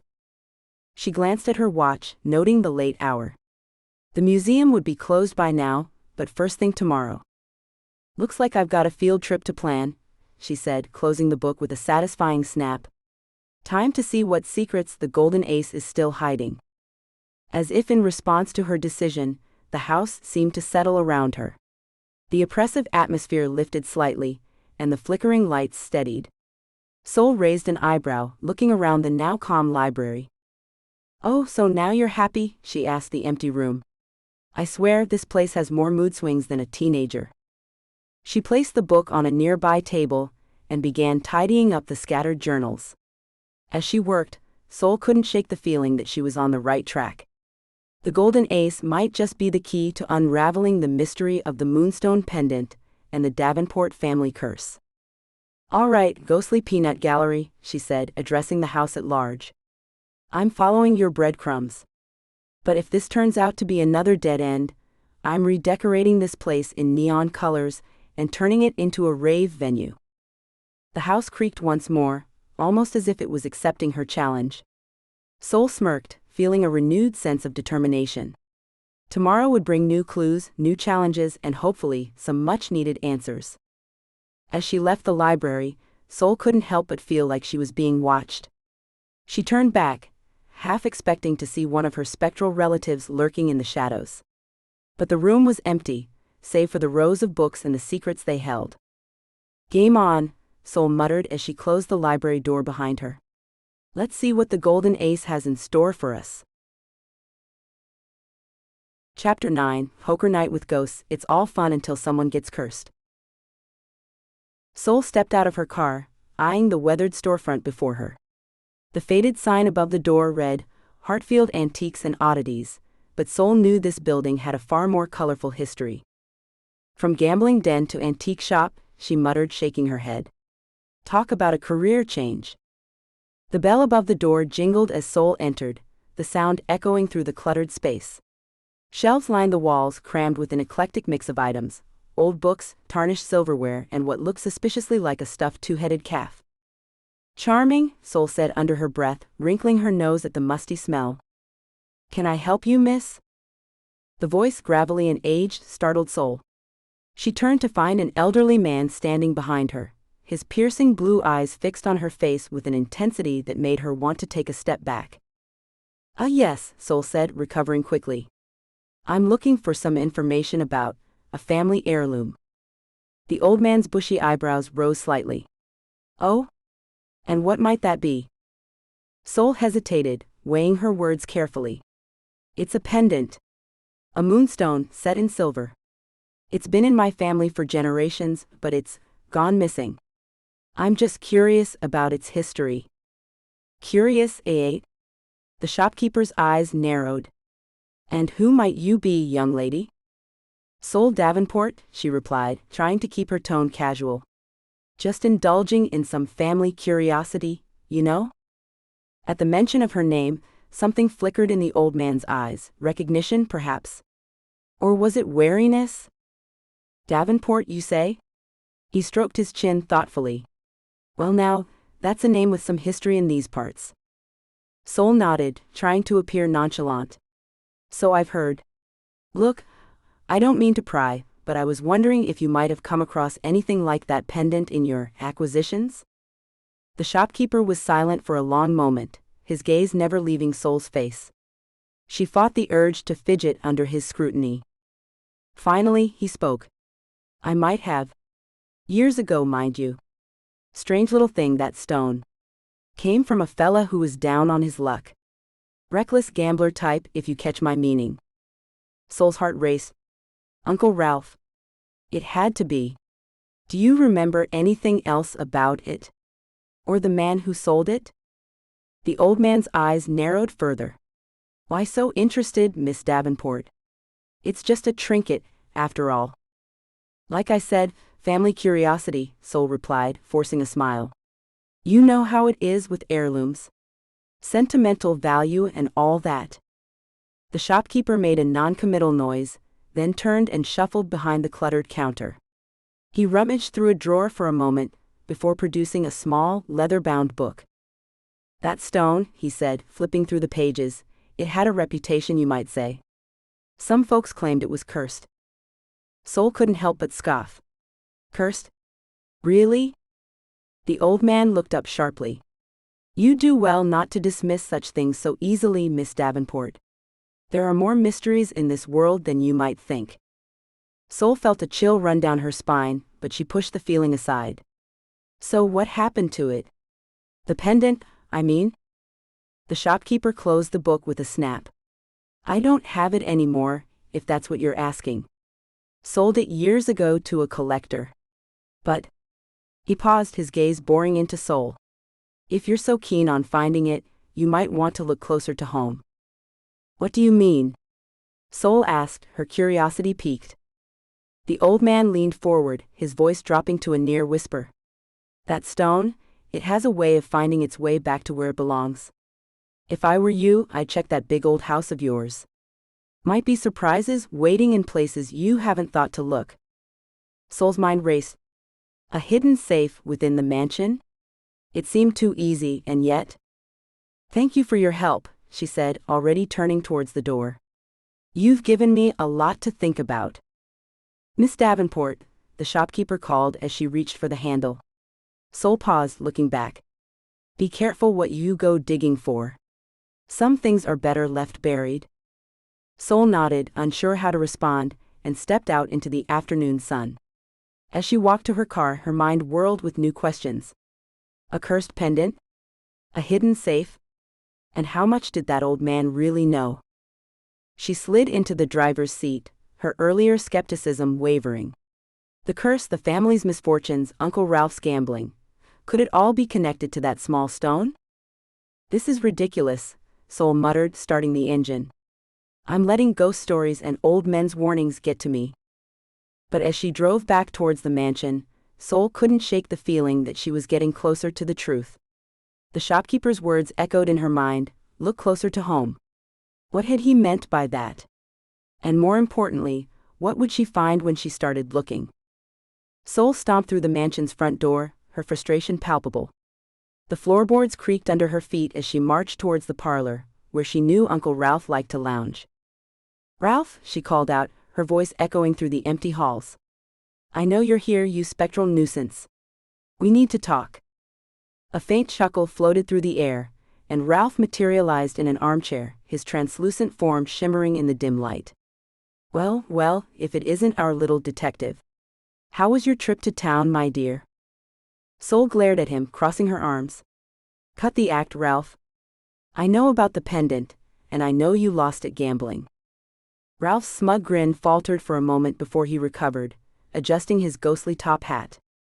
"Ah, so the cat's out of the bag, is it? And what do you plan to do with this earth-shattering revelation? I want to know where it is now, Sol demanded, her patience wearing thin. The shopkeeper in town hinted that it might be back in the mansion. So spill it, uncle. Where's the safe? Ralph's eyebrows shot up in mock surprise. Safe? What safe? I'm sure I don't know what you're talking about. Sol took a step closer, her eyes narrowing. Don't play dumb with me. You hid it somewhere in this house, didn't you? Behind a wall in the basement, perhaps? For a moment, Ralph looked genuinely taken aback. Then he burst into laughter, the sound oddly hollow in the quiet room. Oh, you are good. I must say I'm impressed. But knowing there's a safe and finding it are two very different things, my dear niece. Then tell me where it is, Sol pressed, her frustration mounting. Or so help me, I'll start tearing down walls until I find it. Ralph's laughter died away, and he regarded her with an amused glint in his spectral eyes. My, such destructive tendencies. What would dear Aunt Prudence say? Sol clenched her fists, fighting the urge to try and strangle a ghost. I'm not kidding, Ralph. I'll do it if I have to. All right, Ralph said, holding up his hands in a placating gesture. No need for property damage. I'll tell you where the safe is. Sol's eyes widened in surprise. You will? Of course, Ralph replied with a mischievous grin. On one condition. Sol groaned inwardly. She should have known it wouldn't be that easy. What condition? Ralph's grin widened as he produced a deck of cards from thin air. You play a game with me. One hand of poker for old time's sake. Sol stared at him in disbelief. You want me to play cards with you? Now? Why not? Ralph shrugged. It's been ages since I've had a worthy opponent. Besides, what have you got to lose? Sol pinched the bridge of her nose, feeling a headache coming on. Fine. One game. But if I win, you tell me everything about the safe and the pendant. Deal? Ralph's eyes sparkled with excitement. Deal. Shall we adjourn to the library? It has the perfect table for a good game of cards. Reluctantly, Sol followed her ghostly uncle to the library. The room seemed to shift slightly as they entered, the bookshelves rearranging themselves to make space for a small, round table that appeared in the center of the room. Ralph gestured grandly to one of the chairs. After you, my dear. Sol sat down, eyeing the deck of cards warily. How do I know you won't cheat? You are a ghost, after all. Ralph placed a hand over his heart, looking wounded. I may be a scoundrel, but I'm a scoundrel with principles. No cheating, I promise. Besides, where's the fun in that? He began to shuffle the cards with surprising dexterity for a ghost. Sol watched his movements carefully, still not entirely trusting him. 5-card draw, Ralph announced, dealing out the cards. Aces high, no wild cards. Sol picked up her hand, keeping her face carefully neutral as she examined her cards. 2 pair kings and tens. Not bad, but not great either. Ralph looked at his own cards, his spectral face giving nothing away. Well. Interesting hand. Care to make a wager, my dear? Sol raised an eyebrow. I thought the wager was information about the safe. Oh, it is, Ralph assured her. But why not make things a bit more interesting? What did you have in mind? Sol asked, suspicion creeping into her voice. Ralph's grin turned sly. If you win, I'll not only tell you about the safe, but I'll also throw in a little tidbit about breaking the family curse. But if I win... He paused for dramatic effect. You have to spend an entire day doing whatever I say. Within reason, of course. Sol hesitated, weighing her options. The promise of information about breaking the curse was tempting, but the thought of being at Ralph's mercy for a day was less than appealing. Come now, Ralph coaxed. Where's your sense of adventure? Sol sighed, knowing she was probably going to regret this. Fine. Deal. Sol stared at her cards, trying to keep her expression neutral. The library's dim light cast flickering shadows across the table, making it hard to read Ralph's ghostly features. She could feel the weight of the moment pressing down on her, the promise of answers tantalizing close. Ralph leaned back in his chair, his translucent form shimmering slightly. "Well, my dear niece, what'll it be? Care to draw any cards?" Sol hesitated, her mind racing. Two pair was a decent hand, but was it good enough? She glanced up at Ralph, trying to gauge his confidence. His ghostly poker face was infuriatingly good. "I'll take one," she said finally, discarding her lowest card. Ralph's eyebrows rose slightly. "Interesting choice. As for me, I'm quite satisfied with my hand." He dealt Sol a single card with a flourish. Sol picked up the new card, careful not to react as she saw it was an ace. Three of a kind. Not bad at all. "Now then," Ralph said, his voice taking on a teasing lilt, "shall we show our hands? Or perhaps you'd like to fold, and save yourself the embarrassment?" Sol rolled her eyes. "Nice try, uncle. But I think I'll take my chances." Ralph's grin widened. "As you wish. Ladies first." Sol laid down her cards, revealing her three aces. "Three of a kind," she announced, unable to keep a hint of smugness from her voice. Ralph's eyebrows shot up, genuine surprise flickering across his face. "Well, well. It seems you've inherited the family's luck, after all." He paused dramatically, before laying down his own cards.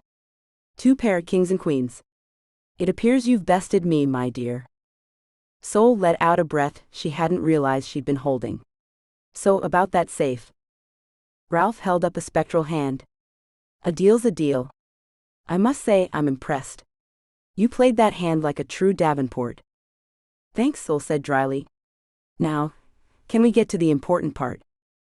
Ralph chuckled, the sound echoing strangely in the library. "Very well. The safe is hidden behind the portrait of your great-great-grandfather in the study. Old Cornelius Davenport, with the impressive mustache and perpetual scowl." Sol frowned, trying to picture the painting. "I don't remember seeing that portrait." "Oh, you wouldn't have," Ralph said with a dismissive wave. "The house likes to keep its secrets. But now that you've earned the right to know, I suspect you'll find it easily enough." As if on cue, the library seemed to shift around them. The bookshelves groaned, and Sol could have sworn she heard the faint sound of footsteps echoing from somewhere deep within the house. "What was that?" she asked, looking around warily. Ralph's grin turned knowing. "That, my dear, is the sound of progress. The house recognizes that you're getting closer to unraveling its mysteries. It's adjusting." Sol stood up, her chair scraping against the floor. "Right? Because that's not creepy at all. So what's the combination?" Ralph's form flickered for a moment, his expression growing serious. "Now that's the tricky part. The combination changes based on the phases of the moon." Sol groaned. "Of course it does. Why make anything simple?" "Where's the fun in that?" Ralph quipped. "But fear not, I'll give you the formula. On the night of a new moon, the combination is October 24th, 36. For each day after, you add 1 to each number."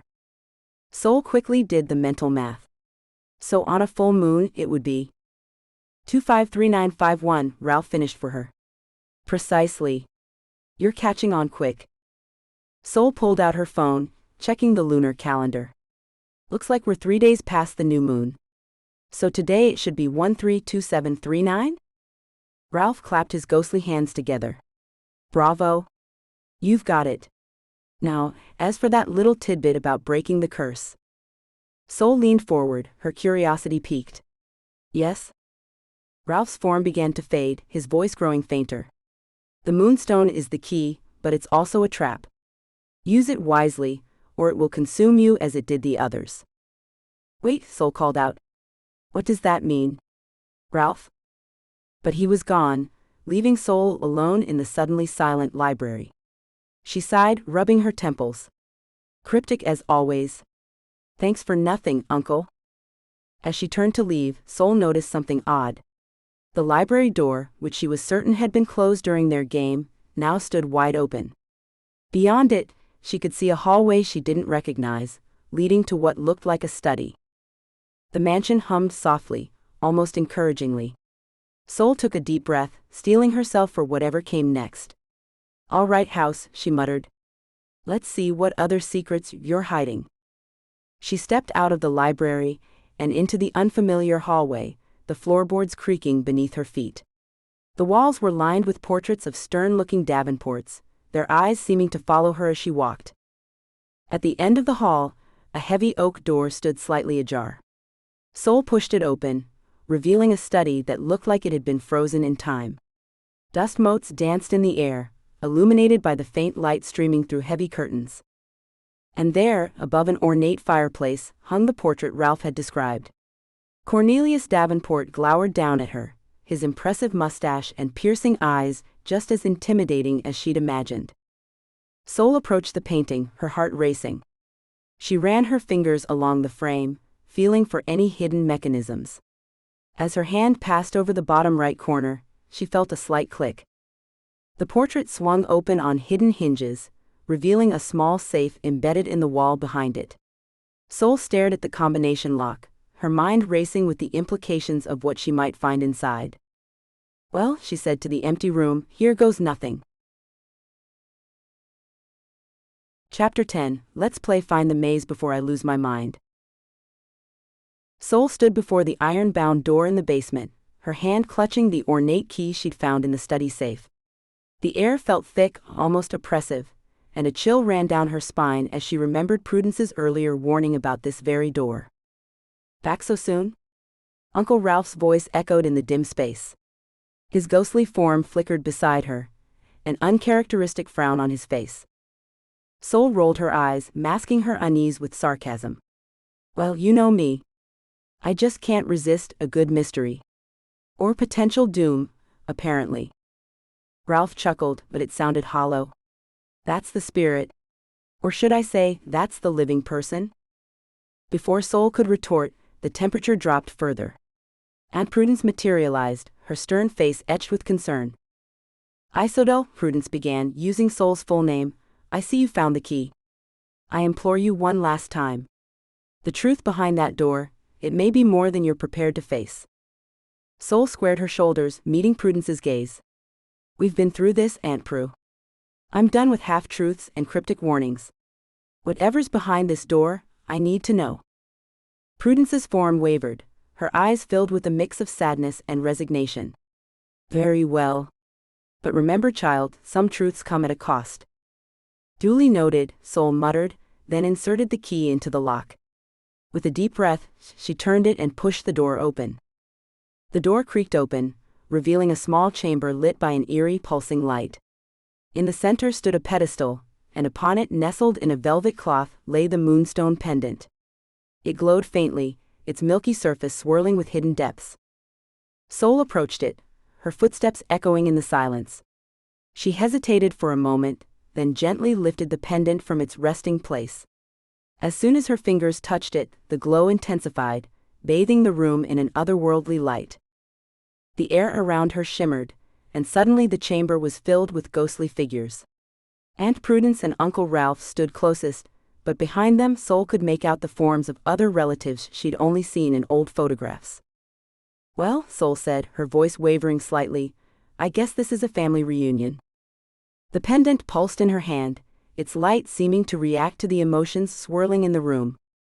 Sol looked from face to face, noting the mix of fear, regret, and anticipation in their expressions. All right, she said, her tone hardening. I think it's time for some answers. What's the deal with this pendant? And don't give me any more cryptic warnings or half-truths. The ghosts shifted uncomfortably, exchanging glances. Finally, Aunt Prudence stepped forward. The pendant, she began, her voice echoing strangely, is both our salvation and our curse. It binds us to this place, trapping our spirits. But it also protects the living from the consequences of our mistakes. Sol raised an eyebrow. Mistakes? You mean like Uncle Ralph's gambling? Ralph flinched, his form flickering. It wasn't just the gambling, kid. I betrayed the family. Sold out our secrets for a chance at easy money. The pendant flared brightly, and Ralph's confession seemed to open a floodgate. One by one, the ghosts began to speak, their voices overlapping in a cacophony of regret and shame. I lied about the land deeds, I cursed Thomas Blackwood out of jealousy. I hid the truth about the moonstone's power. Sol's head spun as she tried to process the barrage of confessions. The pendant grew hot in her hand, its light pulsing in time with each revelation. Suddenly, the mansion itself seemed to react.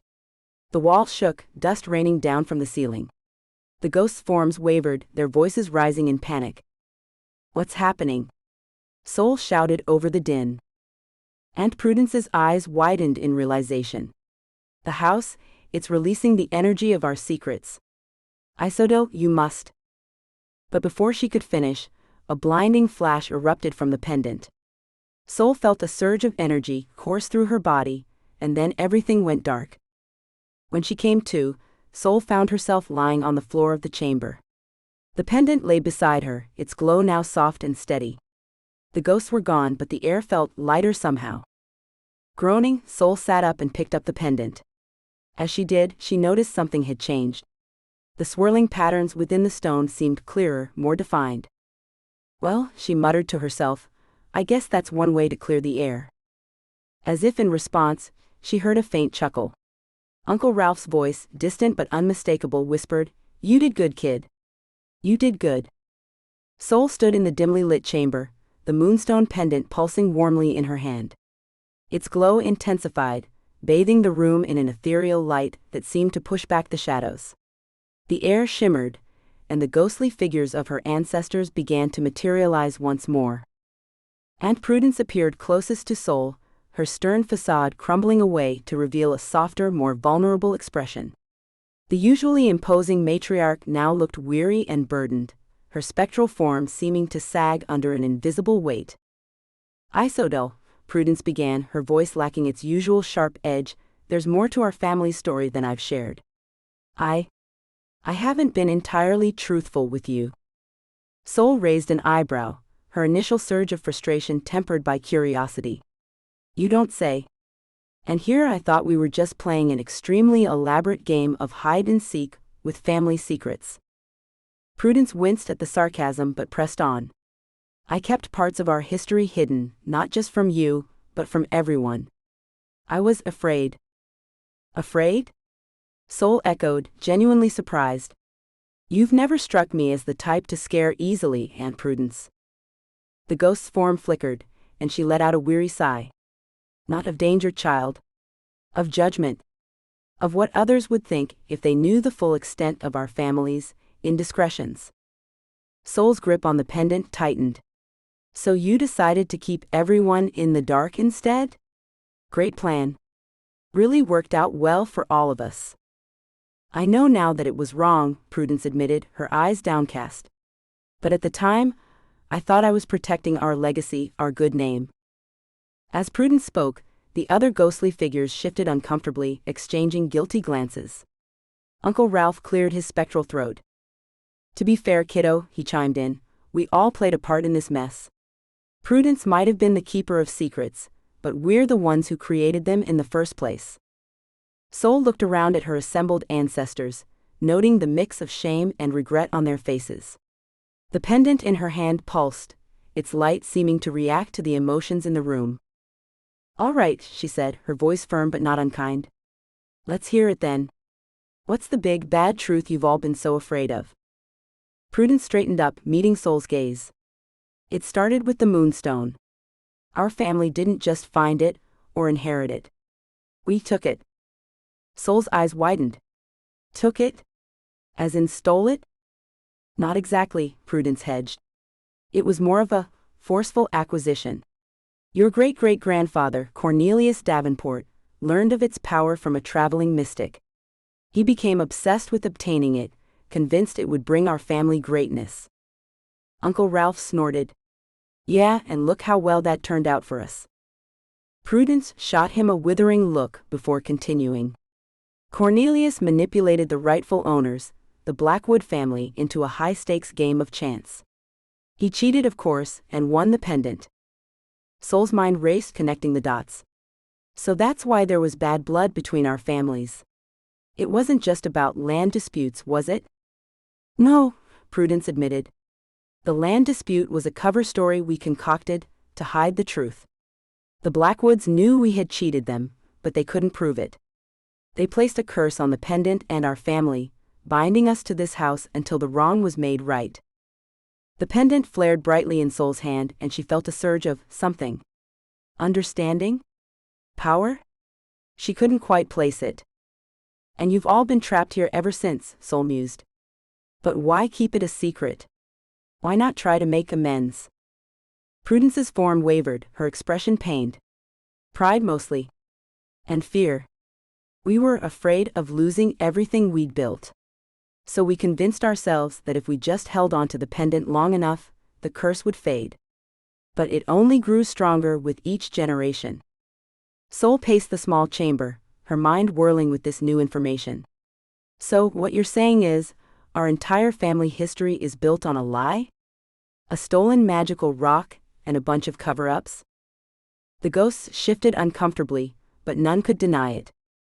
Well, Sol said, her voice dripping with sarcasm, that's just great.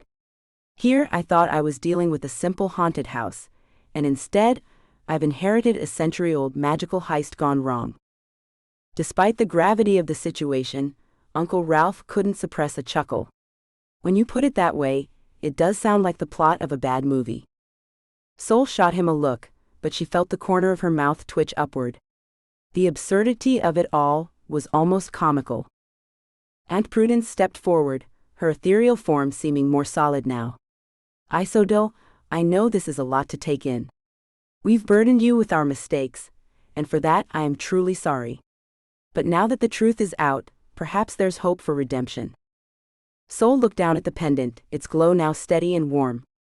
She felt a strange mix of emotions: frustration at the web of lies she'd been caught in, sympathy for the trapped spirits of her family, and oddly a sense of accomplishment. She'd pushed for the truth, and finally it had come to light. So, she said, looking up at her spectral ancestors, what happens now? Do we send out a century-late apology card to the Blackwoods? Sorry we stole your magical rock, our bad? Prudence shook her head, a ghost of a smile on her lips. It won't be that simple, I'm afraid. But acknowledging the truth is the first step. The pendant responds to honesty and good intentions. Perhaps, with your help, we can find a way to make things right. Sol sighed, feeling the weight of responsibility settle on her shoulders.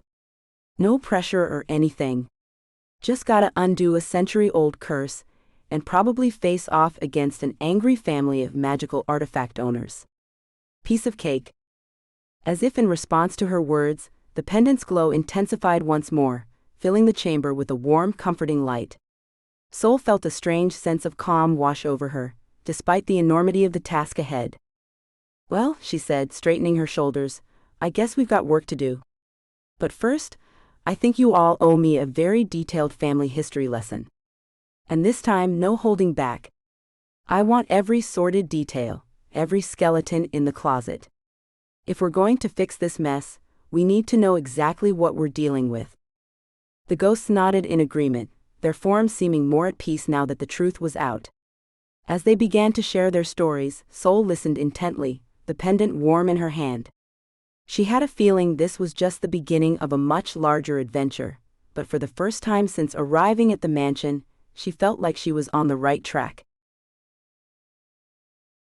Chapter 11, Family Secrets, because therapy's not an option.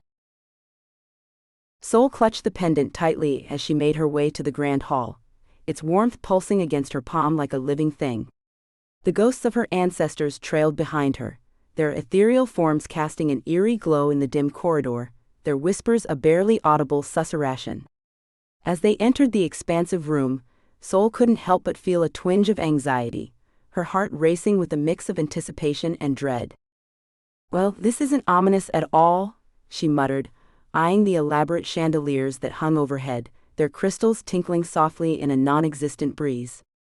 The sound sent shivers down her spine, reminding her once again of the otherworldly nature of her current predicament.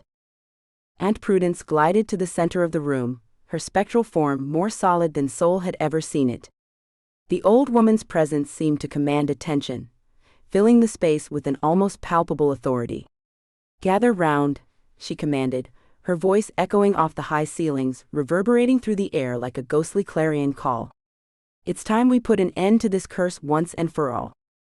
The other ghosts formed a circle around Sol and Prudence, their faces a mix of hope and trepidation. Some wrung their hands nervously, while others stood stock still, as if afraid the slightest movement might disrupt the ritual.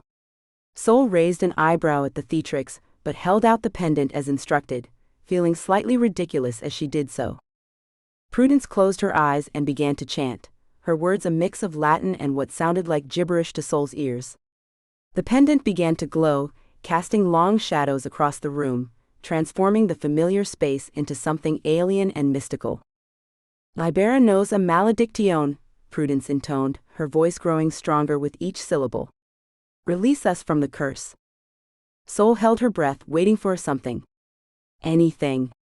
Her eyes darted around the room, half expecting the walls to start melting or ghosts to start disappearing in puffs of smoke.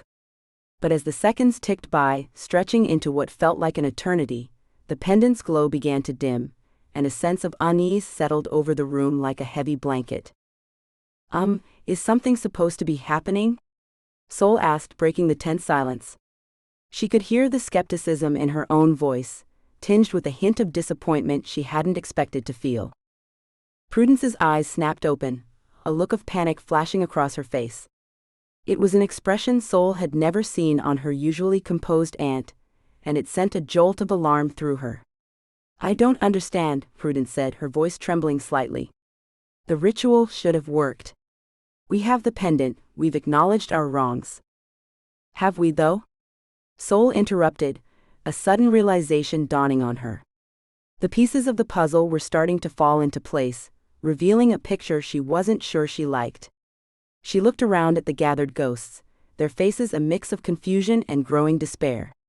Look, I'm no expert in curse breaking, but it seems to me that acknowledging you did something wrong and actually facing it are two different things. Uncle Ralph scoffed, his ghostly form flickering with indignation. What more do you want, girl? We've admitted to the theft, haven't we? His voice held a defensive edge that only served to confirm Sol's suspicions. Sol shook her head, frustration building in her chest like a coiled spring. You've admitted it to me, sure. But have you really faced what you did? The consequences of your actions? The lives you've affected? She held up the pendant, its glow now barely visible, a dim reminder of the power it once held. This isn't just about a magical rock. It's about the choices this family made, the lies you told, the people you hurt. It's about a legacy of deceit that's haunted both the living and the dead for generations. A heavy silence fell over the room, thick enough to cut with a knife. The ghosts shifted uncomfortably, avoiding each other's gazes. The weight of a century's worth of guilt seemed to press down on all of them, living and dead alike. She's right, Nana Edna said softly, her ghostly form stepping forward. Her usually cheerful face was etched with remorse. We've been so caught up in our own suffering, we never truly considered the harm we caused the Blackwoods. We were selfish, thinking only of our own gain and our own pain. Sol nodded encouragingly, feeling a glimmer of hope. That's a start. But I think we need more. If we're going to break this curse, we need to lay it all out. Every ugly detail, every selfish decision. We need to lance this wound and let it heal properly, no matter how much it hurts. Aunt Prudence's stern facade cracked slightly, revealing a vulnerability Sol had never seen before. It won't be easy, she warned, her voice barely above a whisper. There are things we've kept hidden for so long, even from ourselves. Neither is being stuck in this house for eternity, Sol retorted, her voice softening slightly as she saw the genuine fear in her aunt's eyes. So who wants to go first? Who's brave enough to face the truth head-on? For a moment, no one spoke. The silence stretched on, broken only by the faint tinkling of the chandeliers. Then, to Sol's surprise, Uncle Ralph cleared his throat, his ghostly form seeming to shrink in on itself. I was the one who actually took the pendant, he admitted, his voice barely above a whisper. The words seemed to cost him dearly, each one dragged out as if against his will. It wasn't just about the land. I had gambling debts. Big ones. I thought I could sell it, pay off what I owed. But then I saw what it could do, and I got greedy. The power, it was intoxicating. As Ralph spoke, the pendant in Sol's hand began to glow a bit brighter, responding to the truth being spoken aloud. Sol nodded, encouraging him to continue, even as she felt a mix of anger and pity for her long-dead uncle. Ralph's shoulders slumped, the weight of his confession seeming to press down on him. I convinced the others to go along with the lie. Told them it was for the good of the family. But really, I was just covering my own hide. I didn't care about the consequences, didn't think about how it would affect future generations. I was a coward, and because of me, our family has been paying the price for decades. As the pendant's light faded, leaving the grand hall in a stunned silence, Sol blinked, trying to clear the spots from her vision. The truth hung heavy in the air, a tangible thing that seemed to press against her skin. Did it work? She asked, her voice sounding oddly distant to her own ears, as if she were hearing it from underwater. Aunt Prudence looked around, a mix of hope and uncertainty on her face. Her form seemed less solid than before, flickering at the edges like a candle in a draft. I'm not sure, she said hesitantly. Something has changed, certainly, but... Suddenly, the pendant in Sol's hand began to vibrate, emitting a low, pulsing hum that seemed to resonate with the very walls of the mansion. The ghosts around her flickered, their forms becoming less solid, as if they were being pulled between two worlds. What's happening? Sol demanded, panic rising in her throat like bile. She could feel the pendant growing warmer, its vibrations intensifying, until her entire arm tingled. Uncle Ralph's voice came out distorted, as if speaking through static on an old radio. The curse, it's not fully broken. We're missing something, or someone. His form wavered, becoming translucent before solidifying again. Nana Edna's form wavered, her eyes wide with realization. The Blackwoods, she said, her voice barely above a whisper, filled with a mixture of fear and understanding. We need to make amends with the Blackwoods.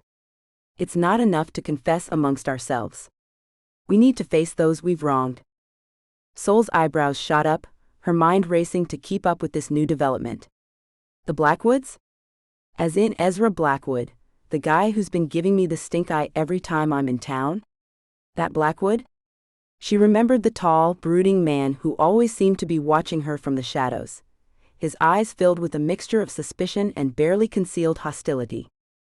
Aunt Prudence nodded solemnly, her form stabilizing slightly as she spoke. The pendant's magic is tied to both our families. The curse won't truly be broken until we heal the rift between the Davenports and the Blackwoods. It's a wound that's festered for far too long. Sol ran a hand through her hair, feeling the weight of a century-old family feud settling on her shoulders. The enormity of the task ahead seemed to press down on her, threatening to crush her under its weight. Great. So not only do I have to play ghostly therapist to my own family, but now I need to make nice with the creepy guy who lives in the haunted Victorian down the street. Any other impossible tasks you want to throw my way? Maybe slay a dragon or two while I'm at it? Uncle Ralph, his form flickering in and out of visibility like a faulty light bulb, managed a weak grin. Look on the bright side, kiddo. At least you get to leave the house for this one. A change of scenery might do you good. Sol shot him a withering look, unamused by his attempt at levity. Not helping Ralph. In case you've forgotten, Ezra Blackwood isn't exactly the friendly, forgiving type. He looks at me like I've personally offended him every time we cross paths. Nana Edna reached out, her ghostly hand passing through Sol's arm in an attempt at comfort. The sensation was like being doused in ice water, sending a shiver down Sol's spine. We know it's a lot to ask, dear, Edna said softly, her eyes filled with a mixture of hope and regret. But you're the only one who can do this. You're the bridge between the past and the present, between the living and the dead. You carry the blood of both families in your veins. Sol looked around at the expectant faces of her ghostly relatives, then down at the still humming pendant in her hand. Its soft glow seemed to pulse in time with her heartbeat, as if urging her forward, reminding her of the responsibility she now carried. She felt the weight of generations pressing down on her, the hopes and fears of both the living and the dead resting squarely on her shoulders. All right, she said, squaring her shoulders and taking a deep breath. I'll do it. But I have conditions. First, I need to know everything. And I mean everything. No more hidden family secrets, no more cryptic ghost messages. I want the full, unvarnished truth about what happened between our families. Every dirty detail, every shameful act. If I'm going to fix this, I need to know exactly what I'm dealing with. The ghost nodded solemnly, though Sol noticed a few exchanging nervous glances. She could almost see the wheels turning in their spectral heads, weighing the cost of full disclosure against the promise of freedom from their curse. Second, she continued, her voice growing stronger as she spoke, I'm going to need help. I can't just walk up to Ezra Blackwood and say, hey, sorry my family cursed yours 100 years ago. Want to be friends? I need a plan. A good one. Something that won't end with me getting hexed, cursed, or run out of town on a rail. Uncle Ralph's form solidified slightly, a mischievous glint in his spectral eyes that Sol had come to both dread and rely on. Leave that to me, kiddo. I've got a few tricks up my sleeve that might just come in handy. After all, I didn't spend all those years gambling without learning a thing or two about strategy. Sol rolled her eyes but couldn't suppress a small smile. Despite everything, there was something comforting about Ralph's eternal optimism and scheming nature. Great. I'm sure your gambling strategies will be super helpful in resolving a century-old magical feud. What are you going to do? Challenge Ezra to a spectral poker game. As the ghosts began to chatter excitedly about potential reconciliation plans, their voices rising and falling like waves, Sol felt the weight of the pendant in her hand. It seemed heavier now, filled with the hopes and fears of generations. She realized that this was more than just breaking a curse or solving a family mystery. This was about healing old wounds, righting past wrongs, and maybe, just maybe, finding a way to move forward. It was about family, legacy, and the complicated web of relationships that tied the living and the dead together. All right, Team Ghostly Reconciliation, she said, cutting through the spectral chatter with a voice that was far more confident than she felt. Let's figure out how to make amends with the Blackwoods without getting ourselves hexed, cursed, or turned into toads. Any ideas? And please, try to keep them at least somewhat grounded in reality. I don't think interpretive dance or a bake sale is going to cut it this time. The ghosts fell silent, looking at her with a mixture of hope and uncertainty.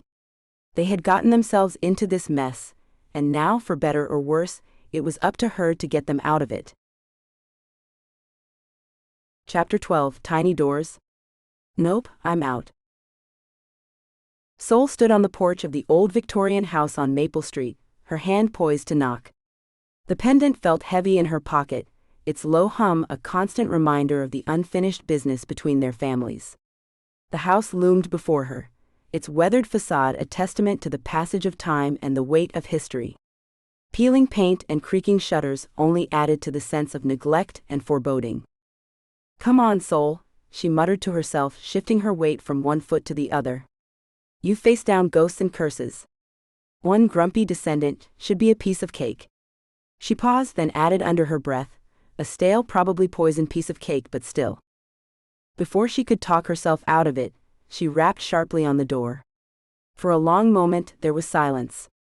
Then, just as Sol was considering making a run for it, the door creaked open with an ominous groan that seemed to echo through the entire house. Ezra Blackwood stood in the doorway, his tall frame filling the space. His dark eyes narrowed as he recognized her, a flicker of something, surprise? Annoyance, crossing his face. He looked younger than Sol had expected, probably in his early 30s, with a sharp jawline and an air of contained intensity. His clothes, though casual, had an old-fashioned cut to them, as if he'd stepped out of another era. Miss Davenport, he said, his voice cool and clipped. To what do I owe this unexpected visit? The pause before unexpected was laden with meaning, and Sol had to resist the urge to roll her eyes. Sol took a deep breath, steeling herself. Mr. Blackwood. We need to talk. About our families. About the past. She met his gaze steadily, refusing to be intimidated by his stern demeanor. Ezra's eyebrow arched, a practiced gesture of skepticism. Oh? And what could a Davenport possibly have to say about that? His tone dripped with disdain, making it clear just what he thought of her family name. Look, Sol said, her patience already wearing thin. She could feel her usual sarcasm bubbling up, threatening to spill over. I know there's bad blood between our families. I know about the feud, the land dispute, and other things. She lowered her voice, glancing around as if checking for eavesdroppers. Magical things. Ezra's eyes widened slightly, a crack in his composed facade. His hand tightened on the doorframe, and for a moment Sol thought he might slam the door in her face. After a moment that seemed to stretch for eternity, he stepped back, opening the door wider. Perhaps you'd better come in, he said, his voice carefully neutral. Sol followed him into a study that looked like it had been transported straight from the 19th century. Books lined the walls from floor to ceiling, their leather spines cracked and faded with age. A large, imposing desk dominated the room, its surface covered in papers and what looked like ancient artifacts. The air was thick with the scent of old leather and parchment, with an underlying mustiness that spoke of secrets long buried. Ezra gestured to a high-backed chair before taking a seat behind the desk, the antique wood creaking under his weight. So, he said, steepling his fingers and fixing her with an intense gaze. You've discovered our family's little secret. His tone made it clear that little was a vast understatement. Sol nodded, trying to project confidence she didn't entirely feel. The curse, the pendant, all of it. And I think I know how to end it. But I need your help.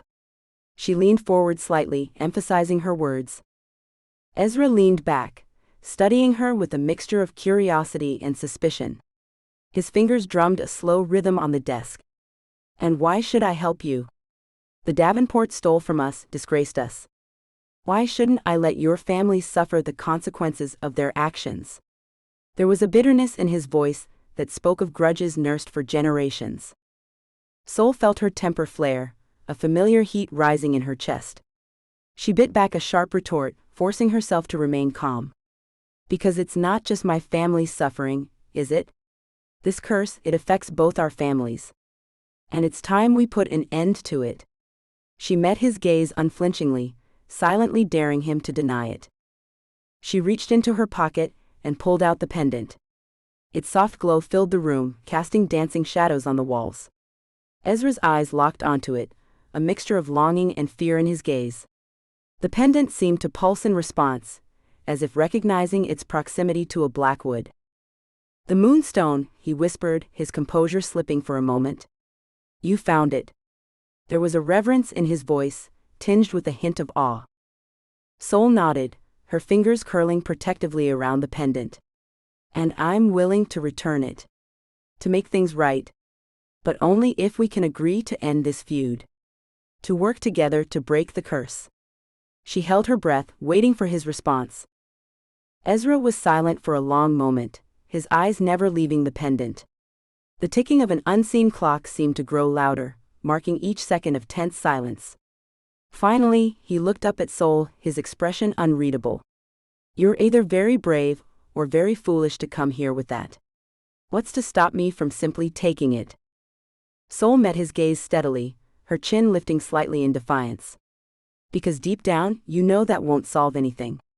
The curse will remain, and both our families will continue to suffer. We need to break this cycle, Ezra. Together. She infused her words with all the conviction she could muster. Another long silence followed, broken only by the soft ticking of the clock and the occasional creak of the old house settling. Then slowly Ezra nodded. You're right. As much as it pains me to admit it, you're right. He stood, extending his hand across the desk. Very well, Miss Davenport. Let's see if we can't undo the damage our ancestors caused. Sol stood as well, grasping his hand firmly. As their hands touched, the pendant's glow intensified, bathing the room in a warm light. Sol felt a surge of something. Not quite magic, but a sense of rightness, of pieces falling into place. A tingling sensation ran up her arm, and for a moment, she could have sworn she saw ghostly figures nodding in approval at the edges of her vision. Well, she said, a small smile tugging at her lips. I guess that's a start. She released his hand, feeling slightly dazed by the intensity of the moment. Ezra's own lips twitched in what might have been the ghost of a smile. Indeed. Now, shall we discuss how to break a century-old curse over a cup of tea? There was a hint of dry humor in his voice, so subtle Sol almost missed it. Sol couldn't help but laugh, the tension of the moment breaking. Tea and curse breaking. Just another day in Hartfield, I suppose. She shook her head, marveling at the absurdity of it all. As they moved to the parlor, Sol felt a weight lift from her shoulders. There was still much to do, many wrongs to right, but for the first time since inheriting the mansion, she felt truly hopeful. The path ahead was unclear, but at least now she had an ally in this strange, magical journey. Ezra busied himself with preparing the tea, his movements precise and practiced. The china clinked softly as he set out cups and saucers, the domesticity of the act at odds with the weighty matters they were about to discuss. Sol took the opportunity to study the room. Like the study, it was filled with antiques and curios, each item seeming to hold its own story. A crystal ball sat on a side table, its surface swirling with mist. Dried herbs hung from the ceiling, filling the air with a spicy aroma. Every surface seemed to hold some relic or artifact, hinting at the magical legacy of the Blackwood family.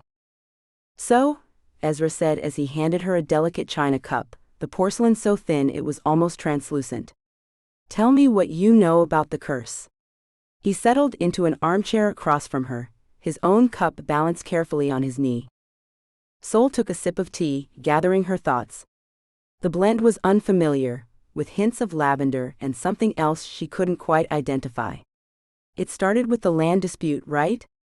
My great-great-uncle Gregory and your ancestor, Thomas Blackwood." She traced the rim of her cup with her finger, recalling the bits and pieces of family history she'd uncovered. Ezra nodded, his expression somber. "The official story, yes. But there's more to it than that."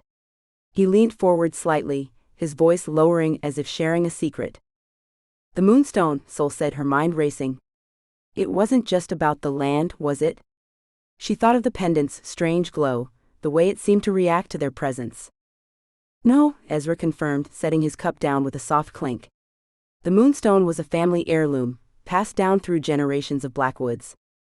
It was said to have certain properties." His tone was careful, measured, as if he was weighing each word before speaking it. Sol raised an eyebrow, her curiosity piqued. "Magical properties?" She tried to keep her voice casual, but there was an undercurrent of excitement she couldn't quite hide. Ezra's lips thinned, his gaze distant as if recalling some long-ago lesson. "Some called it magic. Others a gift. But yes, the stone had power. And your uncle stole it from us." There was a hint of old anger in his voice, tempered by time but still present. Sol winced, feeling a pang of guilt for actions taken long before her birth. "Yeah, I gathered that part. But why? What was so special about this stone?" She leaned forward, eager to unravel more of the mystery. Ezra set down his cup, his expression grave. The teacup rattled slightly in its saucer, betraying a tremor in his hand. The moonstone was said to grant the bearer insight into the hidden world. The ability to see beyond the veil, to communicate with spirits. His voice took on a reverent quality, as if reciting from some ancient text. "Like what's happening at the mansion now," Sol mused, thinking of her ghostly encounters. She felt a chill run down her spine, remembering the eerie voices and shifting rooms. "Precisely," Ezra nodded, his gaze sharpening. "But in the wrong hands or used improperly, it could have dire consequences. When your uncle took it, he disrupted a delicate balance. The curse was the result." He gestured vaguely, encompassing the years of strife between their families. Sol leaned forward, her tea forgotten. "So how do we break it?" "I tried a ritual at the mansion, but it didn't work." "Not completely." She thought of the ghostly figures, still trapped and pleading for help. Ezra's eyes narrowed, a spark of interest lighting them. "A ritual? What kind of ritual?" His tone was carefully neutral, but Sol could sense the keen interest beneath. Sol described the events in the grand hall, watching Ezra's face carefully. His expression shifted from skepticism to intrigue, his brow furrowing as he absorbed the information. She could almost see the gears turning in his mind, fitting this new piece into the puzzle of their shared history. "Interesting," he murmured, more to himself than to Sol. "You were on the right track, but missing a crucial element." He tapped his fingers against the arm of his chair, a rhythmic gesture that seemed unconscious. "You," Sol said, the realization dawning. "We needed you there." She felt a mix of frustration and relief, frustration at the near miss, relief at finally understanding what had gone wrong. Ezra nodded, a hint of approval in his eyes. "The curse binds both our families. It can only be broken if both bloodlines are present." He spoke with the certainty of someone who had studied this problem for years. Sol sat back, processing this information. Her mind raced with possibilities and potential pitfalls. So what now? Do we need to do the ritual again? At the mansion? She tried to imagine Ezra in the grand hall, surrounded by her ghostly relatives. Ezra stood, pacing the room. His movements were restless, betraying an energy at odds with his earlier composure. "Not necessarily at the mansion. But we do need to choose a place of power. A nexus point where the energies of both our families intersect." He ran a hand through his hair, mussing the carefully styled strands. Sol's mind raced, recalling every inch of the mansion grounds she'd explored. Suddenly, it clicked. "The maze," she said, sitting up straight. "In the garden of the mansion. I found things there, relics from both our families." She remembered the strange symbols carved into the hedges, the feeling of being watched even when alone. Ezra stopped pacing, turning to face her. His eyes widened slightly, a look of dawning realization crossing his face. "The maze? Yes, that could work. It's a liminal space, neither fully of your property nor separate from it." He nodded, more to himself than to Sol. Sol stood as well, feeling a surge of excitement. The pieces were finally falling into place. "So we do the ritual there. Break the curse once and for all." She couldn't keep the eagerness out of her voice. Ezra nodded, a hint of a smile on his face. There was a new energy about him, as if the prospect of action had shaken off years of resignation. "It won't be easy. There may be resistance. The curse has had a long time to take root." His tone was cautionary, but not discouraging. Sol grinned, her usual sarcasm returning. "Hey, I've dealt with ghostly relatives, a sentient house, and a town full of nosy busybodies. How much harder can breaking an ancient family curse be?" She spread her hands in a bring-it-on gesture. Ezra's smile widened slightly, a spark of amusement in his eyes. "I'm beginning to see why the ghosts chose you for this task, Miss Davenport." There was a hint of respect in his voice that hadn't been there before. "Sol," she said, feeling oddly formal. "If we're going to be breaking curses together, you might as well call me Sol." She offered a small smile, a peace offering of sorts. "Very well, Sol," Ezra replied, inclining his head slightly. "Shall we make plans to end this feud once and for all?" He gestured towards his desk, where papers and books lay scattered. As they bent over Ezra's desk, sketching out plans and discussing the intricacies of the ritual, Sol felt a sense of purpose she hadn't experienced since arriving in Hartfield. The pendant hummed softly in her pocket, and outside the wind picked up, rustling the leaves of the old oak trees that lined Maple Street.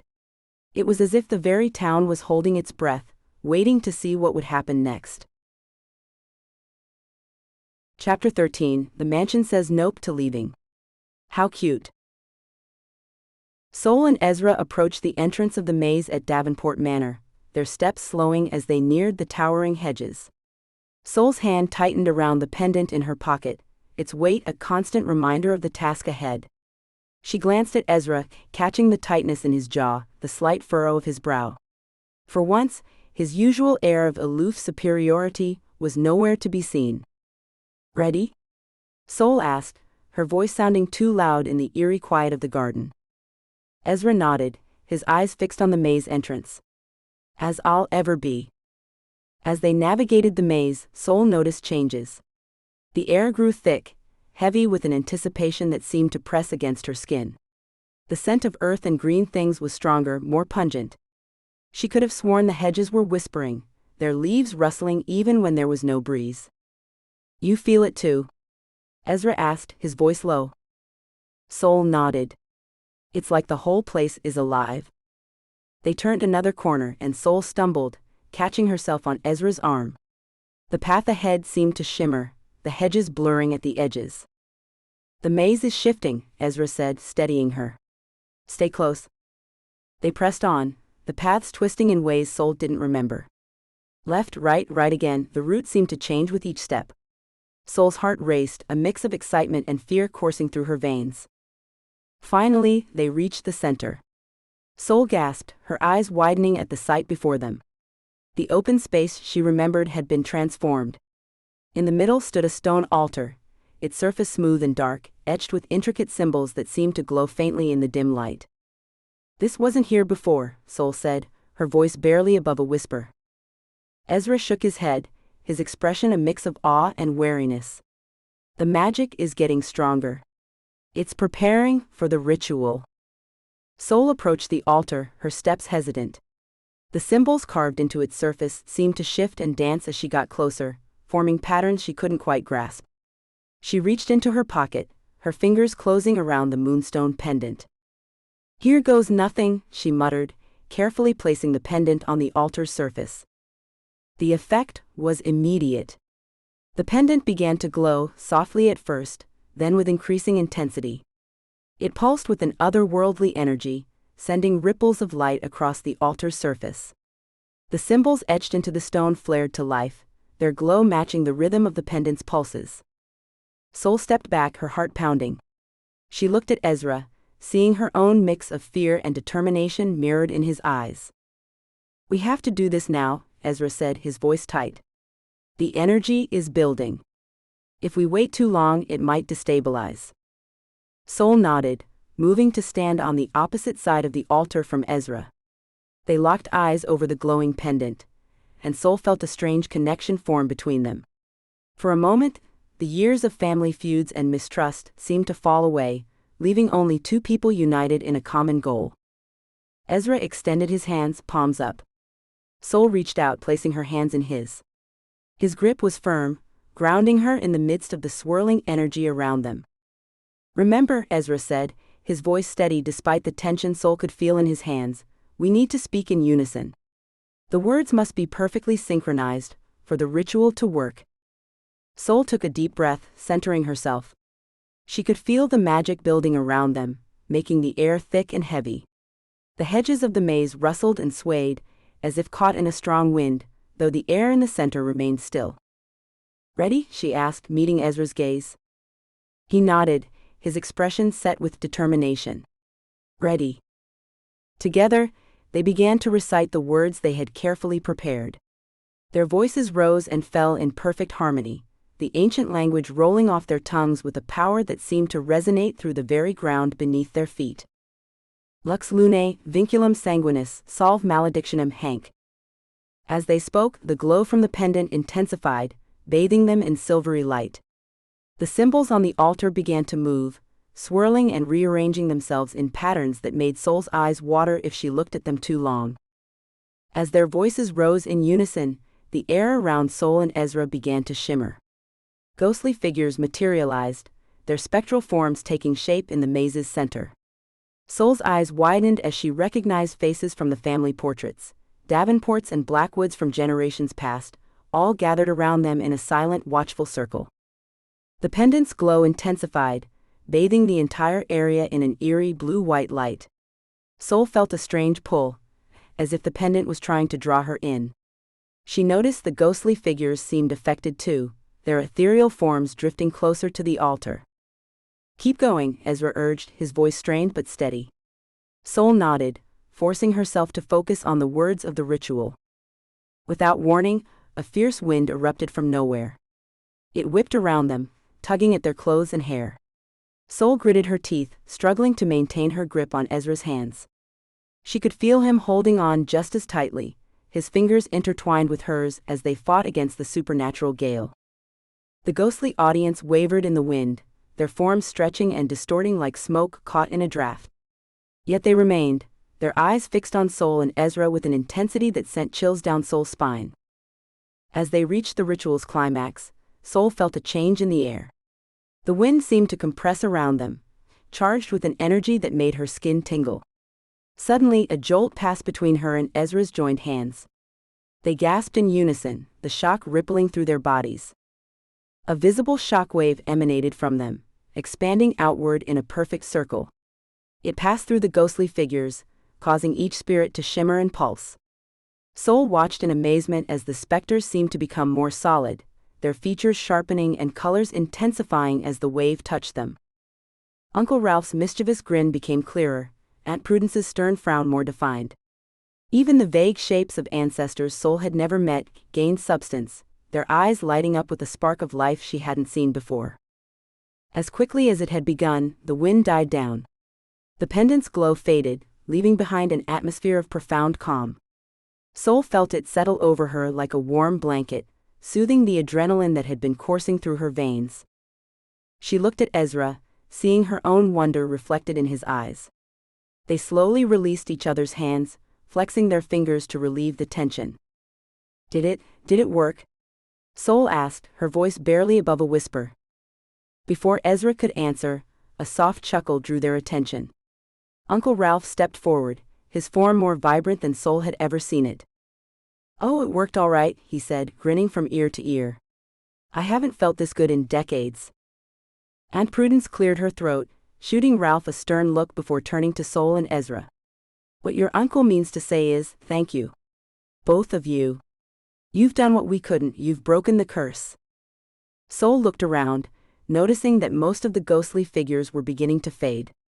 They smiled at her and Ezra, some nodding in gratitude, others waving goodbye. One by one they disappeared, leaving behind only Uncle Ralph, Aunt Prudence and Nana Edna. "Why aren't you going with them?" Sol asked, a mix of confusion and concern in her voice. Nana Edna stepped forward, her ghostly hand reaching out as if to pat Sol's cheek. Though Sol couldn't feel the touch, she sensed a warmth where Nana's hand hovered. "Oh dearie," Nana said, her voice filled with affection, "we've chosen to stay a while longer. Someone needs to keep an eye on this old house and on you." Sol felt a lump form in her throat. Despite all the frustration and confusion of the past few days, she realized she'd grown fond of her spectral relatives. The thought of them leaving had been more upsetting than she'd expected. "But can you? I mean, is it safe for you to stay?" She looked at Ezra for confirmation. Ezra nodded, a small smile playing at the corners of his mouth. "The curse is broken. They're free to go or stay as they choose. Though I must admit, I never expected ghosts to be so attached to the living." Uncle Ralph laughed, the sound echoing through the maze. "What can I say? We've grown fond of our little troublemaker here." He winked at Sol, who rolled her eyes but couldn't suppress a grin.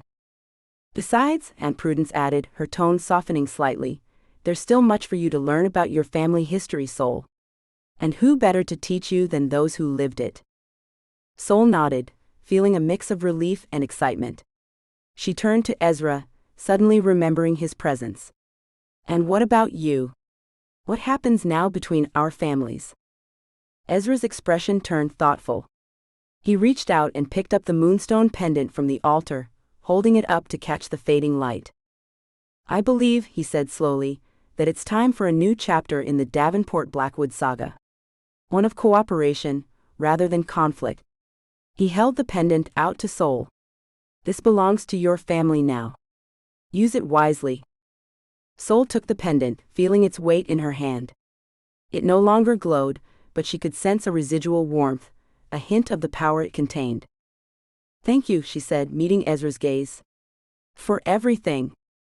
As they stood there in the maze's center, surrounded by the spirits of the past and the promise of a new future, Sol felt a sense of belonging she'd never experienced before.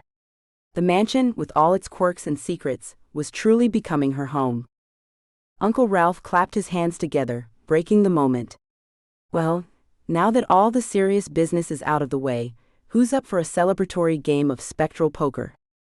Sol laughed, the sound bright and clear in the calm of the maze. "You're on, Uncle Ralph. But this time no cheating." Chapter 14, Things That Go Bump in the Night and Annoy Me. Sol stood in the grand foyer, basking in the warm sunlight that streamed through the once gloomy windows. The mansion seemed to breathe easier, its oppressive atmosphere lifted like a veil. Dust motes danced in the golden beams, swirling in lazy patterns, and for the first time since her arrival, Sol felt a genuine sense of belonging. The creaky floorboards beneath her feet no longer felt like a trap waiting to spring, but rather like an old friend settling in for a long chat. She paused, her hand resting on the polished banister that gleamed with newfound luster. "Well, would you look at that?" she muttered, running her fingers along the smooth wood. "Who knew you could clean up so nice? You're practically glowing." As if in response, a gentle breeze wafted through the hall, carrying the scent of old wood, lemon polish, and oddly enough, freshly baked cookies. The aroma was so tantalizing that Sol's stomach gave an involuntary growl. She raised an eyebrow, her lips quirking into a half-smile. "Nana Edna, is that you messing with the smells again? Because if you're going to torture me with phantom baked goods, the least you could do is make them real." A ghostly chuckle echoed from the direction of the kitchen, confirming her suspicion. The sound was warm and inviting, so unlike the eerie wails that had once haunted these halls. Sol shook her head, a reluctant smile tugging at her lips. Despite her best efforts to maintain her cool, detached demeanor, she was growing fond of her spectral family members. With a small sigh, she pulled out a worn notepad from her back pocket and began jotting down repair ideas. The roof needed work, she'd noticed a few suspicious water stains in the attic, and the plumbing was questionable at best, prone to clanking and gurgling at odd hours. But as she scribbled, her handwriting growing messier with each new idea, Sol realized she was thinking long-term. This wasn't just a flip-and-sell project anymore. It wasn't a burden to be shed as quickly as possible. Somehow, without her even noticing, it had become home. "Looks like I'm in for the long haul," she said to no one in particular, her voice echoing slightly in the spacious foyer. "Hope you're all ready for some serious renovations. And maybe a few exorcisms, just to keep things interesting." As if on cue, a creaky floorboard shifted beneath her feet, letting out a prolonged groan that sounded almost indignant. Sol rolled her eyes, tapping her pen against the notepad. Yes, I'll be careful with your delicate constitution, you old drama queen. No need to throw a tantrum. We'll keep your unique charm intact." Shaking her head at her own whimsy, since when did she talk to houses? Sol made her way to the study, intending to start a more thorough inventory of what needed fixing. The room had become her unofficial headquarters over the past few weeks, a place where she could think clearly amidst the chaos of her new life. As she entered, her eyes fell on an envelope propped against the antique desk lamp. It hadn't been there this morning, she was sure of it. Her name was written on it in elegant, old-fashioned script, the kind of handwriting that spoke of fountain pens and hours of painstaking practice. Sol's brow furrowed as she picked it up, turning it over in her hands. The paper was thick and creamy, clearly expensive. "Aunt Prudence? Is this another one of your cryptic clues? Because I thought we were done with those. Curse broken, remember? No more need for the mysterious ghost act." No answer came, not that she really expected one. With a shrug that was equal parts curiosity and resignation, Sol opened the envelope and began to read. "My dearest Isodal. If you're reading this, then you've done what I always hoped you would. You've uncovered our family's darkest secret and taken steps to right an ancient wrong. I knew from the moment you were born that you were special, that you had the strength and wit to face our family's legacy head-on. Your stubbornness, which I'm sure has been a source of frustration for many, was exactly what was needed to break through generations of silence and shame. I'm sorry for the burden I've placed on you, my dear. The secrets, the mysteries, the danger, none of it was fair to thrust upon you without warning. But I also know that you're the only one who could have done it. The mansion, the pendant, the responsibility of our family's magic, they're all yours now, as they were always meant to be.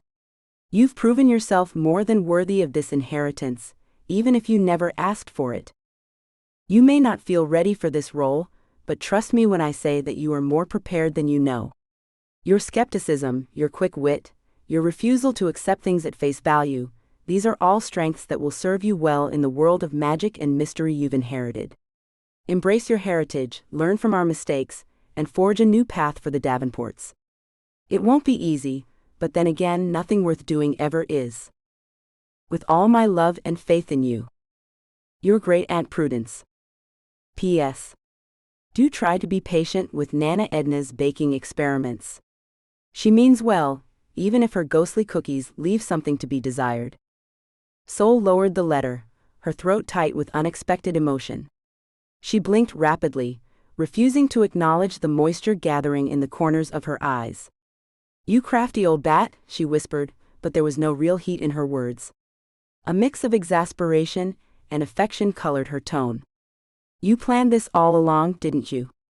Leaving me this place, setting up all those clues, you knew exactly what you were doing. She sank into the desk chair, its leather creaking in protest, her mind whirling with the implications of Prudence's words.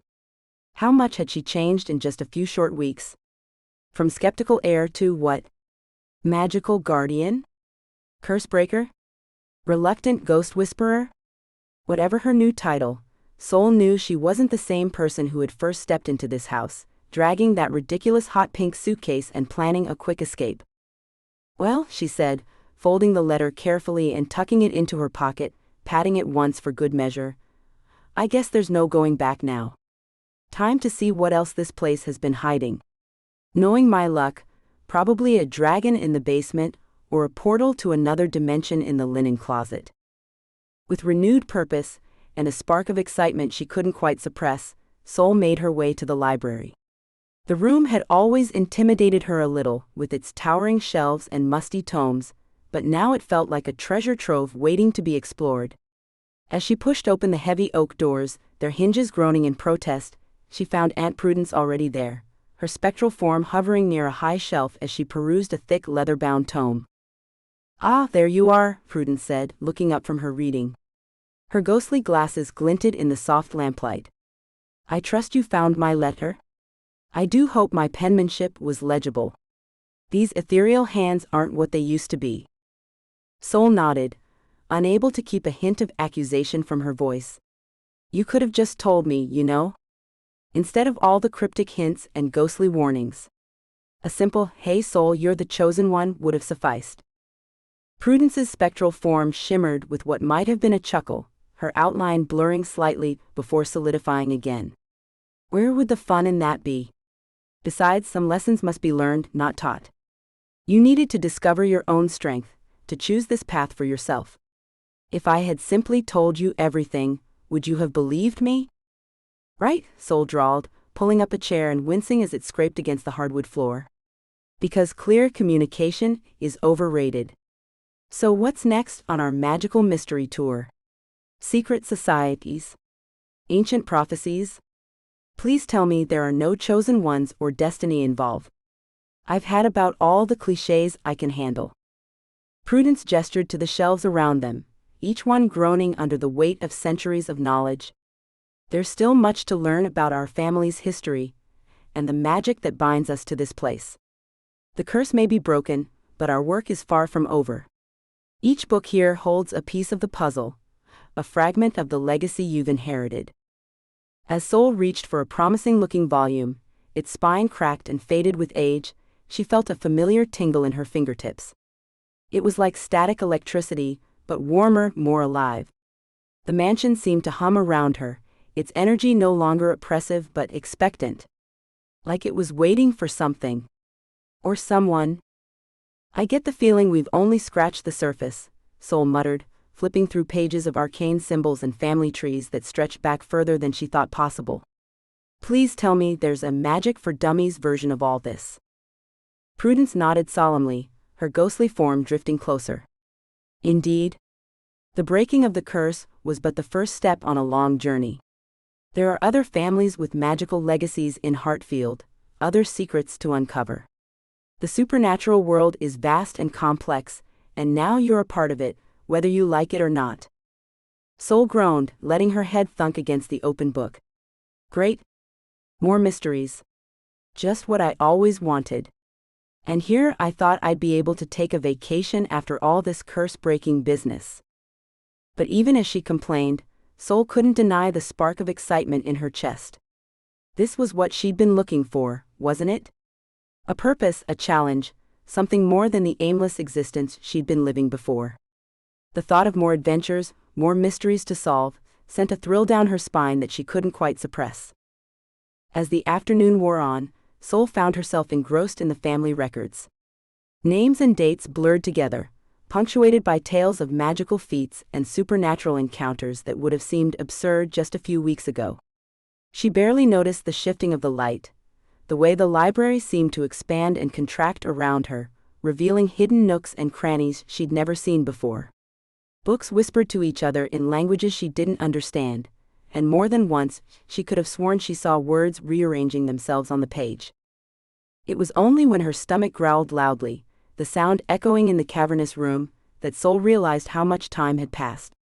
She stretched, her joints popping in protest, and winced at the stiffness in her neck. Note to self, she muttered, invest in more comfortable chairs if I'm going to be doing the magical scholar thing. I think that's enough family history for one day, she said, standing up and trying to work out a particularly stubborn kink in her shoulder. Unless you ghosts have figured out how to conjure up a pizza? Extra cheese, hold the ectoplasm. Prudence sniffed disapprovingly, her ghostly nose wrinkling in distaste. I'm sure Nana Edna would be happy to whip up something more substantial than that greasy mess you call food. In my day, we appreciated a properly cooked meal. Sol chuckled as she made her way out of the library, ducking under a floating book that seemed determined to return itself to the wrong shelf. I'll take my chances with takeout, thanks. I've seen what passes for food from Nana's era. Pretty sure gelatin shouldn't be a main course. As she reached the front hall, Sol paused, her hand on the ornate doorknob. On impulse, she pushed open the heavy front door and stepped out onto the porch. The late afternoon sun bathed the overgrown gardens in golden light, turning the tangled mess of weeds and flowers into something almost magical. A warm breeze carried the scent of wildflowers and, oddly enough, a hint of cinnamon. Her eyes were drawn to the garden maze, its high hedges casting long shadows across the lawn. The topiaries, which had once seemed menacing in the gloom, now looked almost playful, like green sentinels guarding long-buried secrets. Sol felt a familiar tug in her chest, an inexplicable pull toward the heart of the maze. But this time, the feeling wasn't tinged with fear or apprehension. Instead, she felt a spark of curiosity, a desire to explore and uncover more of the mansion's secrets. A smirk played at the corners of her mouth as she gazed out at the maze, its winding paths promising new adventures. Well, she said softly, looks like we're not done yet, are we? Got any more surprises for me, you overgrown shrubbery? The pendant warmed against her skin, as if in agreement, its soft glow visible even in the fading daylight. Sol shook her head, amused at her own eagerness. Who would have thought she'd be excited about more supernatural shenanigans? All right, she conceded, patting the pendant absently. But first food. Even magical guardians need to eat. I draw the line at solving ancient mysteries on an empty stomach. As she turned to head back inside, already mentally scrolling through her collection of takeout menus, Sol couldn't help but feel a sense of anticipation. Whatever came next, be it magical duels, time travel, or just figuring out how to file taxes as a supernatural property owner, she was ready. Or at least, as ready as anyone could be when their family legacy involved ghosts, curses, and a house with a mind of its own. Bring it on, she muttered, closing the door behind her. Just maybe not all at once, okay? A girl needs her beauty sleep between magical crises. The house creaked in response, a sound that might have been agreement. Or laughter. With this place, it was hard to tell. Chapter 15, New Beginnings, now with 100% less curse. Sol stepped out of the mansion, squinting against the bright sunlight. The overgrown path leading to town seemed less daunting now, though she couldn't shake the feeling that the ivy was watching her go. She patted her pocket, making sure Penny's documents were safely tucked away. Don't go rearranging while I'm gone, she called over her shoulder to the house. A window shutter creaked in response, and Sol shook her head. I'm talking to buildings now. Great. The walk into Hartfield was mercifully uneventful, though Sol could have sworn the trees lining the road leaned in closer as she passed. Main Street bustled with its usual small-town energy, and she found herself quickening her pace to avoid the curious stares of the locals. Green's Curiosities loomed ahead, its windows crammed with an eclectic mix of antiques and oddities. A bell jingled as Sol pushed open the door, releasing a puff of dust-laden air. "Hello?" she called, navigating around a precariously balanced tower of leather-bound books. Penny's head popped up from behind a glass case filled with what looked suspiciously like shrunken heads. "Sol? I wasn't expecting you so soon. Find anything interesting in those old papers?" Sol raised an eyebrow. "Oh, just the usual. Family curses, magical pendants, ghostly relatives. Nothing out of the ordinary."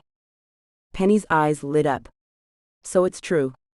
The Davenport curse is real. I always suspected, but to have confirmation." She trailed off, lost in thought. "Yeah, well, thanks for the history lesson," Sol said, fishing the documents from her pocket. "These were helpful. In a cryptic, headache-inducing sort of way." Penny waved away the papers. "Oh, keep them. Consider it a welcome to Hartfield gift. Besides," she added with a conspiratorial wink, "there's so much more to uncover." Sol groaned inwardly. "More? I'm still trying to wrap my head around the talking house and the family of Caspers." "Oh, you've only scratched the surface, dear," Penny said, her eyes twinkling. "Hartfield has secrets buried so deep, even the ghosts don't know about them. Did you know there are tunnels running beneath the town? Or that the founding families had ties to?" "Oh, slow down there, Wikipedia," Sol interrupted, holding up her hands. "One supernatural crisis at a time, please. I'm still working on Haunted House 101. Penny chuckled. "Fair enough. But when you're ready to dive deeper into Hartfield's mysteries, you know where to find me." Sol found herself half rolling her eyes, half intrigued by the prospect. All right. I'll add Uncover Town's dark secrets to my to-do list. Right after Exorcise Great Uncle's gambling addiction, and learn to cook without setting off the ghost detector. That's the spirit." Penny beamed, either missing or ignoring Sol's sarcasm. "Oh, and before you go, take this." She thrust a small leather-bound book into Sol's hands. "It's a local herbal guide. You never know when it might come in handy." Sol eyed the book warily. "Thanks, I think. As long as it doesn't start whispering at midnight, we're good." As she left the shop, Sol felt a mix of dread and curiosity about what other secrets Hartfield might be hiding. The weight of the book in her hand was a reminder that, like it or not, she was now part of this town's strange tapestry. Sol left Green's Curiosities with her mind racing, the weight of Penny's words settling over her like a shroud. The walk back to the mansion was filled with a mix of anticipation and trepidation. Each step brought her closer to the house and its secrets, and she couldn't shake the feeling that something significant was about to happen. As she approached the mansion, she noticed a battered pickup truck parked in the driveway. A tall figure was rummaging in the truck bed, pulling out various tools. Can I help you?" Sol called out, her hand instinctively going to the pendant around her neck. The figure turned, revealing a ruggedly handsome face topped with tousled dark hair. He flashed a disarming smile. "Adam Hartley. I heard the old place had a new owner, thought I'd stop by and offer my services." Sol raised an eyebrow. "Services? Is that what they're calling B&E these days?" Adam chuckled, holding up a wrench. "Handyman services. This place has been falling apart for years. Figured you might need some help getting it back in shape." "Right," Sol said, crossing her arms. "And you just happened to show up with a truckload of tools, on the off chance I'd say yes?" "What can I say? I'm an optimist," Adam replied with a shrug. "Besides, it's not every day we get new blood in Hartfield.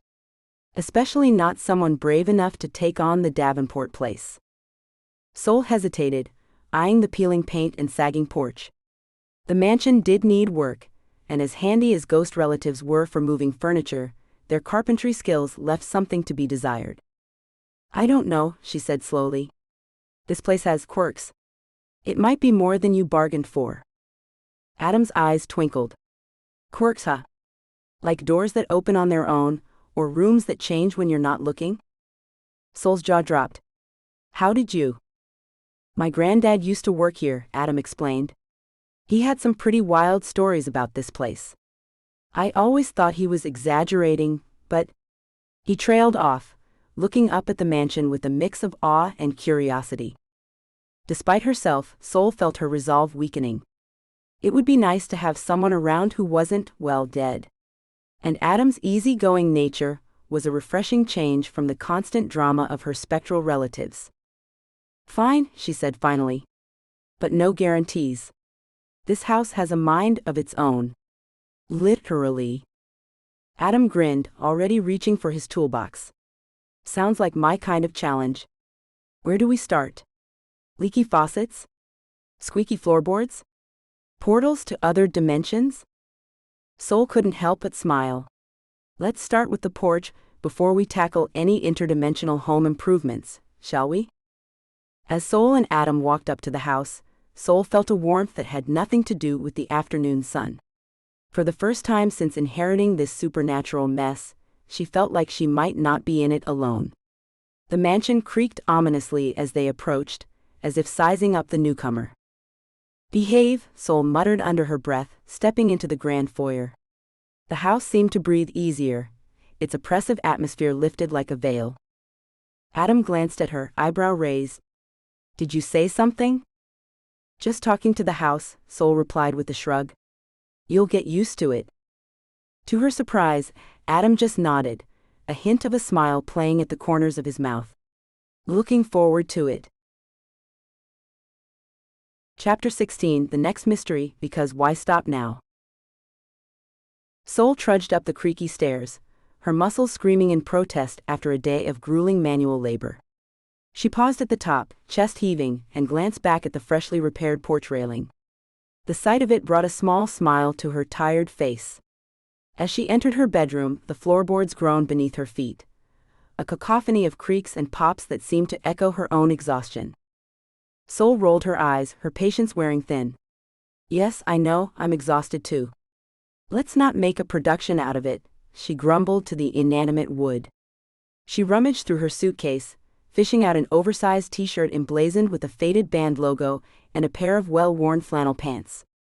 The hot pink luggage stood out garishly against the faded Victorian wallpaper, a neon beacon of modernity in this time capsule of a room. Sol smirked, imagining Aunt Prudence's ghostly face if she could see the fashion atrocity.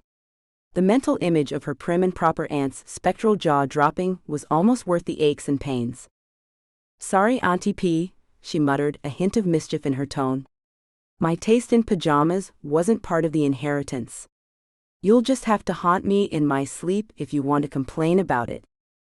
As Sol changed, peeling off her dusty work clothes with a grimace, the mansion creaked and shifted around her. It sounded like a giant cat stretching after a long nap, bones popping and wood groaning. A cool breeze whispered through the room, rustling the heavy velvet curtains and sending a shiver down her spine. The hair on the back of her neck stood up, and she couldn't shake the feeling of being watched.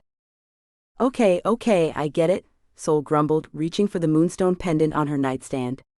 Her fingers closed around it, seeking comfort in its familiar contours. No need for the spooky sound effects.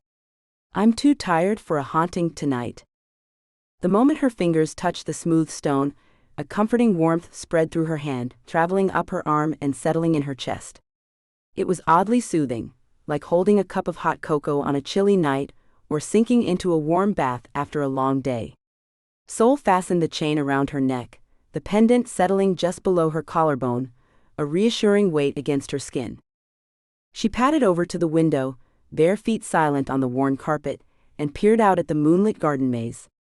The silvery light cast long, twisting shadows across the overgrown hedges, creating an otherworldly landscape that seemed to shift and change as she watched. For a moment, Sol could almost believe she'd stepped into some fairy tale realm, a world where anything was possible and magic lurked around every corner. Get a grip, Davenport, she chided herself, shaking her head to dispel the fanciful thoughts. Next thing you know, you'll be looking for magic wands and talking animals. Maybe I should check the attic for a wardrobe leading to Narnia while I'm at it. As if in response to her sarcastic musings, a shadow flickered at the edge of her vision, there and gone so quickly she almost missed it.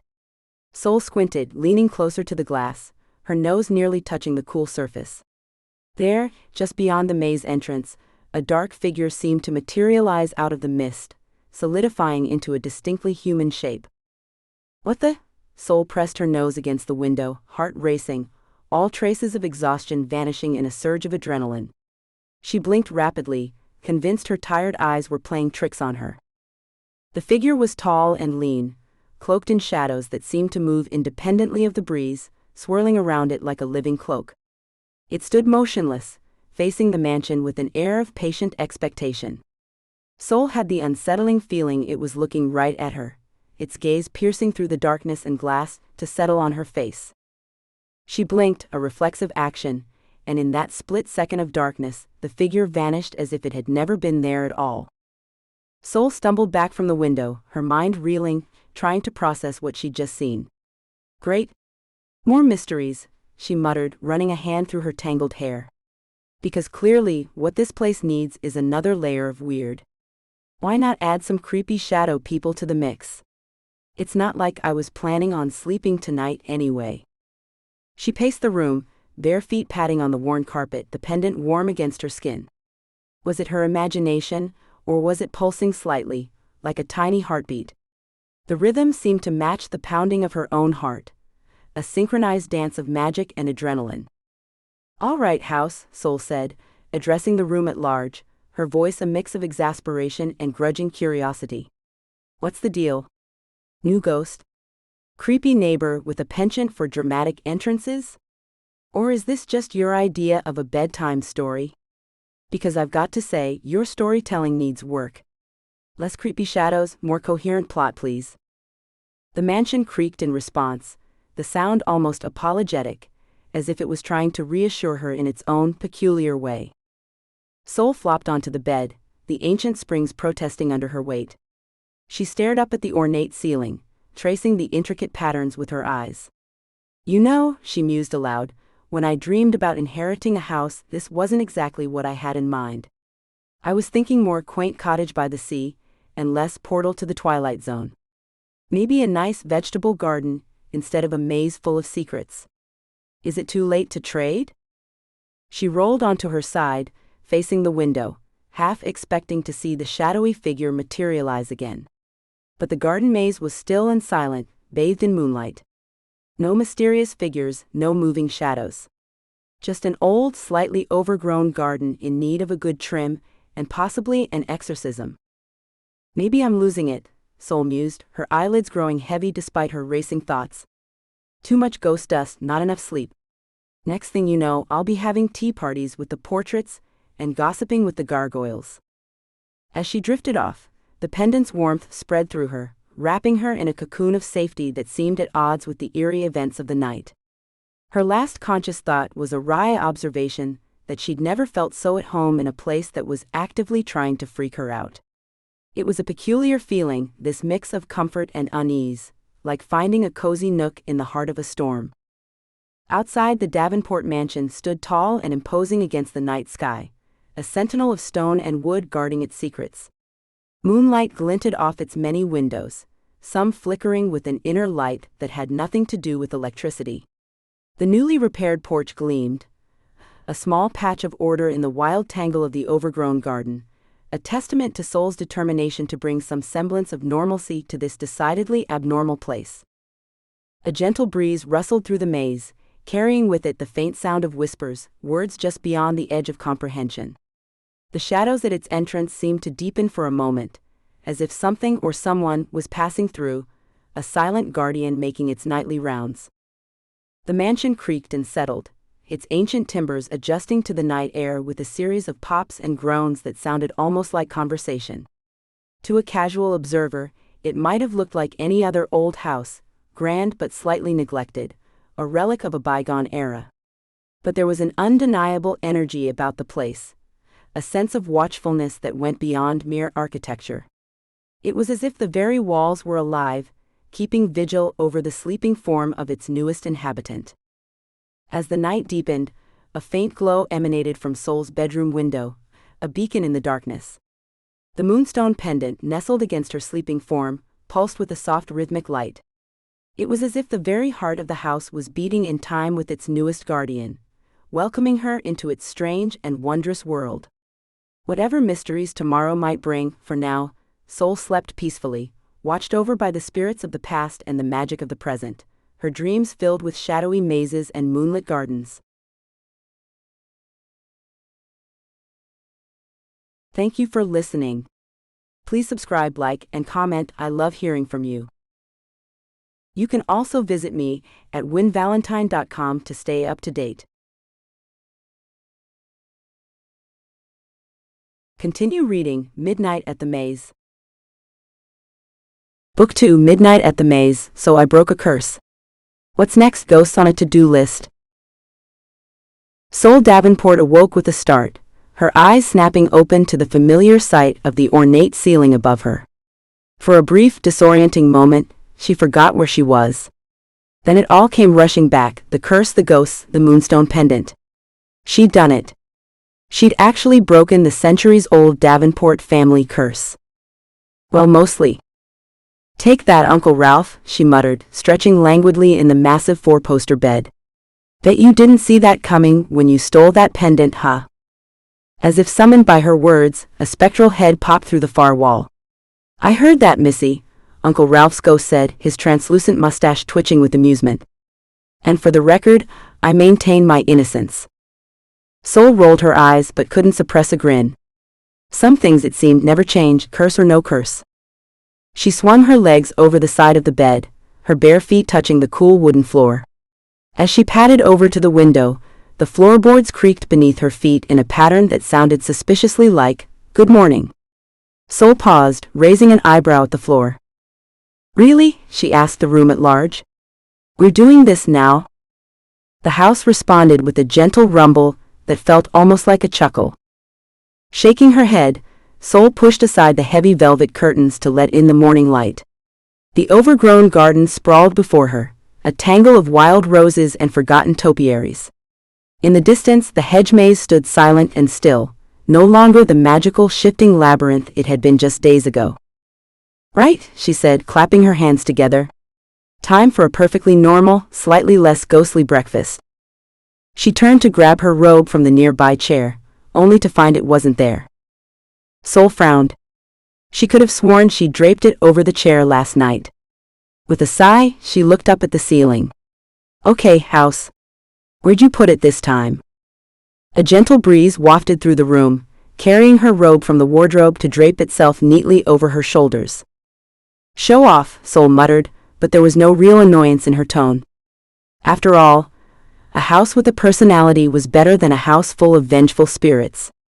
Mostly. As she made her way downstairs, Sol's stomach grumbled. She wondered if she could convince one of the friendlier ghosts to help her with breakfast, or if that would just result in floating eggs and self-flipping pancakes. Knowing her luck, probably the latter.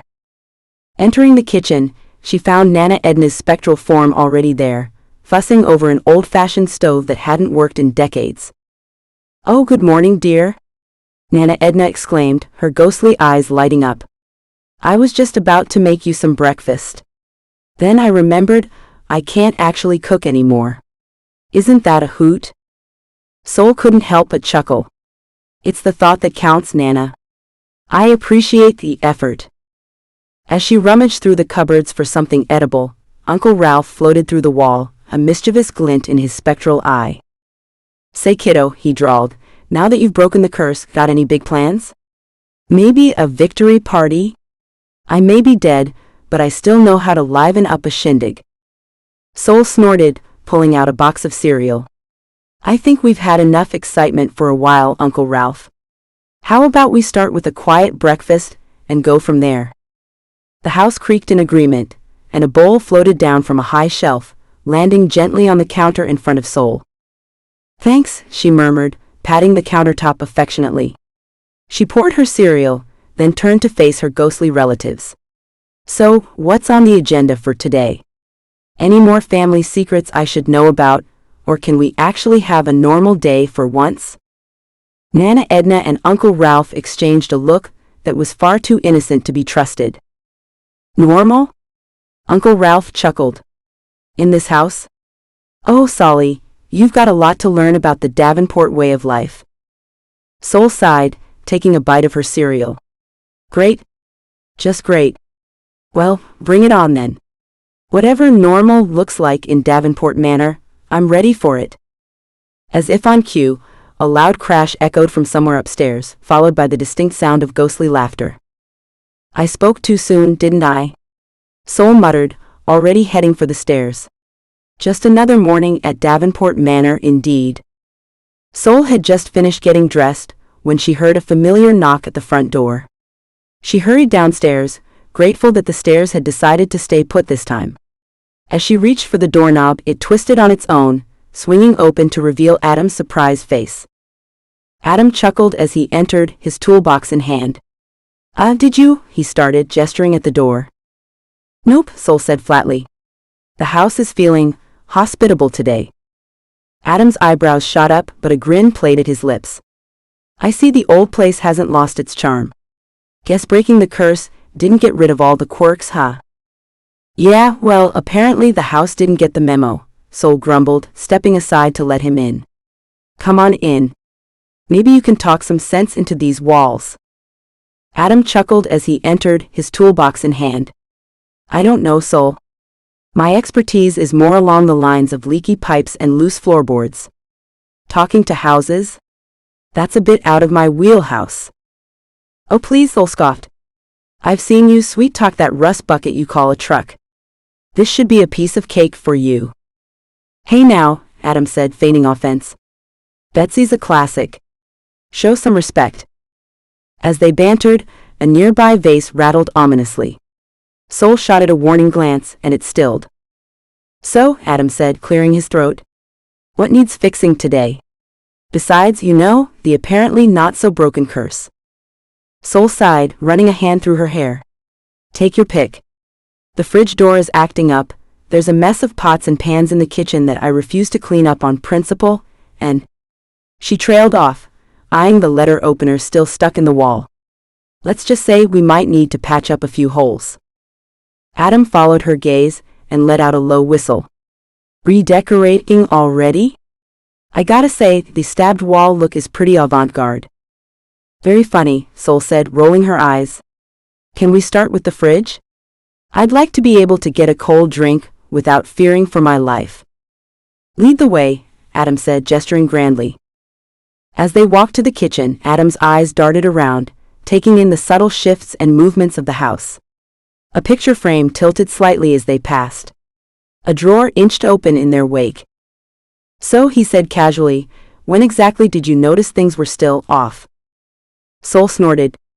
Oh, you mean when did I realize that breaking an ancient family curse wasn't quite the fix-all solution I'd hoped for? Probably around the time my coffee mug decided to play hide-and-seek this morning. They entered the kitchen, and Adam's eyes widened at the chaos of cookware strewn across the floor. Wow. You weren't kidding about the mess. Told you, Sol said, carefully picking her way through the pots and pans. It's like living in a poltergeist's playground. Adam set his toolbox on the counter and turned to face her, his expression serious. Sol, I don't want to alarm you, but I'm not entirely convinced the curse is broken. Sol froze, her hand on the fridge door. What do you mean? We did everything right. The moonstone, the ritual, the ghostly family reunion, it all worked. Did it though? Adam asked gently. I mean, sure, the big scary parts of the curse seem to be gone. But magic like that, it leaves traces. And from what I can see, this house is still plenty magical. Sol's shoulders slumped. Great. Just great. So what, I'm stuck with a semi-cursed house for the rest of my life? Adam shrugged, a small smile playing at his lips. Look on the bright side. At least you'll never have a dull moment. Oh joy, Sol deadpanned. Because that's exactly what I wanted when I inherited this place. Non-stop excitement and the constant threat of being murdered by my own furniture. As if on cue, a cabinet door swung open, nearly hitting Adam in the head. He ducked just in time, his reflexes honed from months of working in the unpredictable mansion. See? Sol exclaimed, gesturing wildly. This is what I'm dealing with. Adam straightened up, running a hand through his hair. Okay. Let's take this one step at a time. First, we fix the fridge. Then we'll tackle the rest of it. Together. Sol felt a warmth bloom in her chest at his words, but she quickly tamped it down. Fine, she said, trying to sound nonchalant. But if you end up possessed by a demonic toaster or something, don't say I didn't warn you. Adam laughed, the sound echoing in the cavernous kitchen. Noted. Now let's see what's going on with this fridge. As he bent to examine the appliance, Sol couldn't help but notice the way his shirt stretched across his shoulders. She quickly averted her gaze, focusing instead on a whisk that was slowly inching its way across the counter. Aha! Adam exclaimed, his voice muffled from inside the fridge. I think I found the problem. Can you hand me the Phillips head from my toolbox? Sol moved to grab the screwdriver, but the toolbox snapped shut just as she reached for it. She glared at it. Really? You too? Everything okay out there? Adam called. Oh, just peachy, Sol replied, wrestling with the toolbox. Your tools are feeling a bit shy today, that's all. After a brief struggle, she managed to pry the box open and retrieve the screwdriver. She handed it to Adam, their fingers brushing for a moment. Sol ignored the little jolt that ran through her at the contact. Thanks, Adam said, flashing her a grin that made her stomach do a little flip. You know, for someone who claims to hate this place, you seem to be handling all this pretty well. Sol leaned against the counter, arms crossed. What can I say? I'm adaptable. Plus, after everything we went through to break the curse, a few floating kitchen utensils seem pretty tame in comparison. Adam emerged from the fridge, wiping his hands on a rag. Fair point. But still, it can't be easy living with all this unpredictability. Sol shrugged, trying to appear nonchalant. It's not so bad. At least I'm never short on entertainment. And hey, having a handyman on speed dial doesn't hurt either. Oh, so that's all I am to you? Adam teased, his eyes twinkling. You're a personal repairman? Well, you are pretty handy to have around, Sol shot back, a smile tugging at her lips despite her best efforts. Their banter was interrupted by a loud gurgling sound from the fridge. They both turned to look at it, tension mounting. Please tell me that's a good noise, Sol said, eyeing the appliance warily. Adam held up his hands. Hey, I fixed the door. Whatever's going on in there now is between you and your semi-cursed icebox. Sol groaned. Great. Just great.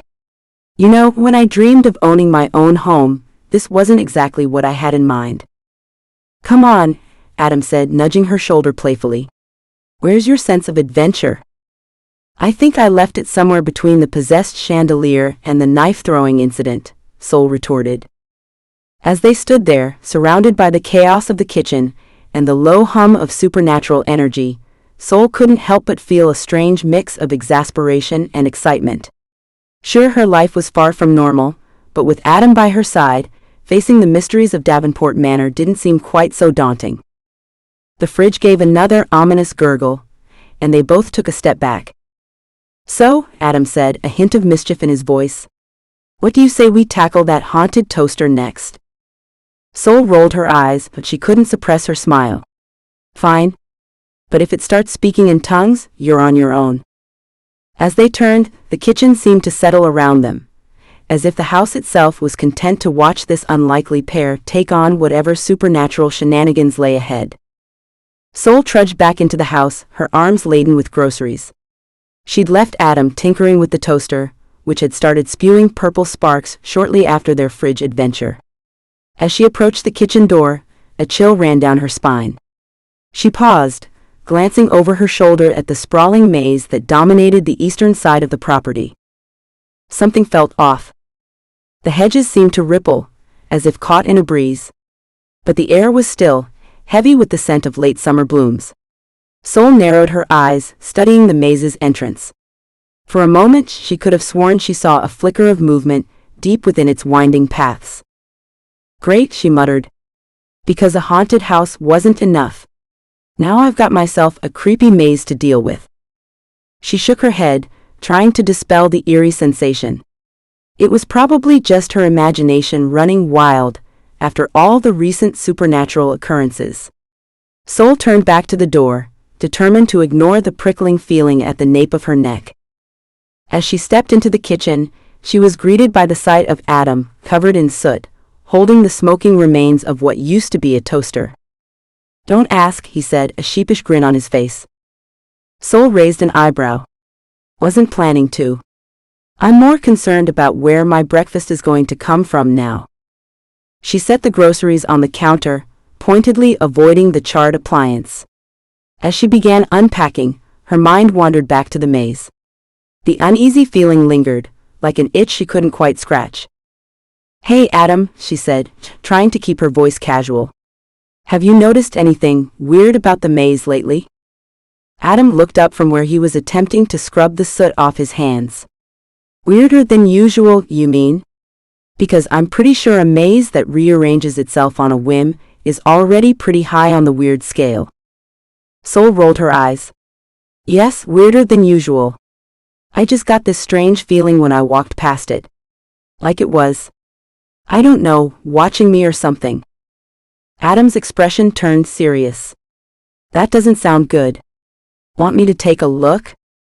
"No," Sol said quickly, surprising herself with the vehemence in her voice. "I mean, it's probably nothing. Just my overactive imagination after dealing with all this supernatural nonsense." Adam didn't look convinced. "Sol, after everything we've been through, I think we can safely say your instincts are usually spot on. If something feels off, it's worth investigating." Sol sighed, running a hand through her hair. I know.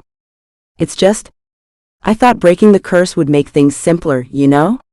But it feels like I'm still stuck in this never-ending game of whack-a-mole with the paranormal." Adam's expression softened. He crossed the kitchen, careful not to track soot across the floor, and placed a comforting hand on her shoulder. "Hey, you're not alone in this. Whatever's going on, we'll figure it out together." Sol felt a warmth bloom in her chest at his words. She allowed herself a small smile. "Thanks. I appreciate that. Even if you are currently resembling a chimney sweep." Adam grinned, purposely wiping a sooty hand across his forehead. "What, you don't think this is a good look for me?" Sol laughed despite herself. "Oh yes, very dashing. I'm sure all the local ghosts will be swooning." Their moment of levity was interrupted by a loud crash from the pantry. They both turned to see a cascade of canned goods rolling across the floor, propelled by an unseen force. "Looks like someone's jealous," Adam quipped. Sol groaned. "Or hungry. Come on, help me clean this up before the entire kitchen decides to revolt." As they gathered the scattered cans, Sol found her gaze drawn to the window overlooking the maze. The hedges stood motionless now, betraying nothing of the strange sensation she'd felt earlier. But as she watched, a tendril of fog began to curl around the maze's entrance, despite the clear summer day. Sol shivered, quickly looking away. Whatever was going on out there, she had a feeling it wasn't going to stay contained for long. But for now, she had a kitchen full of mischievous appliances and a soot-covered handyman to deal with. The maze and its mysteries would have to wait. "So," Adam said, stacking the last of the cans, "what's next on our list of supernatural home improvements?" Sol glanced around the kitchen, taking in the smoking toaster, the still gurgling fridge, and the now suspiciously quiet pantry. She sighed, a wry smile tugging at her lips. "How do you feel about exercising a blender? Want more? Continue reading Midnight at the Maze over on Amazon.